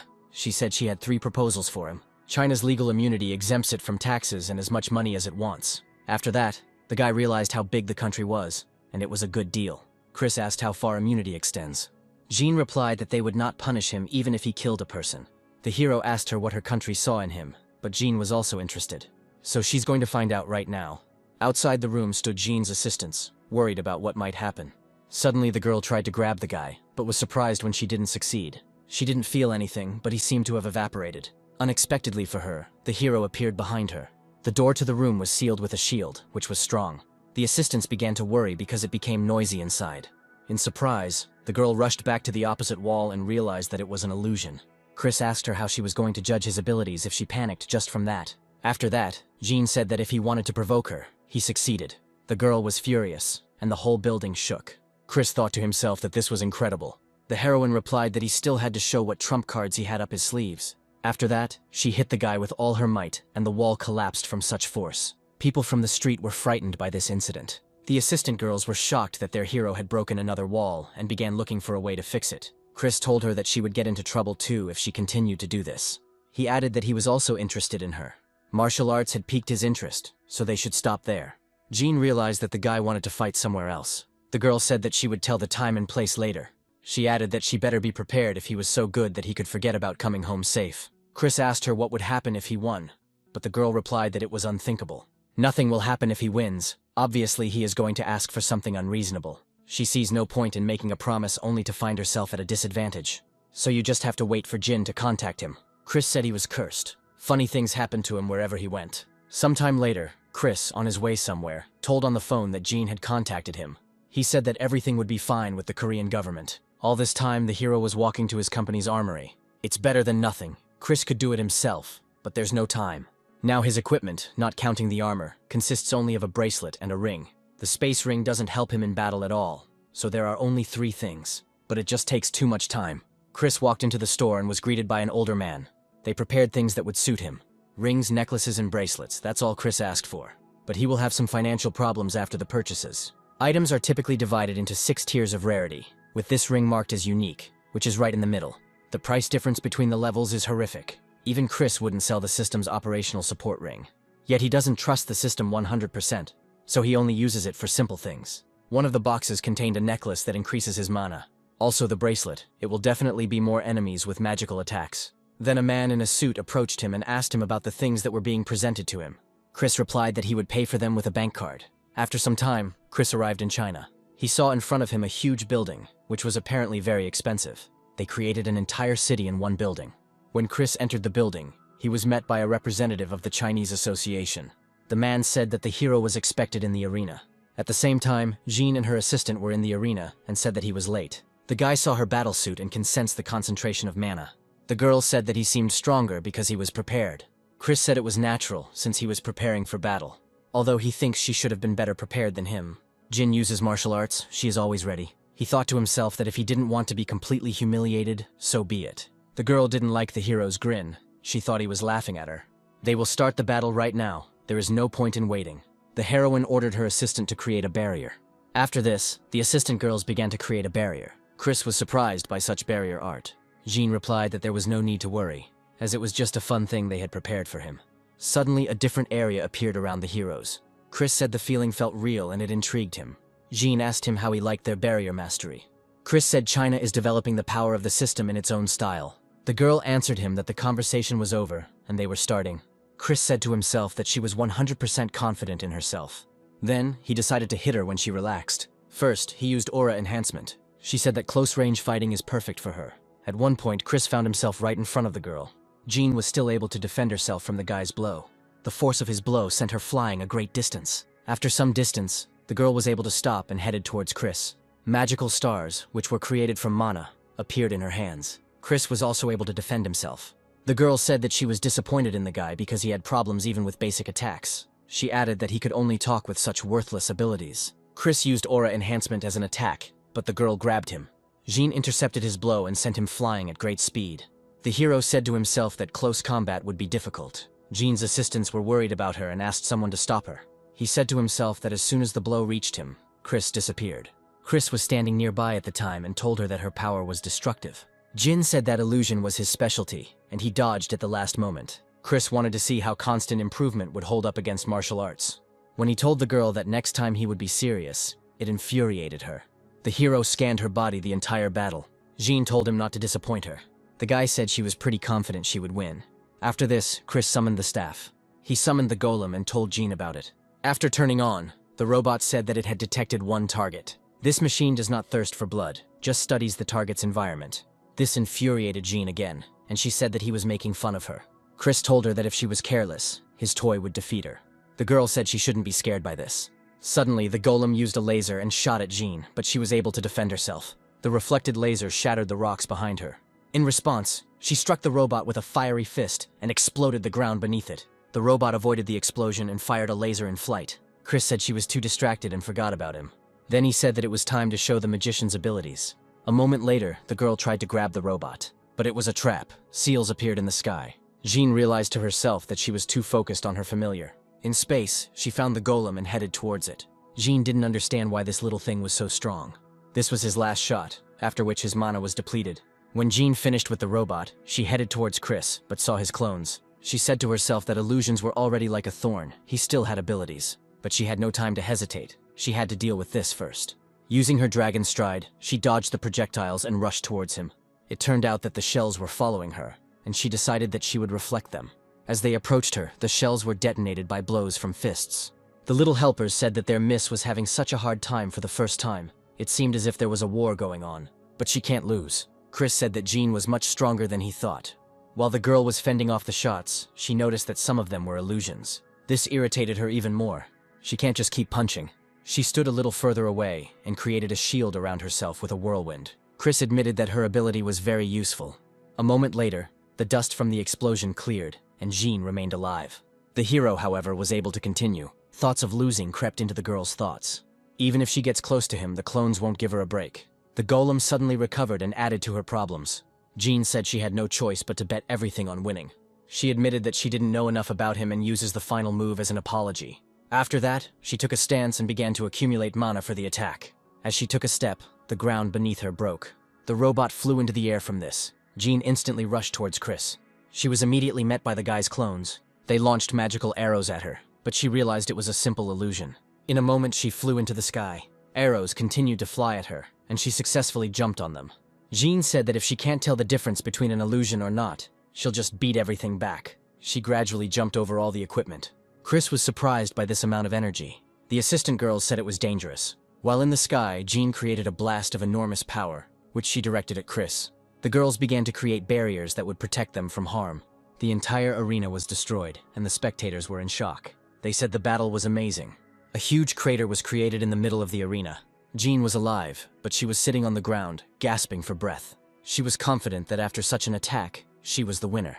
Suddenly, she heard Chris's healthy voice and was shocked. Chris came down from the sky to her and spoke about the power of her final attack. Seeing him fly, Jean asked him how many abilities he had. Chris replied that the girl had never used her head or fought against opponents stronger than him. He added that there is a saying about people like her. In despair, the girl hit the ground with her fist, and she started spitting blood. She saw this and went crazy, but before she could do anything, she fainted. The assistant girls immediately ran towards their mistress to help. Her internal energy circulation was disrupted. The spectators couldn't believe that Jean could lose. They didn't think the heroine would try her best. Chris even felt a little guilty, because this was not the result he wanted. After that, he left the arena. The elders of China informed of Jin's defeat. His assistant spoke about Chris and said that Jean couldn't even cope with the damage and was deceived. The elder realized that he was playing with the fire fist. He was then shown a video recording of the fight. The old man said that he was not only strong, but also experienced, even if they are not able to benefit from the shaman. The assistant said that based on the analysis, they are confident that Chris is not a shaman. The elder said he heard that the West was trying to profit from magic. He ordered to find out all the details about cooperation with him. Korea must remain their close ally. While at home, Chris processed all the information he received. But energy control is definitely worth analyzing. Suddenly, Chris was alerted that Lex had entered the territory. She came to ask to train her. The guy said that first you need to enter the house. He asked her about the rush, since the next training was tomorrow. Lex replied that she was worried.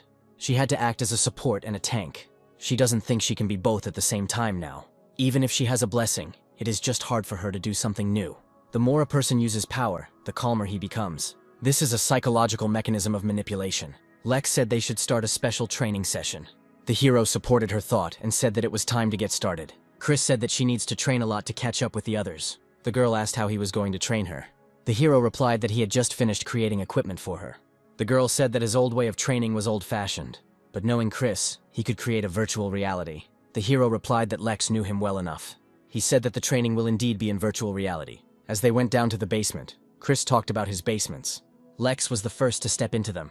When the elevator doors opened, the girl was very surprised by her surroundings. The space in the basement was huge. After this, Chris sent the girl to change clothes. He added that he should also prepare himself. After authorization, I ordered the creation of a virtual space. The system started saying that it was creating a simulation of a newbie battle. After some time, the generator completed its work. Suddenly, Lex returned from the locker room, having questions about her clothes. Her clothes looked like a bathing suit, and Chris said that was it. Lex said that he was thinking about something indecent. Chris replied that he didn't do it on purpose. She really needed him. The size of her swimsuit fit her perfectly. Chris said that when she entered reality, she would find herself in a world with established rules. At that moment, the girl was overwhelmed by a huge amount of information. Then he asked her to raise her hands. He used telekinesis and undressed her. The girl began to cover herself with her hands in embarrassment. And Chris pushed her into the magic cocoon to begin the training. The hero wished her to train hard. While the girl was busy, he went to think about what to do for the others. Opening her eyes, Lex realized that she had entered a virtual space. She ended up in outer space. A moment later, the system began scanning her aura. As soon as the analysis was completed, an arsenal of weapons opened up before Lex. She thought that the sword must be the best option. Suddenly turning her gaze, she noticed gloves and paws. They were soft and the system considered it a choice. Lex didn't expect this, but in the end, she accepted her choice and said that it might even be a good thing. Suddenly, a bright light hit the girl in the face. As soon as the light stopped, the girl found herself in some kind of tent. The area looked like a military forward base. The next moment, a girl burst into the tent and ordered us to leave. Lex didn't understand what was happening.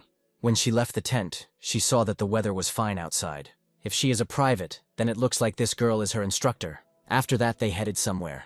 The instructor introduced herself and said that she was responsible for her training. She's just a child, and it's too early for her to fight monsters. It is a shame for them to call her their soldier. After that, the instructor said that they were starting training. Monsters will be summoned near her. This is perfect for her. The instructor said that she would continue until she reached a certain number of points. A moment later, a troll appeared on the field. Frightened, Lex didn't know what to do. The monster quickly approached her and was about to strike. Lex still managed to dodge his blow. She was happy and shocked at the same time. It was a power that Chris had taught them, and Lex had been using it unconsciously. The troll continued to attack, and the girl continued to dodge. After some time, she decided to attack herself. In an instant, the girl cut off the monster's hand. Lex was very surprised by her new abilities. She used the knowledge that Chris had passed on to her. But because she was careless, the troll killed her. After death, she woke up again in a tent. The instructor entered the tent again and said the same thing. Lex thought to herself that since she could be reborn, there was no need to worry. The girl was full of determination. At this time, Chris was talking to Simon about training. He will need to stay for a couple of nights. Chris was curious to see what results his virtual training would bring. They might pass the beginner's test with ease.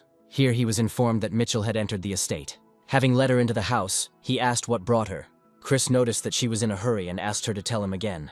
She doesn't have much time, as he said, so she will keep it short. She wants Chris to go to America with her. Chris replied that this was unexpected, since he had heard that the US was coping with dungeons. The girl said that an anomaly occurred in the dungeon, and she added that the monsters had changed. The government described it as an evolution. After that, Mitchell asked to watch the video from the dungeon. But not only the monsters, but also the dungeon increased in level. They sent a team 10 days ago, but nothing came of it. Chris said it took an average of a week to clean up. The reason she came was to request the rescue of their heroes. The most important thing is the raid team. Mitchell said that since it was an urgent matter, they had already prepared. It takes 3 hours to get there. They need a solution very quickly.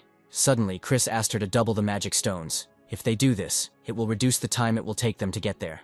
If it was an emergency, he could use his abilities. Chris thought about sitting and trading the lives of people at the front. If he gets the stones, he will increase his mana to level 4. The girl replied that she did not understand him. The deal was made, and after some time, the team arrived. So he put a few into reality and left for the airport. On the phone, the hero told his mother that he had gone on a business trip. Mitchell said the pilot's suit fit him well. After that, they headed to the hangar to the plane. The pilot said that he would take him there with special care. Tom knew that Chris was nicknamed Amazing. He said that he would be able to get to the States as quickly as possible. And Chris can make his plane even faster. The hero realized that Tom was also awakened. He said the pilot would see his abilities in the sky. Tom warned him that the pressure in the sky was quite strong.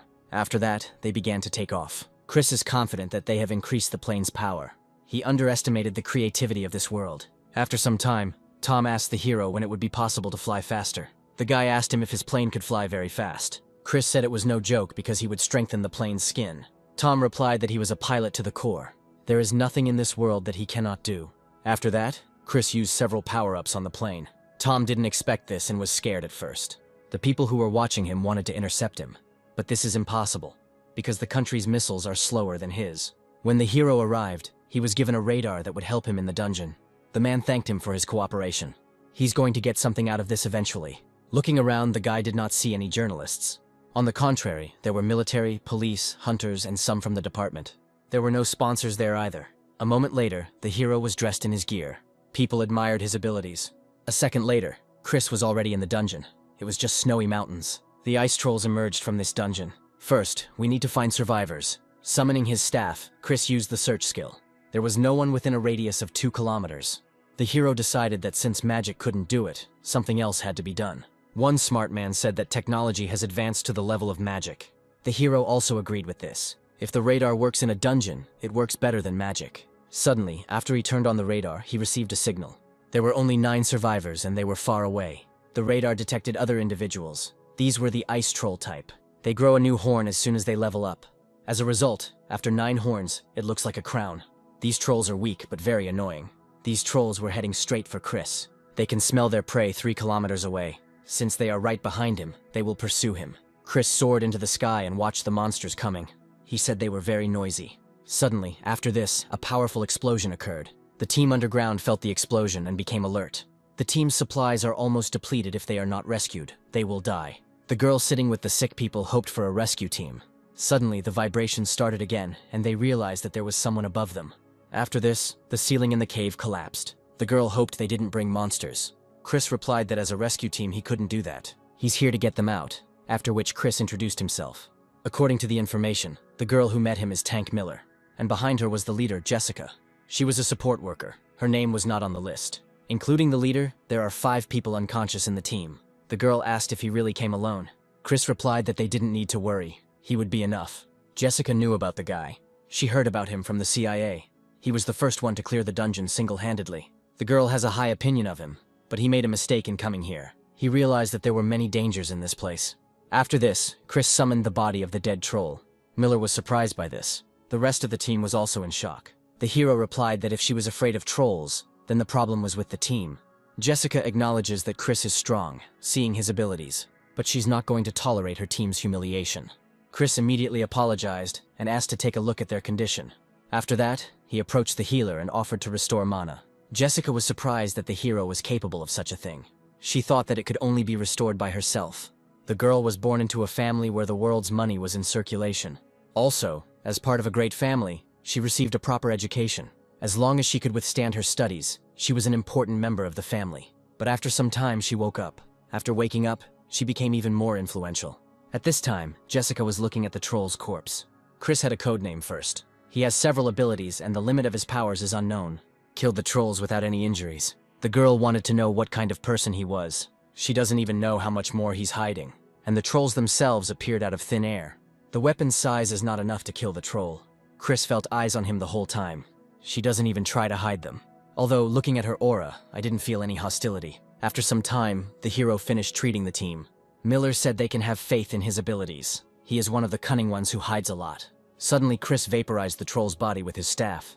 Afterwards, he held the sphere in his hand. The guy offered to cook something for them. While cooking, the team talked about the boss. The boss was a naga, a monster, half snake, half man. She usually has 4 or more arms. This monster had 2 arms, but she was about 6 meters tall. Chris asked about her abilities. Jessica said she would tell about it herself. Her screams create paralyzing waves, and also shoots from the eyes. Naga can also create a blizzard, and this is the main problem. The size is different, but Chris seems to know her. He said he had enough information and left the team to rest. Jessica was surprised when he said he wanted to go alone. Chris looked at her anxiety and realized that she was not bad. Before leaving, he left food and water in the cave. After leaving, the guy closed the entrance. Suddenly, Jessica appeared behind the hero and scared him. She asked to take her with me. Her abilities are useful. Miller talked about her enhancements and guaranteed abilities. Chris realized to himself that this was amazing. The girl continued to say that she would not be a burden. Its magic originates in ancient England. It is a separate system. This interested the guy. It's like Chinese arts. After that, he thought about it and agreed. But it was necessary to follow his instructions. After some time, they were flying in Chris's golem. Jessica was surprised by this device. Chris said that this was a golem that he created. The girl said she saw another robot, but the hero said it was a reconnaissance model. Jessica couldn't understand how this robot worked. Chris said she looked like she had a lot to ask. She replied that she was sure there were several people who were interested in him. She realized that he would not answer just like that. After this, the hero asked her about English magic. It would be more correct to call it ceremonial magic. By performing a certain ceremony, she can use specific magic. This sounds like shamanism. After that, Jessica asked about his source of power. Chris realized he could tell her a little. He said that this is knowledge from another world, another dimension, a place that does not exist in this world.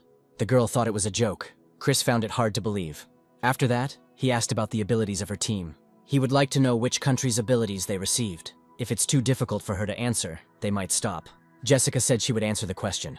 After that, the girl talked about the magic of different countries. He assumed that this world was not lacking in power. This was the first thing that came to his mind. But maybe for some unknown reason there is a decrease in mana. Chris realized that in this case, it was only the strength of Jessica's family. When he wanted to ask about training, the girl answered that it was a different question. Suddenly, trolls jumped out at the flying robot. At one point, the monsters were cut by the fishing line. Jessica was surprised by this. She asked how ordinary wire could do this. Jessica's team's real weapons don't work on monsters. She realized that Chris knew how to create a weapon against them. The hero replied that the wire simply needed to be compacted as much as possible. She expected something grandiose, but this is part of his abilities. If he shared this knowledge, it would help humanity. After some time, they finally reached the boss's cave. Jessica said she didn't know where he was. The bodies of the first group of hunters were found there. The fact that the boss is still nowhere to be seen means that he didn't notice them. Before the battle began, Chris asked to tell about the abilities. In addition to buffs, she can use 3 spells. The first is the unquenchable fire. Second, a worsening wound. And the last thing is a nerve-wracking pain. She can continuously use them as long as she has mana. Chris, hearing this, realized that their magic was different. It would be useful for him to know more. Then the girl used a buff on the hero. Chris said that 1 buff is already a huge help. He was going to lure the boss out by revealing his presence. The next moment, the Naga woke up. While Jessica was using her abilities, she noticed that Chris was trying to analyze her. His magic destroyed her mana during the cast. Chris was surprised that she had such weak control. Jessica warned him not to invade her personal space. Naga emerged from the cave with a question and looked for prey. Seeing her, Jessica used her abilities on her. In an instant, the monster burst into flames. He fell into the snow and tried to put out the fire. Chris said it was much more effective than he expected. He wondered what she would do while she was burning. The next moment, the Naga found them. Chris will deal with her. As it turned out, she can fly. After that, the guy went to meet the monster. Usually, he needed to focus on the spell. In flight, he opened up subspace. He used the auxiliary circuit of the instruments. At the same time, Chris began to summon fireballs. The next moment, fiery projectiles flew towards the Naga. After being hit, she flew to the ground. All the mage fights followed the same pattern. After that, he began to collect the surrounding mana. Jessica said he has an overwhelming amount of mana. The guy summoned a huge bolt of lightning and raised it above his head. Suddenly, the Naga was about to use a sound wave. Chris defended himself against this. The next moment, the monster was struck by lightning. This explosion could be seen and heard from very far away. Jessica screamed in surprise. The whole earth was covered with mana. Surprisingly, the Naga fled underground. Chris asked the girl if she was keeping the flame going. The girl replied that mana was still being used up. Then the monster will have to come out of hiding. The damage from Chris's spell and Jessica's flame was pretty good. Chris thought it had escaped, but it was about to attack. Naga must appear from behind her flames. Her spell is very ineffective and wastes a lot of mana. Although he shouldn't underestimate his abilities. A moment later, Jessica warned the guy about the attack. It was a blizzard. The hero has the perfect spell for such an occasion. He summoned a miniature sun, which melted the hurricane. Chris doesn't know if the Naga can control water. The girl realized that this was the power of another world. A moment later, the sun became larger and shone brighter. The ground beneath the monster melted and revealed the monster. It's time to end this. Jessica asked how developed his abilities were. In an instant, Chris pierced the monster's body, and then it fell to the ground in pieces. The girl saw that the guy had thrown out all his things. His level has increased many times again. Now he can't enter the first dungeon. When it was all over, the girl asked how he could be so strong. Chris didn't want to answer. Then they went after their remaining comrades. After defeating the monster, the exit opened. It's time to get out of this dungeon. Already outside, Jessica was talking with the head of the association. Mitchell stood and talked to Chris and was surprised. The leader heard from the girl that the hero was so strong. Jessica showed the man everything she could write down. The boss's assistant said that even the strongest hunters were not capable of such a thing. At his level, he had a lot of abilities. Jessica couldn't believe the sheer amount of power he had. And she said that apparently he has infinite mana. They may assume that he can create objects. It is impossible to become so strong in a short time. Only 6 months have passed since he woke up. The leader talked about how he got his power. He heard that there was a generator in Chris's house. He realized that he had a way to convert electricity into mana. After some time, Chris found himself on vacation. To his surprise, Jessica also came to see him. She said that she also came here to relax. The guy doesn't think it's just a coincidence. The girl replied that there are not many coincidences in the world. After that, Chris asked her what the reason for the visit was. She told about a method of converting electricity into mana. Jessica knew he could do it. The hero saw that she looked quite confident. After that, he showed her that he really could do it. She immediately jumped up from her bed and asked how to learn. Chris realized that this is what the US wants. In any case, this is not the best place for conversation. Suddenly, to Jessica's surprise, Mitchell appeared. The hero asked if she was ready. Jessica thought his terms would be difficult. When she came closer, the acquaintances began to talk. After some time, Chris arrived home. He started looking for his mother, but realized that she was with friends. And then he remembered about his team's training. He was gone for 3 days, so in reality 12 days had passed. Chris told the system to show the recording. He was very surprised that Lex was able to walk so far in 3 days. In reality, some kind of war was taking place. People fought with goblins and orcs. The girl stood against their army almost single-handedly. She was determined to win. Her fighting skills have improved significantly. Now she is used to the constant amplification. Suddenly, magic began to shoot across the battlefield. It was a group of allied mages. Lex noticed that each time, everything was a little different. The aura is strong, but since she got used to it quickly, you need to be careful. A boss appeared on the field, and the heroine promised to defeat him. The knights immediately went into battle. The knight captain ordered to protect the wizards. The girl wanted to stop him, because he would die. When he got close, the boss simply threw him out. Lex was pleased, because this made the boss open up. She concentrated her blow and attacked the monster. This caused him to fall to the ground, and the first phase ended. The knights also gathered to attack. The girl used a lot of aura for this move. Now, if she attacks from a distance, the knights will attack again. Lex watched the battle from the sidelines. She used constant buffing and recovery. They're just part of the program, but it gets on her nerves. The girl is confident that she won't lose with that amount of mana. The monster's body is protected by muscles. This won't work. If Lex wants to win, he needs to go for the head. A moment later, she found herself behind the monster's neck. She said that victory was hers. The next second, Lex punched him in the head. The knights were delighted by this. The girl was very happy about her victory. Immediately, all the NPCs started to disappear and the girl was logged out of the system. She started screaming and crying because she had been going through this for a long time. Upon returning, she sat down on the floor and began to cry. This surprised Chris. The girl said she just wanted to get her reward. After some time, the guy sat the girl down and gave her the drink to warm up. She started to get upset that he turned her off. Chris didn't expect it to drag her in.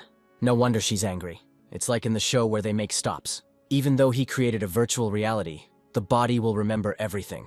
But this means that everything is synchronized. Either way, Lex has definitely gotten stronger. The heroine said that she was simply training her aura. Now her ability to use aura, she can be called a genius. Here Chris began to tell her about aura classes. He explained that it was compatible with the aura by nature. The girl didn't understand whether this was good or bad. The rest will be released in 2 more days. Lex was happy to be considered a genius. Chris asked her if they should continue. He said her family must be worried. The heroine replied that she would like to have a snack. The guy noticed something was wrong. Lex said she knows why people like drinks. After that, he took the girl to make amends. When Chris was left alone, he began his training. He said that everything was ready, and he just needed to get started. His mana has reached the maximum for his rank. He must improve his magic circle to increase his mana. After the start, the guy set his heart on fire. A moment later, magic circles appeared around the hero. After some time, mana was still floating in the room. Because of this workout, Chris got another lap. Now he has reached the 4th rank. He can make clones of a living body. Chris then began to command the mana and use declination. He ordered to explore the moment, analyze and create. The guy started casting spells. A moment later, his brain was copied. Used life support. The brain was motionless. The permanent effect was applied. It took quite a long time to create this. The brain was placed in a box. He commands, as a messenger of magic, to collect and unite. Chris's thoughts became faster. His consciousness became clearer. Now he has an extra brain that will help him soon. Simple logic, it's something like a cloud for computers. The more the better, but they are hard to create, and having too many is hard on the main brain. The system was still watching the guys, and he expected it. She controls billions of people. She may be the most powerful deity. It's been a long time since the heroes were at the hunter training ground. John was also curious about how long it had been since they had last been there. Lex told him that he spoke like an old man. Judy noticed that she didn't feel any excitement at all. Not worrying is an obvious result of all the training. They subconsciously feel confident because of the strength. Lex said that it would be worth using the abilities again so as not to forget. Chester wondered if they could really be on this site. This is the area where hunters around level 100 are usually found. Lex told him that he was worried about the strangest thing. The guy said he heard that this is where trolls appear. Not only trolls, even orcs appear from time to time. After this, the team was shown the monsters living in the area.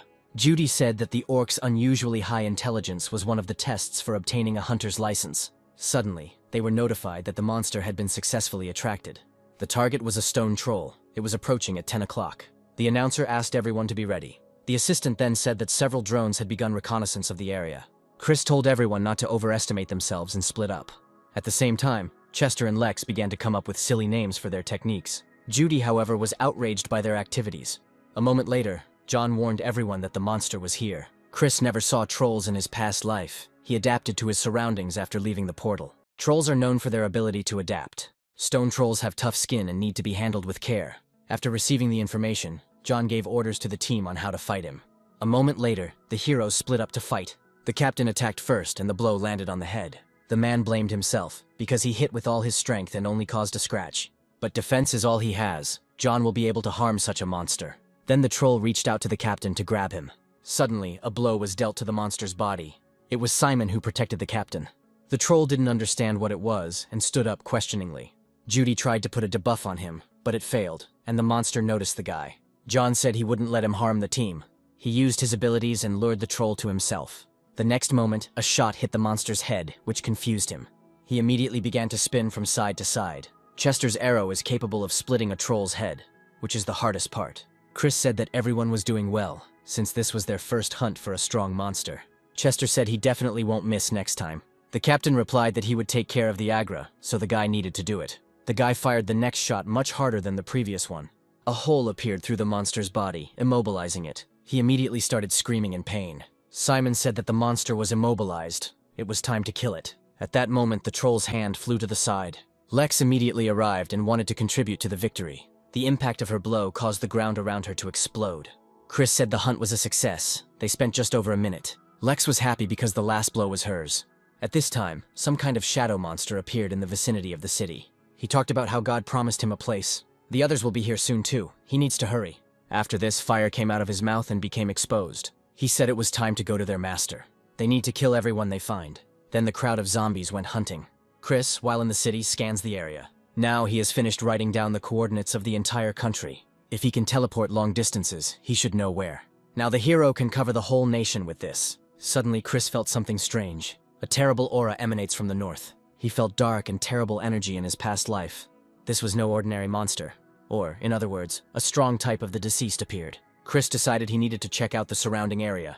He didn't write down the coordinates for the northern part, so it will be a little difficult. After that, he began to prepare for a quick move. The surrounding area is inhabited by humanoid hyena monsters. They were the first to feel the onslaught of the horde of the dead. The rank-and-file hyenas told the leader that they had received too much damage and should return. Fighting against them on top of the Black Land is suicide, and the dead hyenas turned into dark entities on the Black Earth. After this, the leader ordered the warriors to get away from the Black Land immediately. Suddenly, zombies attacked him and began to devour him. The next moment, he was bitten by an infected hyena, and he did not expect it. In a matter of moments, he was swallowed up by a crowd of monsters. Chris, meanwhile, watched the Black Earth being swallowed up. If someone dies there, they become deceased, and if there are too many of them, the land increases. In addition, after increasing the territory, zombies evolve. They evolve by consuming living beings. The problem is that the Earth appears out of nowhere. Chris decided that the Lich was behind all of this. He began to see how far it had spread. She is much more than the guy expected. It won't be as easy as Chris thought. After the fall of the country, all who died will rise up in this territory. They are powerful magicians in their own right, so they will create fields. If this had happened in the guy's past life, he would have simply brought the priests. Chris hovered above the ground and filmed everything on his phone. Even though he is a reborn wizard, he can't do everything himself. The guy took this video to the association to decide what to do. Felicia said that high-level hunters confirmed this. They said that they themselves need people and cannot help. These people are always good in their indifference. The girl also said that America has information about the underground environment. The director said that they were the only ones who didn't know this. Felicia told him that the entire nation could become a danger zone. The director replied that many monsters would soon begin to multiply. After this, he began to think about what to do. At this time, the director told Chris that he had sold his photographs. The guy started praising him for such success. He found all the rare materials he could find. After this, the guy decided that he had to become stronger. Today, he will create a strong assistant. He said he would update the basement system tonight. After turning off the system, he began what he had been preparing to do. He used everything he had accumulated up to this point. The guy ordered to split his consciousness. The head of the magic tower was created. The next moment, a huge amount of mana appeared. After this, a small object appeared and asked to choose a name for itself. Chris named her Lena. She replied that as the creator had ordered, that is what they would call her. Lena said she was glad to meet the creator. Chris was very pleased with the ego artifact he had created. This is a companion who will help him use his ego. At this time, the sphere was waiting for its owner's orders. The hero ordered her to use her memories and train. She is allowed access to the internet. He said that in her current state it was problematic for him to help. First of all, she will learn the wisdom and knowledge of the whole world. She needs to focus on the knowledge available. After receiving the order, Lena went to study. She started her search using internet access. The assistant said she would try her best. After that, the guy said that only one thing was standing in his way. At this time, Linda greeted Felix, who had arrived. His arrival surprised the hero. He is surprised that the man came in without telling him. Felix replied that he had received information that Chris would like. Linda then led her colleagues into the living room and brought coffee. The director told the boy that the association had recognized him as a hunter with origin abilities. These were very amazing abilities. After this, Felix handed him a folder with information. It talked about an Indian hero. This man becomes stronger because of his faith. It was a white-haired girl named Clerk. At this time, the team was pumping. Chester said Lex was getting more and more scary. John told the director that the mission was completed. Lex said this area isn't that bad. She replied that she was level 62, and John's is several levels higher. The team immediately began to praise each other. Suddenly, the assistant came to the captain and showed him the recording. The recording featured Walking Dead. As it turned out, the team was located near the border. They believe they came from a nearby dungeon. Headquarters wants the team to return to headquarters as soon as possible. The heroes finished quickly and can therefore rest. John said to himself that even for Chris this would be hard. The news reports on the movement of the deceased. At this time, the captain asked Lex where Chris was now. She replied that she was sure that he was preparing something grand. At this time, the hero was at home and sneezing. Lana asked him if he was sick. Chris replied that they were simply remembering him. In response, the sphere said that it did not see a logical connection. The guy said it was a guess based on experience. Chris said that there is a printer that can print anything. He even took care of things he didn't ask for. The guy created a ring with a triple spell on the printer. Just by wearing it, the hero will receive a strong boost. Now all he has to do is put it up for sale and make a lot of money. After that, Chris asked how long it would take to prepare for mass production. He asked Lan to prepare as soon as possible. She said that she was collecting data on nuclear and atomic development. At this time, the Black Earth spread even more. There was Lich there, who was doing the conscription. At that moment, a portal opened in the sky. He ordered the new deceased to come from the portal. The next second, a powerful beam of light hit the sky. The Lich summoned the immortal general. After this, a shadow rider appeared on the ground. They greeted each other. The general said that this was the place their master had spoken of. The Lich said that an army of thousands of the dead was prepared. The rider praised him for his preparation. The summoner replied that he should hurry. He had already sensed another god. They told him not to worry. Everything would go as their master wished. They will go north. It will be a march. This will be a live demonstration. After some time, Chris received a request from Jessica. She asked to train hunters from every country. A month later, the first batch was ready for release. Chris asked Lana to disconnect everyone and wake them up. The intellect replied that there were still those who could not achieve the goal. The hero replied that the contract was for 30 days of training. The girl finished listening and flew off to carry out the order. Flying past the capsules, she disconnected from virtual reality. A moment later, the capsules melted and people fell out of them. Many of those who awakened were still aware of themselves in reality. Chris told them that a month had passed since they entered the virtual world. The students were very surprised by this. Each person's training results are different. The hero reminded of the contractual condition. If they oppose the agreement, they can learn about the consequences. After this, all the students were scattered to their homes. Only Jessica remained. She resisted his magic. She said that she wanted to propose to him. Her family wants to make a contract with the hero. They want him to become their family's special hunter.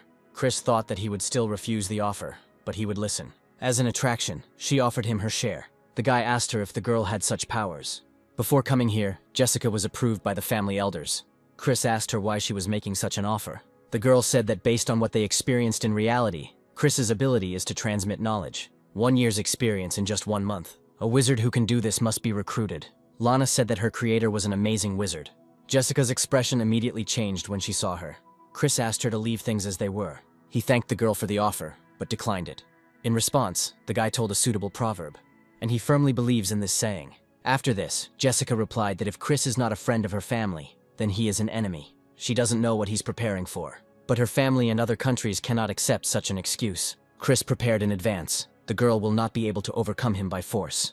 After this, Jessica's expression changed, and she said that the negotiations had failed. The guy asked if they would be enemies now, and he asked to convey his greetings to her elder.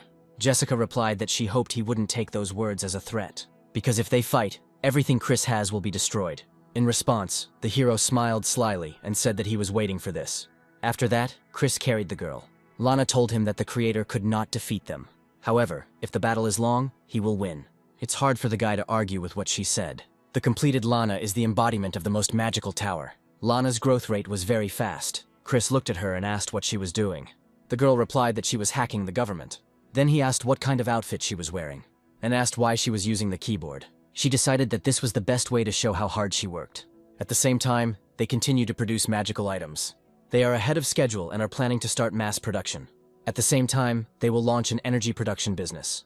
Lana asked to provide this to her, and if there is any information from what she hacked, she should tell Chris. Then they show the presidential palace. The inner guard met the opening portal. They immediately began calling for backup. The captain said they think it's a portal. The next moment, Undead fell out of it. She immediately attacked the captain.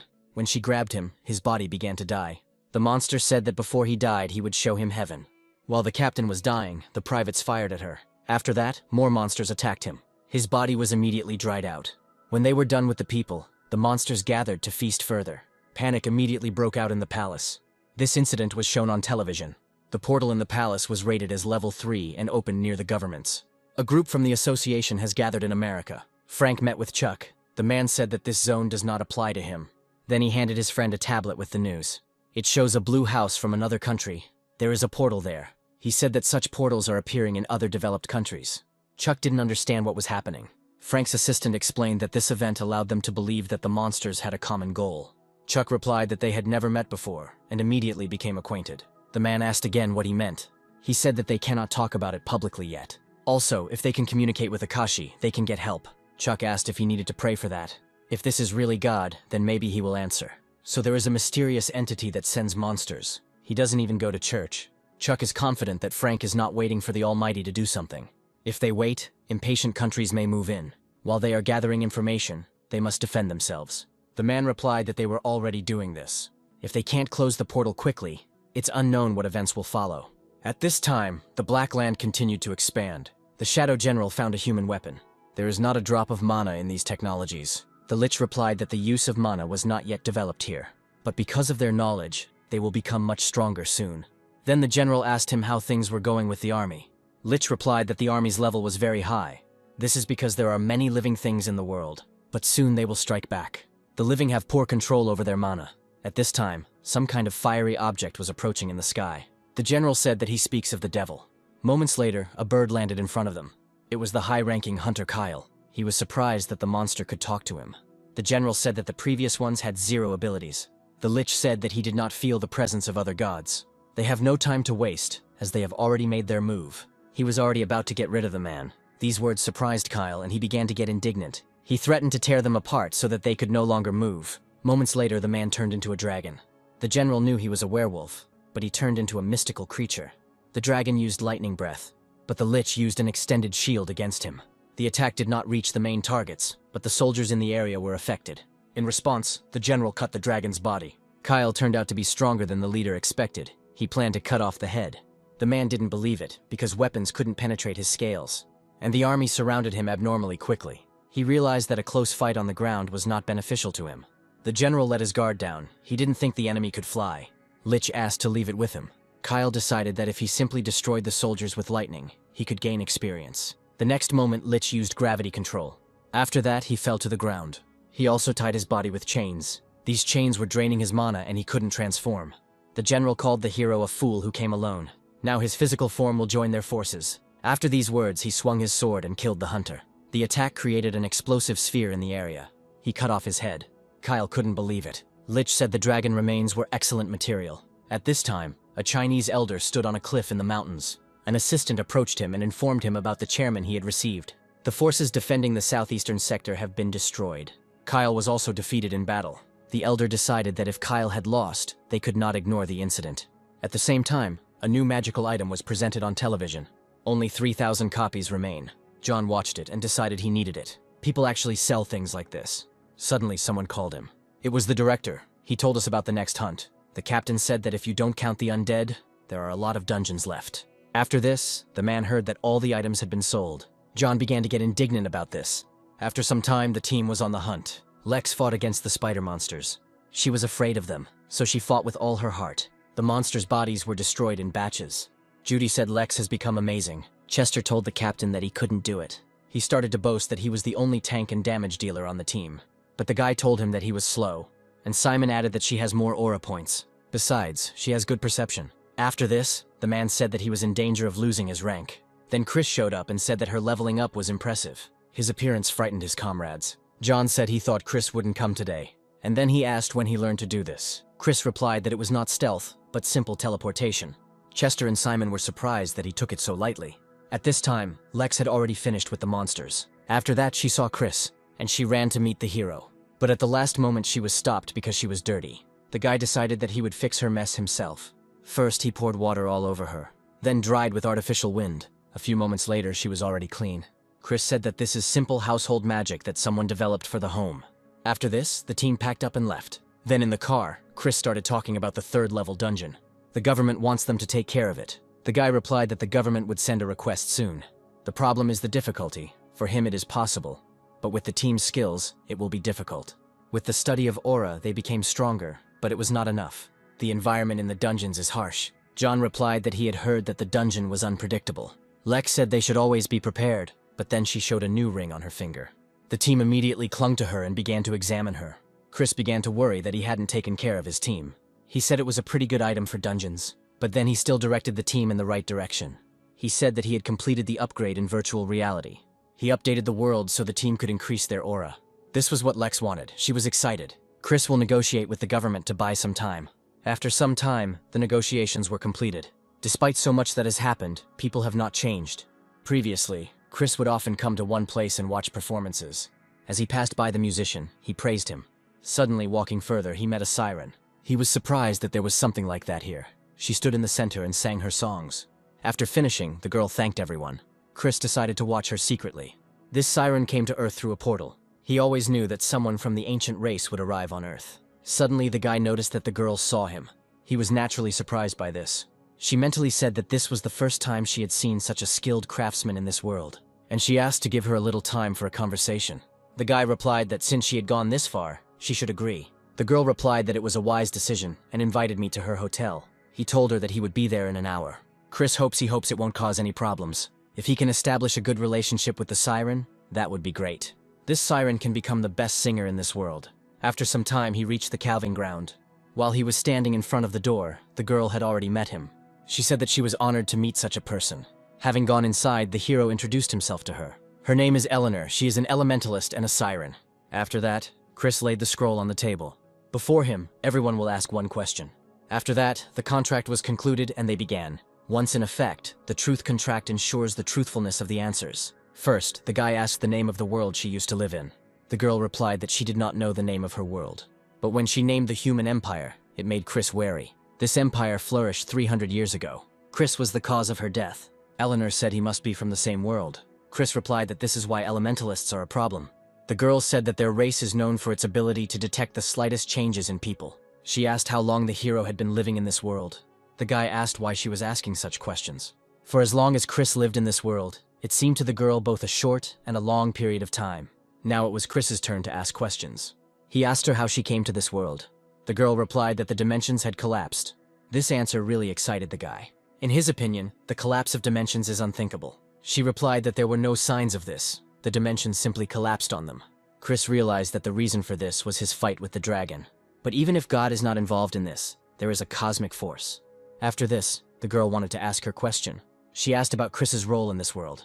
The guy replied that he couldn't say for sure, but he believed that he could go against the nation. Then Chris decided to finish with the questions, because he had nothing more to ask, and he was pleased to meet her. Just as he was about to leave, Eleanor stopped him and said that she had a proposal for him. She said that if he helped her, she would share with him the ancient knowledge of her people. Chris thought to himself that this was a good offer, but it could be bad because it depends on what she asks for. So they decided to start negotiations, and Chris asked how he could help. The girl asked him to save her race and provide them with a place to live in his world. The hero replied that it could take forever. She asked to find them within a reasonable time, and when found, to begin the rescue without casualties. The siren's desire was vague, but she wasn't putting much pressure on Chris yet. Since the hero has power, he will be able to grant them the region and independence. Chris decided that he would provide them with the necessary supplies and immediately begin a rescue operation. After this, negotiations can continue elsewhere. Chris initially wanted to search if he had more time. After some time, the hero and his companion moved to his house. While there, the girl admired the amount of mana floating in the air. Chris told her that he was uncomfortable speaking to her so formally, and asked her to call him by her first name. After that, he asked when she finally arrived. In this world's time frame, she arrived about a month ago. The guy was surprised that Serena was able to learn how to make money in the new world so quickly. He also praised her abilities in his language. Eleanor replied that people's thoughts here are much more complex than in her world. Even if the worlds are different, it will be quite easy for her to exchange knowledge with people. When they reached the main hall, Lana surprised Chris with her next form. It looked good, but she didn't need to conduct indoor firepower tests. Here, the assistant noticed the guest she had a different mana structure compared to the people here. Chris explained to her that she was not a human, but a siren, and the hero promised her hospitality. Eleanor introduced herself and said that she would be under Lana's care. After this, the girl registered the girl as a guest. After analyzing the race, Lana began to create an environment suitable for it. When she finished with this, she went to continue working. The girl noticed that Lana was an interesting tower spirit. Despite how she sometimes seems, she still gets the job done. After this phrase, the hero snapped his fingers and the tower began to deform. The landscape around the heroes changed and chairs appeared. Now they have started talking about their cooperation. Chris told her that he wanted to immediately gain the siren's knowledge for his own use. The girl immediately began to summon a sphere containing the knowledge of her people. The hero doesn't know how strong she is, but he feels a powerful magical force. Eleanor summoned a drop of water that contained the pure form of the siren's knowledge. If the guy drinks it, he will be able to obtain the desired knowledge. Chris used psychokinesis on her and drank a drop. The next moment, a huge amount of knowledge hit the guy's head. After a few moments, the hero finally absorbed the knowledge. The girl said he absorbed them much faster than she expected. Chris admitted that she was right. He could handle it all. Then the siren asked the hero his next plan of action. He replied that he wanted to discuss something first. The hero said that their agreement stated that they would provide a place to live, but he was not obligated to provide security. This world is prone to change. Its development is beyond their imagination. Even if a guy creates a habitat for them, humans can develop stronger and invade it. He had a long-term proposal for Eleanor. He will provide them with safety, and in return will receive special materials for use. Eleanor replied that it was not up to her to decide. Chris was a powerful wizard whom she had met. However, to agree to this, she needs to discuss it with others. The guy accepted her words and said that it was normal. He immediately began to fulfill his part of the agreement. After this, Chris ordered Lana to begin implementing the project. The girl immediately began to carry out her creator's orders. Chris told Eleanor that she would prefer another place and that she could tell him more. In response to this, the siren thanked him and followed him. Lana has developed a device that will help with Chris's plans. After this, the device moved into space. Following the first device, a huge number of similar ones moved in. Chris thought it was some kind of miracle, and he must have done it in his past life. The world is in the hands of those who control the space of space. No monsters pose a threat to the Chris. The real enemies are the gods behind them. Lana said that the eye's functions are space communication, ground surveillance, and magic detection. They will begin scanning the planet, looking for sirens. Knowing the natural habitats of sirens, they hide in all corners of the Earth. At the same time, it will be able to monitor international fleet movements. A huge amount of resources are involved. Chris said he trusted Lana to buy the resources. The Akashic system must still be watching him. Suddenly, the assistant called the hero to show him something. Something was happening in China, and Chris was interested. The recording shows that most of the city is covered in dead land. Jean stood on one of the rocks and watched this picture. Suddenly, a hawk flew to her. He told her that an operational meeting would take place. The girl replied that she wanted to study their enemies. The bird replied that without proper scanning skills, it was stupid. However, she must not forget about their plan and not create problems. Jin was very irritated by the hawk. She realized that the government had decided to intervene after all. A huge army of walking dead was moving across the Earth. Most monsters are immune to physical attacks, but are affected by heat. No one would want to resort to such a weapon, but in war, all means are good. It would be great if they just burned. There was a separate army in the army that was different from the others. They are not susceptible to fire. Even those dead men began to resist, but a second ago they were writhing in pain. Something helped them, using some kind of spell. Jean began to wonder if they could cope on their own, but she cast aside her doubts and said that the elder would deal with it. The girl just wants to report what she saw. Chris said that these people are causing problems because they don't understand magic at all. Ideal conditions for a heat-resistant spell. A huge area of magic decay or its cancellation would be enough. Chris asked himself if it was worth doing this for free. Lana said that if he helps people, they will find out about them. Could this mean that he cares about people? Chris said he wasn't that kind-hearted. The population of China is a tasty morsel for the undead general. If nothing is done, they will form a city. Previously, there was no need to worry about their quantity. After the government took up the matter itself, Chris stopped monitoring.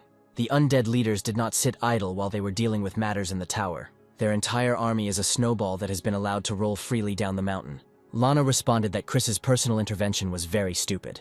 But the hero replied that if they allowed the monsters to develop, then nothing could help the world. Lana said that the Chinese government is corrupt. Even without Chris's help, the construction of the monster city will not be completed. But strong armies lose wars more than once because of poor planning. In that case, the girl offered to share information with them. Chris decided that more people would die this way. In both lives, no one helped him. They will remain neutral until they themselves ask for help. And we need to hurry with the study of the newly arrived creatures. Chris made a good profit from the rings he sold. He is going to start construction on several islands. Lana replied that this could lead to conflicts with neighbors.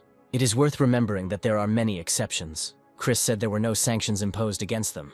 In that case, he can afford to use the islands. After some time, a Chinese forward base is shown. The commander asks his subordinates what the results are. They confirmed a direct hit, but due to smoke and fire, they cannot continue. Their firepower should be sufficient. Suddenly, one of the soldiers called the general to show him one recording. It shows a huge horde of walking dead. A car with soldiers moves through this crowd. They shot monsters along the way. This car was a decoy. They are moving according to plan. The heads of the Chinese command center gathered. One of them said that the first attack was a failure. An elder of one of the clans says that the main branch of the technique includes internal resistance to fire. There is something that casts a protective spell. One of them said that they must find out by any means what the enemy is capable of. They agree to learn all the enemy's abilities. Most of the front line is made up of common undead.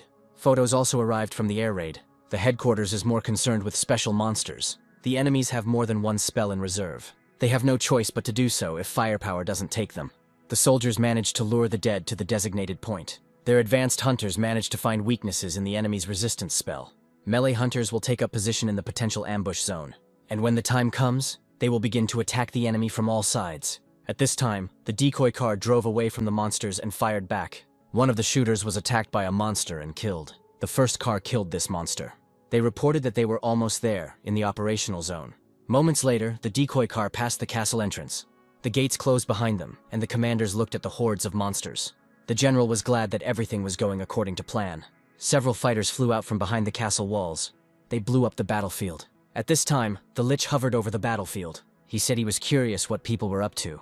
The general said that their suspicions were confirmed. The monsters were under a protective spell. Hunters appeared from behind the castle walls. They began to prepare a spell to kill the monsters. In an instant, the monsters' bodies were struck by lightning. The Lich said that there was no point in killing the dead. The zombies immediately recovered. As soon as the people saw that the monsters had recovered, they prepared counter-seals. They wanted to seal the monsters' recovery. A huge seal immediately appeared near the castle walls. The Lich replied that there was a place in this world for spiritual individuals. He used spell areas. After that, the seal cracked. The wizards immediately fell to the ground. The elder couldn't believe it. The general said they can't use this clan anymore. He ordered reinforcements to be sent there. They will send a signal and show the mass of flesh what strategy means. The elder replied that they should be careful. These dead people were different from the usual ones. At this time, the order came to the hunters. The captain of the hunters said that they had received an order to attack. Their opponents are the undead. The main thing is to disable them. After listening to the leader's speech, the hunters became inspired. The next moment, they jumped down the slope. The battle became much more epic. The heroes cut down the monsters. At this time, Chris was at the base and was happy with the team's results. He watched the rough fight of his comrades and was surprised. Lex fought the shadow dogs. John also chopped off the heads of monsters. Simon practically floated in the air, swinging his spear and killing the dogs. Chester shot at the monsters with his new skills. The team started shouting that all this was thanks to Judy and Chester. They needed to take care of their safety. Simon was worried that there were a lot of monsters. He wondered if he would have enough mana. All they can do is rely on Judy's new skill. The guy said that the spell of mass destruction is ready. Chester replied that he had been waiting for this for ages. The guy used his new skill and fired a bunch of shots into the sky. Then Lex burst into the fray and told John to do the same. The captain got angry that she called him by his nickname and hit the ground, breaking it. Chester's projectiles reached their targets and began killing the monsters. Lex looked at the field and said that Chester was the best at dealing with the little monsters. The guy replied that he wouldn't envy him, since his mana was only enough for one approach. Judy told him not to worry because he had a new skill. Monsters leave behind a floating cloud upon death. John was surprised that his health was restored. And Lex's mana reserves have been restored. The captain said they might be able to make it to the end this time. Lex replied that if the man died the same way as last time, she would personally gut him. The captain was surprised that the girl had become so rude. John replied that by focusing only on causing damage, everyone would be wrong. Suddenly, a cocoon with a boss appeared on the field. Lex began to prepare a new skill to fight him. She used mass protection with light. After analyzing their battles, the girl thinks that the first time they died because of an explosion. She had seen this demonic face so many times that it now felt like home to her. John told her that she was rude and that Chris could watch her. Judy told them to stop talking. He was going to attack first. The demon was outraged that people came to his kingdom without an invitation. The heroes have already heard his lines many times. The captain said that villainous cutscenes should follow a template. Judy used a negative effect on the enemy. The demon was surprised that the guy naively tried to put effects on him. In response, he was going to burn the team to the ground. Suddenly, a shot of mana hit the monster's neck. It was Chester. He said it was predictable. John said that he would distract the demon, and they would only have a second to attack. The monster was angry that the little people dared to attack him. Suddenly, his body began to be covered with an active curse. After this, the captain attacked him and hit him on his strong horns. John was surprised that the horns were able to block his path. The monster threw the man aside. He tried to burn John with his breath. At the last moment, he was saved by Lex, who hit the monster in the head. John ran away to the side and burned.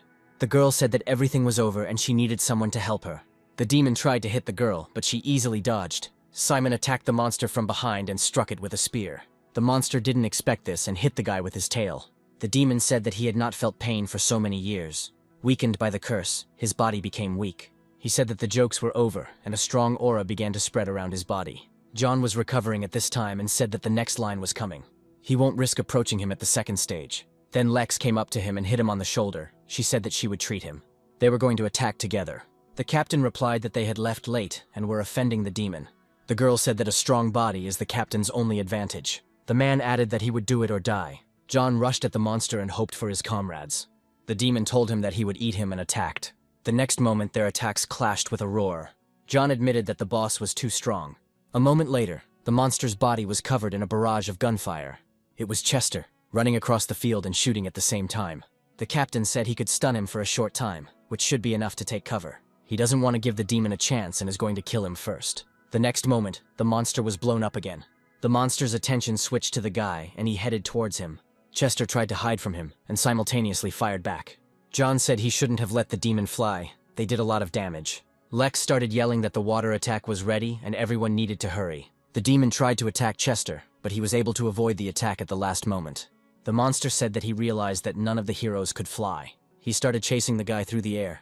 John started shouting that he would slow down the demon and the others should attack. The monster began to glow with a purple aura and became indignant. Simon was about to throw his spear straight at the monster. It definitely hit and pierced his body right through. The captain ordered Lex to begin immediately. She threw John into the sky right towards the demon. He flew up to him and grabbed the monster by the leg. The next moment, the man used his ability and they flew down. A second later, they crashed to the ground with a loud bang. Lex urged her comrades to continue attacking the demon. The demon began to beat John to make him let go. He said that no matter how much he resisted, the captain was not going to let him go. Judy disabled the monster's defenses and gave his comrades the opportunity to attack. Lex was the first to attack. She prepared an explosive attack. The others did the same and caused a huge explosion. Chris was watching them all this time. He was certainly happy for his team. He underestimated the mastery of the Akasha system. They became much stronger. They might be able to get through the third-level dungeon. After some time, Lana said that the capsules were being switched off. All the capsules burst at once and the heroes fell out of them. Chris praised them and said that they did it very quickly. They spent 2 weeks there, but Lex said it felt like they were there forever. Lana said they needed psychological help after training in the virtual world. The team immediately asked him if he had really gotten into their minds.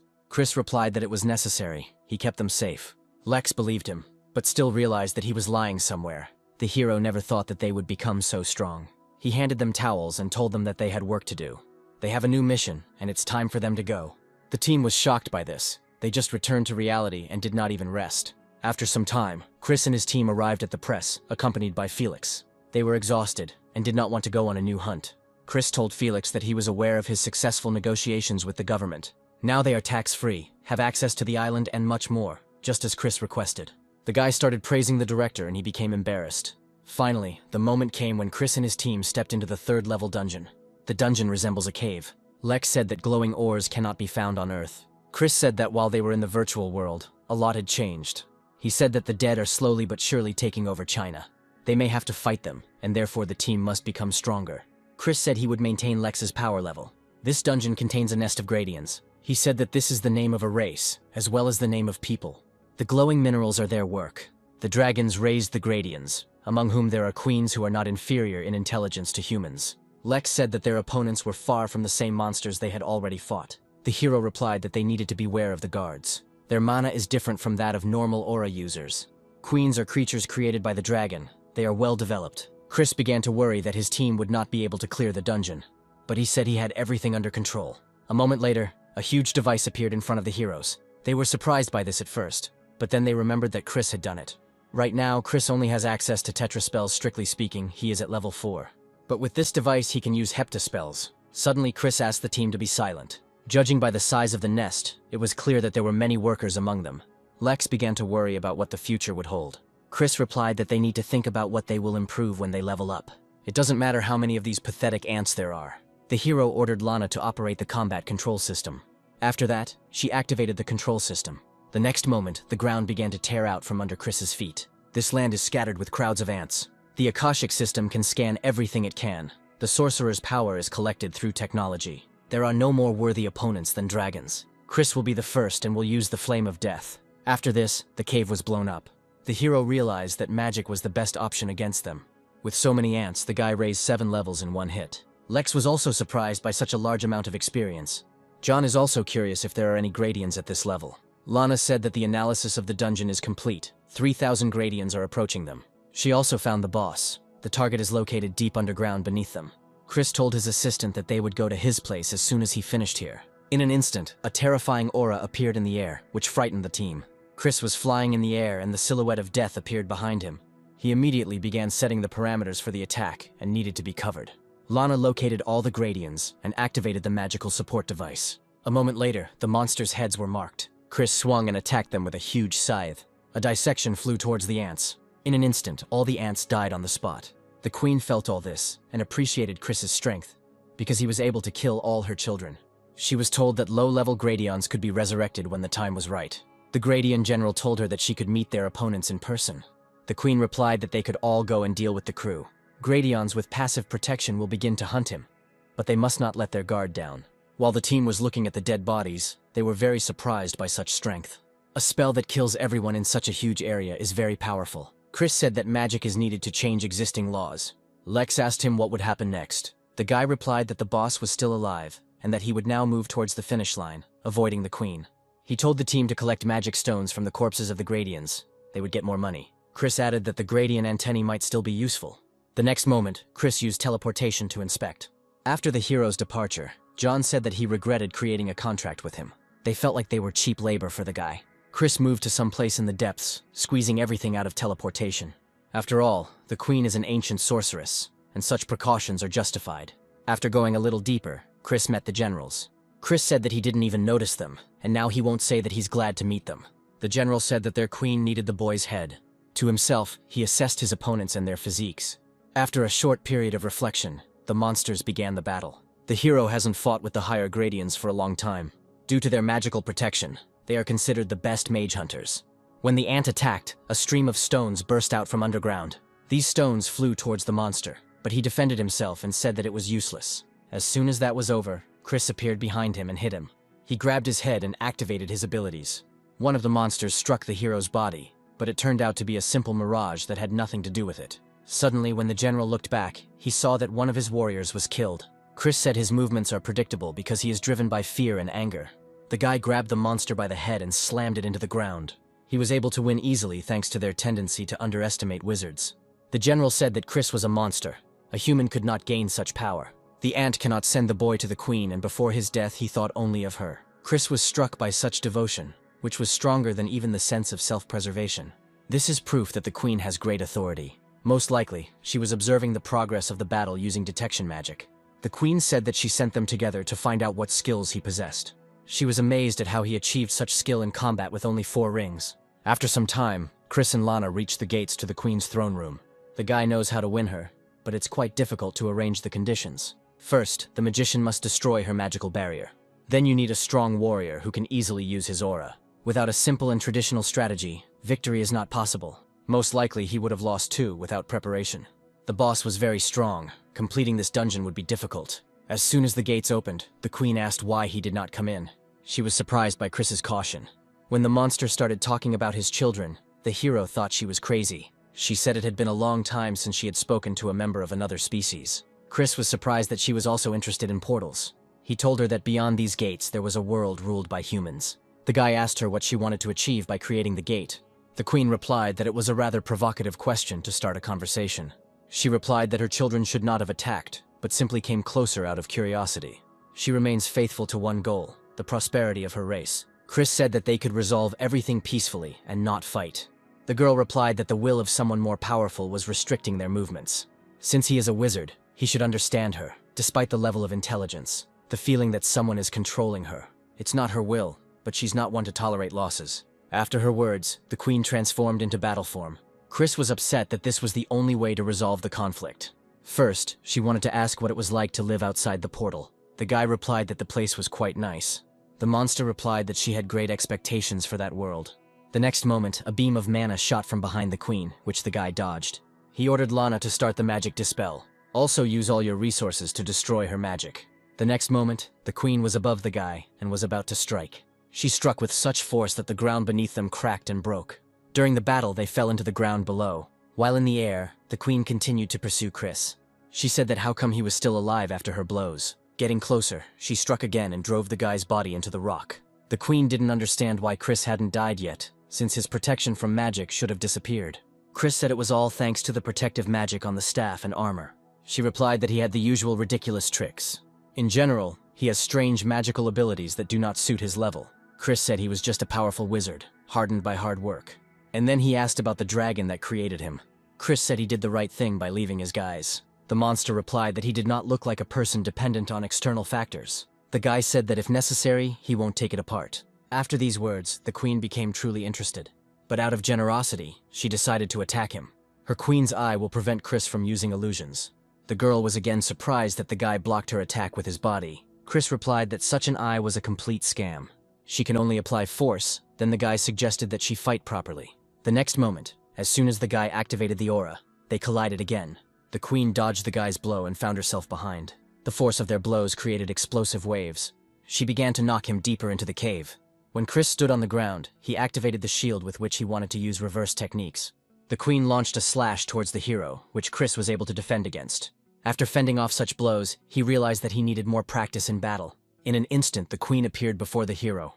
She said that during the battle one cannot think about anything else. She hit the guy's body with all her strength. The further the battle went, the more cheerful the queen of the Gradients became. Chris was able to withstand the next blow from the girl's strength. She noticed that her blows seemed to dissipate. After one of the attacks, Chris threw the girl aside. When Chris parried her attack, the queen realized that the guy was not simple. In that case, she decided she would simply move faster. Her movements sped up many times and it became harder for Chris to restrain her. The attacks come one after another. He can't parry them all. Just as the guy decided to seize the initiative, the queen appeared behind him and struck, but he dodged. After dodging, he jumped back into the distance. He realized that he couldn't compete with her in speed. Chris decided that he would not play according to her plan. He would set his own pace of battle. After these words, a huge explosion followed, which engulfed everything. The queen didn't understand what the guy was doing. She said that he realized that he couldn't keep up with her and gave up, or that he was simply stalling for time with a smokescreen. She can't be fooled by such a cheap trick. She senses the flows of mana. While the entire area was covered in fog, the girl attacked the hero. She was already glad that Chris had been caught so easily this smoke wouldn't stop her from finding him. Suddenly the queen realized that this body was just a trap. The guy tricked her and attacked while the queen was busy with the false body. Chris launched a fireball at her, which crashed onto the ground. Meanwhile, the team continued to collect antennae from the defeated ants. Lex heard that the hero's battle was noisy and hoped that everything was okay. John replied that the girl was worrying in vain. Chris would not have entered the battle without being confident of victory. She'd better worry about herself, because they still have a long way to go. When the smoke cleared, the queen lay on the ground covered in blood. She said that she was not destined to see another world. Chris had amazing magical abilities. Chris said that after parrying, he created a golem and filled it with mana. Gradion admitted that she had actually underestimated the guy's strength, and she said it was a good fight, as with a person. When it was all over, Lex saw that Chris was finished. She shouted to John that the hero was finished, and the man was not surprised. A moment later, Chris appeared at the team. Lex immediately ran to the guy. He asked them if they enjoyed the training. After some time, the team exited the portal and it began to close. Reporters immediately surrounded the heroes and shouted. They called the Alpha Team the best of the best. They cleared the third-level dungeon. The Alpha Team was the first in history to clear this dungeon. They said on TV that the director had arrived to meet the team. At this time, the team was in the hotel and resting. The team members were in different rest areas in the room. Chris was talking to his mother on the phone. He talked about people's safety and his work. Despite his strength, his mother will always worry. As it turned out, Mitchell was waiting for the hero to finish talking to his mother. She replied that their parents always worry about them, no matter where they are. The girl replied that she had no choice, and that her boss was forcing her to work day and night. He asked her to sit down and tell him why she came. The guy then offered Mitchell a drink. The girl thought that the hero was trying to hit on her in this way. Chris immediately started making excuses, and if she didn't want to, then she didn't have to drink. Mitchell said she was just joking because she likes men with a sense of humor. The guy replied that playing with feelings was more expensive. When the girl started drinking, the guy was impressed. Mitchell replied that she had a difficult job because of some people, so that's why. She came with a proposal to clear out a similar dungeon right next to the White House. If the underground undergoes the same kind of replacement as in China, the world will be in trouble. Mitchell said they found the reason for all this. After the dungeon appears, it replaces the dimension in their world. Some countries are unaware, but many have refused to defend themselves. Chris said it was understandable why no one was trying. But if Chris refuses them, then they themselves are ready to fight. The hero can tell them something, but will it help? If it is not the same dungeon, his information is useless. Mitchell understands this. They want to roughly estimate the whole complexity. Chris told her that he needed 10,000 people. All of them must be above level 150. That's if they want to start a fight right in front of the White House without any precautions. This made Mitchell jump up from her seat and say that this was nonsense. Chris told her that they couldn't win with numbers. Everything would depend on the hunters themselves. If this is true, then the hero's country had a hard time. Even if they win, the destruction will be catastrophic. The girl said that he was too calm for a man who understood that the whole world was in danger. He replied that there was nothing to do without a plan. He thought to himself that this dungeon could cause a lot of problems. The United States is the pillar of the global economy. After some thought, Chris agreed to her proposal. But he needed something in return, but Mitchell of course agreed. He needs a nuclear power plant. The girl was shocked by this. The guy said that there were already a lot of abandoned stations in her country. He only needed one. Mitchell's boss told him to take it.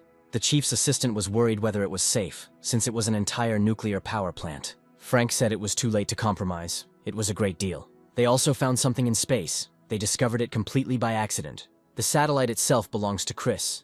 The materials are exactly the same as those he ordered. In Washington, they discussed Chris's arrival in the country. The president asked if there was any chance to win Chris over to his side. One of the ministers replied to him that, judging by the latest data, this was almost impossible. This means that they can only rely on his favor. The president asked if he could be trusted. They quickly resolved the issue with the nuclear power plant. Now he has no reason to refuse. While they were discussing, Chris had already entered the portal. The president asked the minister if they had a backup plan. They have an immediate evacuation protocol ready. They also trained the best hunters in 3 parameters. After entering the dungeon, Chris found himself in darkness. Surprisingly, he couldn't breathe. He used a ring of protection on himself. There is literally nothing in this place. This dungeon is radically different from the Korean ones. Suddenly, someone's voice appeared in the hero's head. It was a medium. The next moment, a huge spaceship appeared in front of the hero. A barrage of shells immediately fell upon him. Chris dodged them, but they followed him. A swarm of fighters immediately began to fly out of the ship. The humanoid spoke about how he was the last bastion of defense of his race. They must leave offspring even in another dimension. Chris realized that this was not just a space battle. He wanted to at least talk first. They told him that it was pointless before capturing the planet. They would annihilate all life. Chris called the terminals in his own subspace. He decided to test nuclear energy and asked Lana to help him. The guy suggested first destroying the annoying flying bugs. In response to this, the ship fired its main guns. Chris was able to defend himself from the attack using his shield. It was unexpected for him. The guy teleported from that place. Lana replied that after teleporting, she cast a stealth effect. Then Chris remembered that it was high time to try out his new spell. A magical shield appeared around him, protecting him from the explosion. He used nuclear annihilation. The creature said that a dense flow of energy was noticed. Recoil suppression with a protective barrier. 30% of mana used. The shield absorption was getting bigger and bigger. Thus the ship was destroyed. Chris converted a huge amount of nuclear energy into mana. The nuclear destruction spell is 8 times stronger than normal. Some unusual matter remained from the destroyed ship. The guy decided that he would take it. The wizard cannot miss out on new knowledge. Chris only leveled up 1 level and the guy was surprised. The system said that Chris had crushed an enemy superior in strength for the first time. It's strange that only one, apparently dungeon boss, gave so little experience. Chris realized that the system itself was preventing him from becoming stronger. At this time, Isaac asked Lich how things were going with the city. He replied that we had to wait until the solar cycles passed. The creatures in this world know nothing about mana and gods. People have knowledge of martial arts and the abilities of awakened beings. They then discuss China's colossal losses. With so many souls, the Lich has no problem connecting their world to this one. People would have no chance if they conquered territories. Then Eileen showed up and said Isaac lacked restraint. The general replied that they had not seen each other for a long time. The girl said that the general still hadn't been taught discipline, but her title meant nothing here. When Leech approached her, she admitted that it was more pleasant to communicate with him. Lich said they needed her help. The general replied that this world was similar to their old enemy. It had its own machine god. Eileen said she remembers those battles. The absolute chaos on the battlefields. Now he and Isaac are focused on building the city. The girl decided to play with this world a little. She was interested in the strongest nation. She decided that she would visit there. After the queen left, Lich asked the general what he would do next. He will distract them, because battlefield control is his specialty. Isaac told Lich to focus on his mission. In his thoughts, the dead man rejoiced that the world would soon end. At one of the testing grounds, Chris was practicing his new nuclear skill. While he defended himself with his shield, he hoped that he would not become the first mage to die from his own spell. He said the power had increased, but he didn't expect it to be difficult to control. Lana said that their main goal is to increase firepower. The assistant said that it was very difficult with the hero. Inside the dungeon, she only uses 12% of her abilities. Chris said that now he is strong enough to get the singularity. Lana realized he was talking about the event horizon. The hero explained that for magicians like him, this only means reaching a certain level. Chris recently started selling life rings. If you wear such a ring, then people will no longer need food. Thanks to the mana from nuclear energy, Chris can automatically create items. Due to his creation, he can easily pass through dungeons of the 3rd level and below. At his current level, he can control the amount of energy he receives. After his thoughts, the hero began to look for a way out of the dungeon. They were talking on TV about Chris clearing out the dungeon. Eleanor watched this report. Another siren ran up to her and said that they had found 2 more sirens. The queen smiled and said that it was wonderful. Then the girl saw Chris on TV. She admitted that the hero was truly incredible. Eleanor replied that the guy really wasn't as simple as he seemed. The girl was curious about how he felt about her queen. He scared her a little. The woman replied that the entire future and fate of the sirens rested on it. After some time, Chris allowed Lana to settle matters with other countries. The Korean government tried to play on the fact that they have a say in the negotiations. The hero's influence is already an order of magnitude greater than that of his country's government. He cleared dungeons in countries with which Lana had made agreements. All these dungeons were cleared very quickly. After some time, Chris arrived at the magic tower to sort out the affairs with the dungeons. Lana told him that the developments showed that 3 countries in the world would fall. Chris cleared dungeons, but not at a fast enough pace. He managed to cover a number of countries thanks to the USA.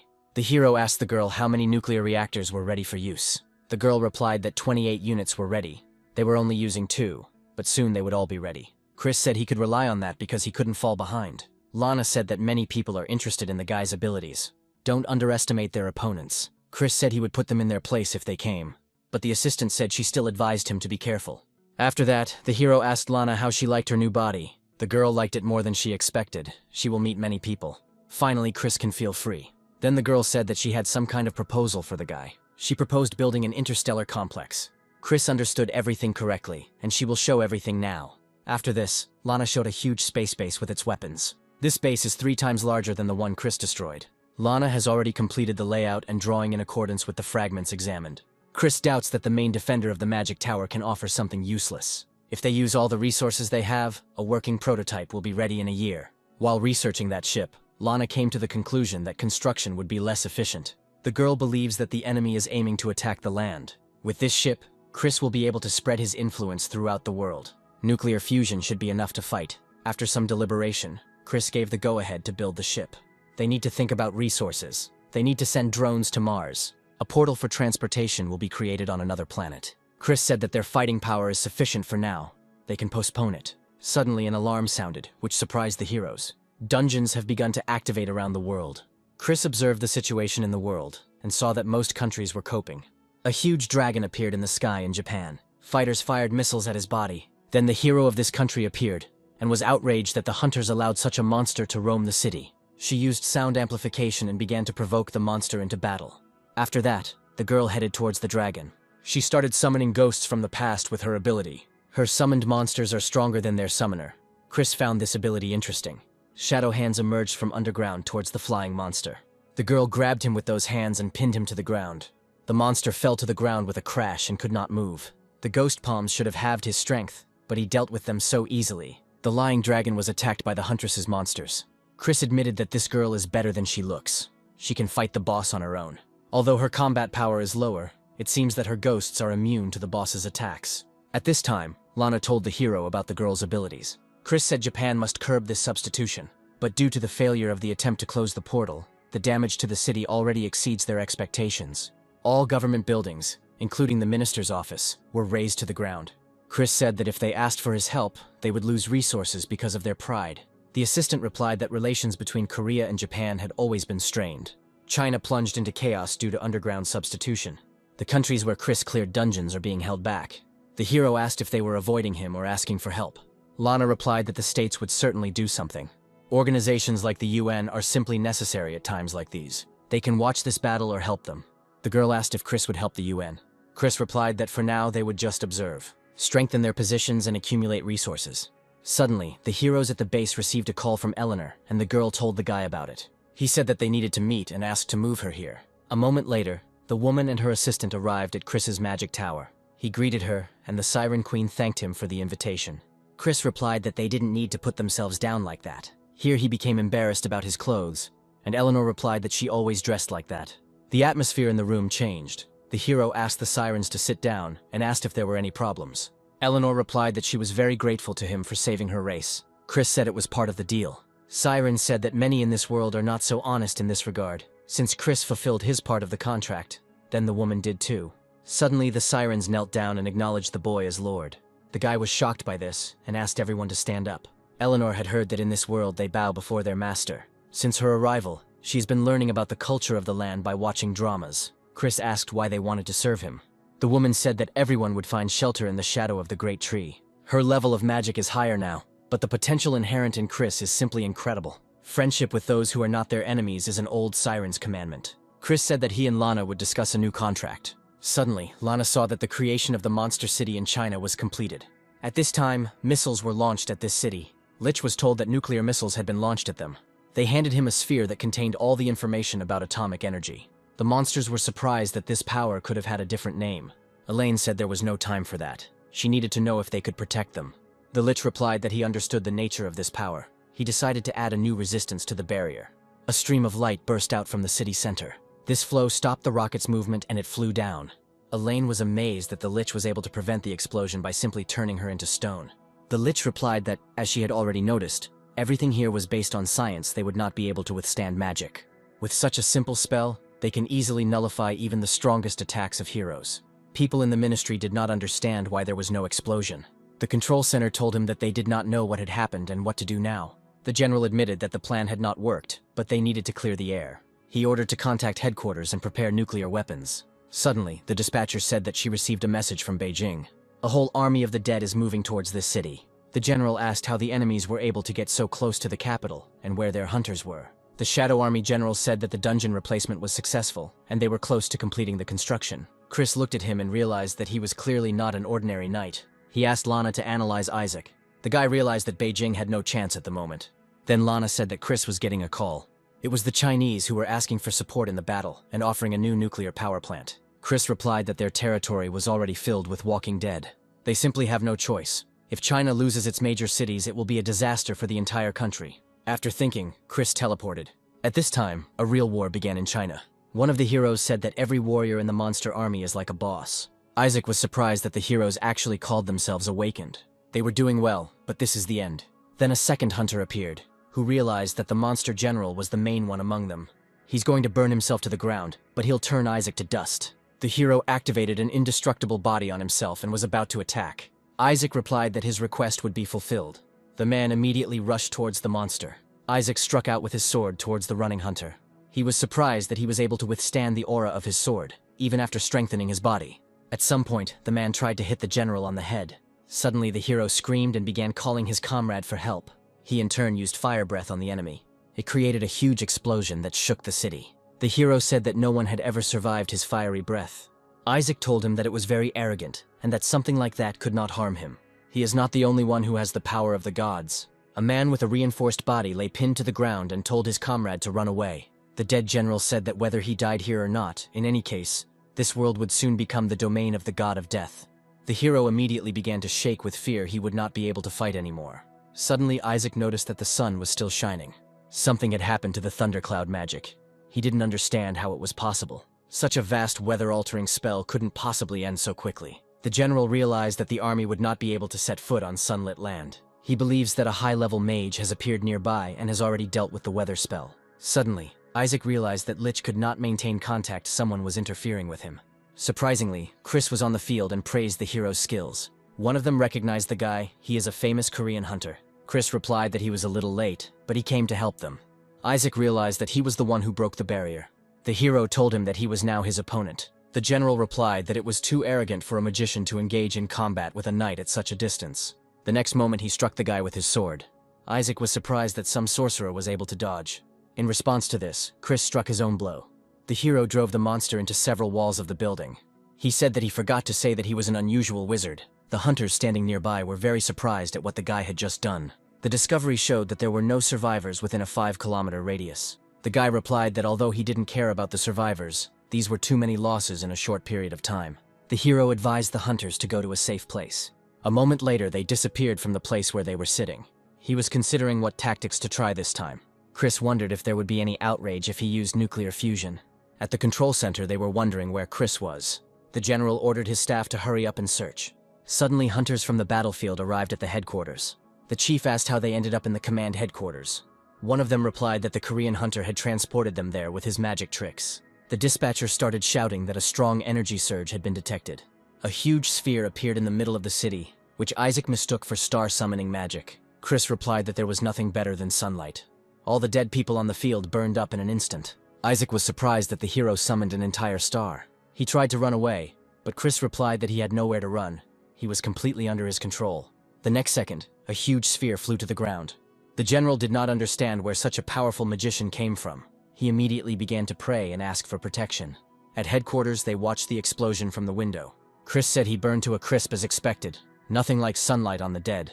He suggests that China will likely be unhappy with such destruction in the capital. There was now a huge crater in the middle of the city. But suddenly, when everything cleared, a broken Isaac stood in the middle of the crater. Chris was surprised that he survived his attack, although it was nonsense, because he was dead. Isaac asked the hero where he was from. The hero replied that no sorcerer could summon an entire star. He was the one and only. The general said that he had already managed to survive the starlight, but the guy's ability was an order of magnitude stronger than the rest. He asked if Chris was really from this world. The hero replied that he would have to pay for the information, and he was not going to invest in the economy of the dead. He should have learned more about black magic. He could have imprisoned his soul. Isaac said they would meet again. After this, the general began to evaporate and rise into the sky as smoke. Chris said that he could use some warlock abilities. He needs to learn how to capture souls in situations like this. The guy decided that he had already dealt with the problem of China. He hopes that they will give him the province, even though he destroyed their capital. Lana said that the success rate is not 0, even though the hero destroyed everything. He replied that although it was not written in the contract, he would be upset if he were in their place. Chris decided that why not do something good for this world? It was time to work for the public. After this, the hero began nuclear fusion at full power. He used the mana from the magic tower too. The coordinates were obtained and the time was set. Restrictions for living beings, full recovery. Suddenly, headquarters received a message that an incalculable amount of energy had been detected in the surrounding area. The general did not understand what the hero was planning.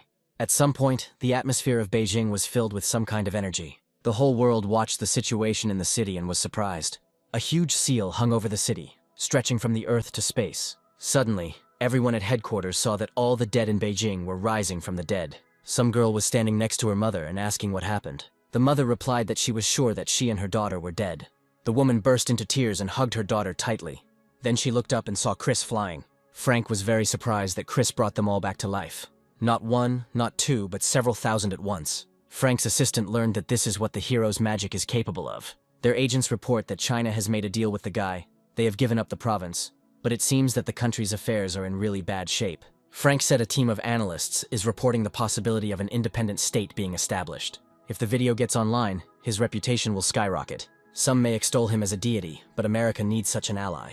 A month later, a peacekeeping organization was created. With its headquarters located in the United States, troops from various countries were sent to further protect humanity from monster attacks. The rest of the Alpha Team fighters were also called up, thus earning their own fame. Their aura training is the key to becoming true masters.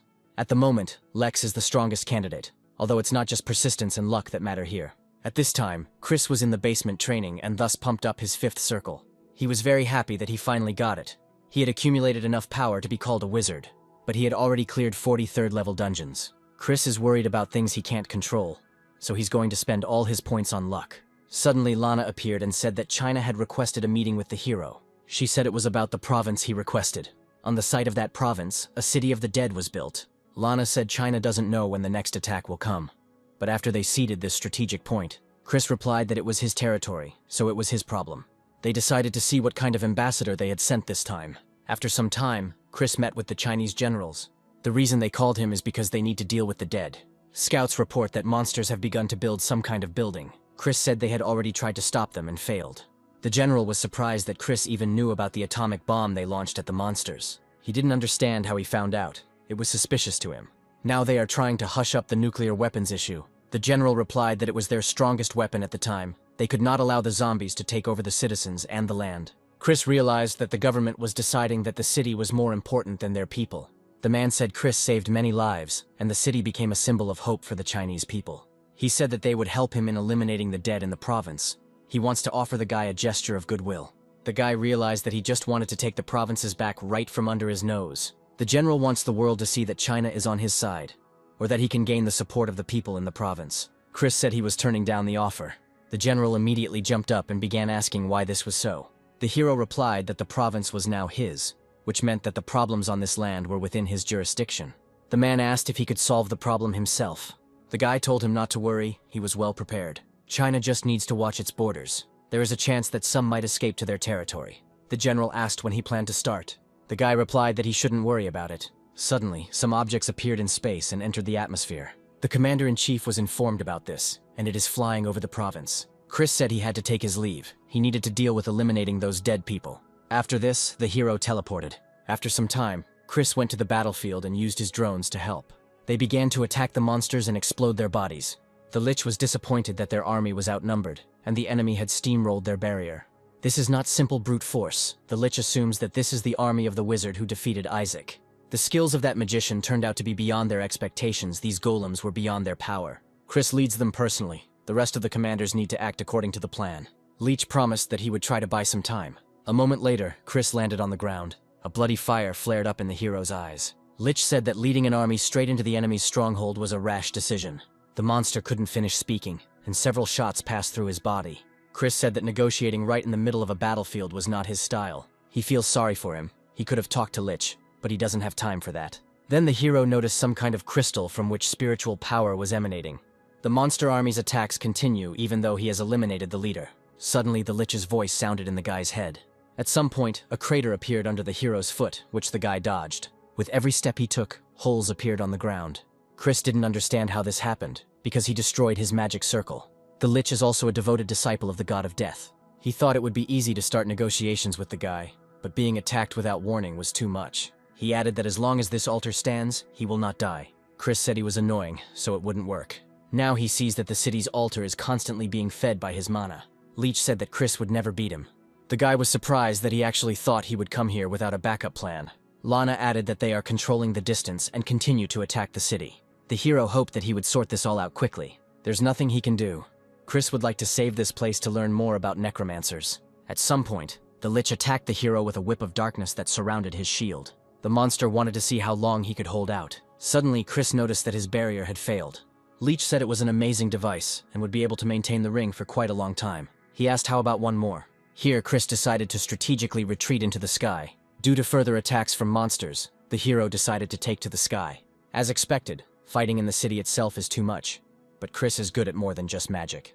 While the guy was flying higher, he ordered Lana to start another plan. The strategic shuttle, which was in space, turned off its optical camouflage. Kinetic bombardment is still an unfinished project due to technical limitations. The main problem was to provide sufficient power, but Chris has a simpler solution: magic.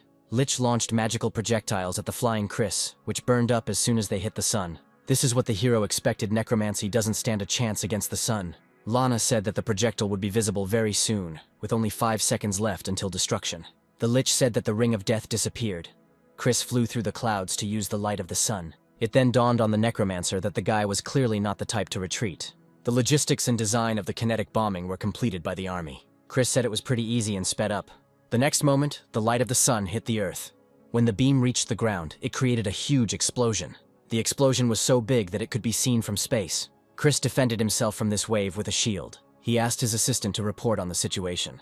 The girl confirmed the destruction of the city of monsters almost 100%, but all the golems were also destroyed. Chris said the destructive wave was spreading across the country. He said that all restoration work needs to be carried out. Atmospheric stabilization has also begun. Suddenly, the crumbling body of the Lich appeared from the dust. He said that it exceeded all his expectations. The hero has a powerful and deadly attack. He was surprised that the altar was destroyed in the blink of an eye. The wizard had only achieved such power by mastering the science of this world. He said that they would meet again. He had a couple of cards left up his sleeve. The next moment, the necromancer's body disappeared. Lana confirmed atmospheric stabilization, surface cooling complete. Then the assistant asked the creator why he let him go. He replied that this scoundrel was a disciple of the god of death himself, and if he killed him, the god would bring down his wrath on him. The hero needs to work on his mistakes after this fight. First of all, we need to think about what to do with the province. A week later, Lana managed to close a profitable deal. They officially recognized their right to own the province, and they also agreed to support the declaration of the formation of the nation. They would like to mass-produce golems. Here, the hero became interested in whether they had talked about their orbital weapons at the meeting. They decide to take their time, or wait for others to make the first move. Suddenly, Chris's sprout grew and he was very happy about it. Lana said that the seed Chris had developed had finally sprouted. He said that he gives the go-ahead to invest money in the mass production of golems. A tree created by man using genetic technology. It is simply a copy, recreated to imitate real structures. The necromancy that has defiled this land can only be cleansed by this. The fruits of this plant will be filled with mana, and even deserts can be improved with its help. Then one of the monsters came and said that he was surprised by the copy of the world tree. Chris asked him what he was doing there. It was Caleb, the commander of the Liberation Regiment, who had arrived to negotiate with the hero. Chris was surprised by this. If it weren't for him, they would have enough firepower to take over the entire world. The monster said that their armies were endless. Chris replied that there were countless numbers of them, and many wizards and magicians did not bow down to anyone. Caleb said he didn't come to philosophize about religion. The hero said that in order to negotiate, he would not allow them to break into this world again or build their altars here. At the moment, the monsters don't want anything. They just want freedom of religion. Caleb said he would be brief, and added that he wanted to preach their religion. The hero certainly didn't expect this. He didn't know what to do. The dead man understands his concern, but all living beings will also be able to accept the faith. Since their troops are defeated, he needs to move on to another plan. After listening, Chris asked their conditions. Caleb replied that if the hero allowed them to preach their faith, they would promise not to attack civilians. The guy began to think that he couldn't just trust. The monster sees doubt in the hero's eyes. He should share his knowledge. Caleb handed the boy a sphere with general information about their planet. Chris held the sphere out to Lana and began her analysis. The dead man said that the hero was cautious, but there was no reason not to believe him. After finishing, Lana said that it was a pure collection of knowledge. When the hero absorbed her, a huge flow of information hit Chris's head. He received information regarding the dungeons in the system. Caleb said the boy already knew that death was soon to loom over his world. The guy agreed with him and said that their dimension was coming to the end of its life cycle. He thought that if all this was true, then he didn't have much time. Chris replied that he would allow them to do missionary work as long as everything was peaceful. Caleb was glad that the agreement could not be broken. Suddenly, the fireman pulled out a fire sphere from under his clothes. As compensation for their irrevocable deal, he thinks this will be enough. At first glance, this core would be enough to power 3 nuclear reactors at once. They usually have their own limits regarding mana reserves. Caleb said that after all the negotiations were over, Chris was not allowed to interfere in their matter. After these words, the monster disappeared. Chris then said that they still had a lot to do, and Lana supported him for that. According to Caleb's information, this dimension doesn't have much time left. Akashi is constantly trying to stabilize the dimensional rifts. He uses fragments of long-extinct dimensions to patch up the holes in them. Dungeons that are not cleared in time will consume the world. The problem is in the process itself. The balance will be further disturbed, and soon the size of their dimension will begin to increase. The dungeons at later levels are much more difficult. Even Chris can't resist them. He needs to find another approach to solve this problem. At this time, the hero met with Eleanor and said that he would leave it to her. He then turned to Lana and asked how things were going with the design of infrastructure on Mars. The girl said that everything was going well and said that maybe it was worth paying attention to the new generation of hunters. Chris agreed with her and asked her to make a list of hunters. After some time, Lana met Lex, who was training. The girl said that she heard that Chris only takes on those who have reached his level. At this time, the news is talking about creatures in the province of Chris. Lex watched this and admired her master. She was worried whether she would reach the same level as him. Lana reassured her and said that she could do it. With her talents and perseverance, this is possible. The girl just needs a little push.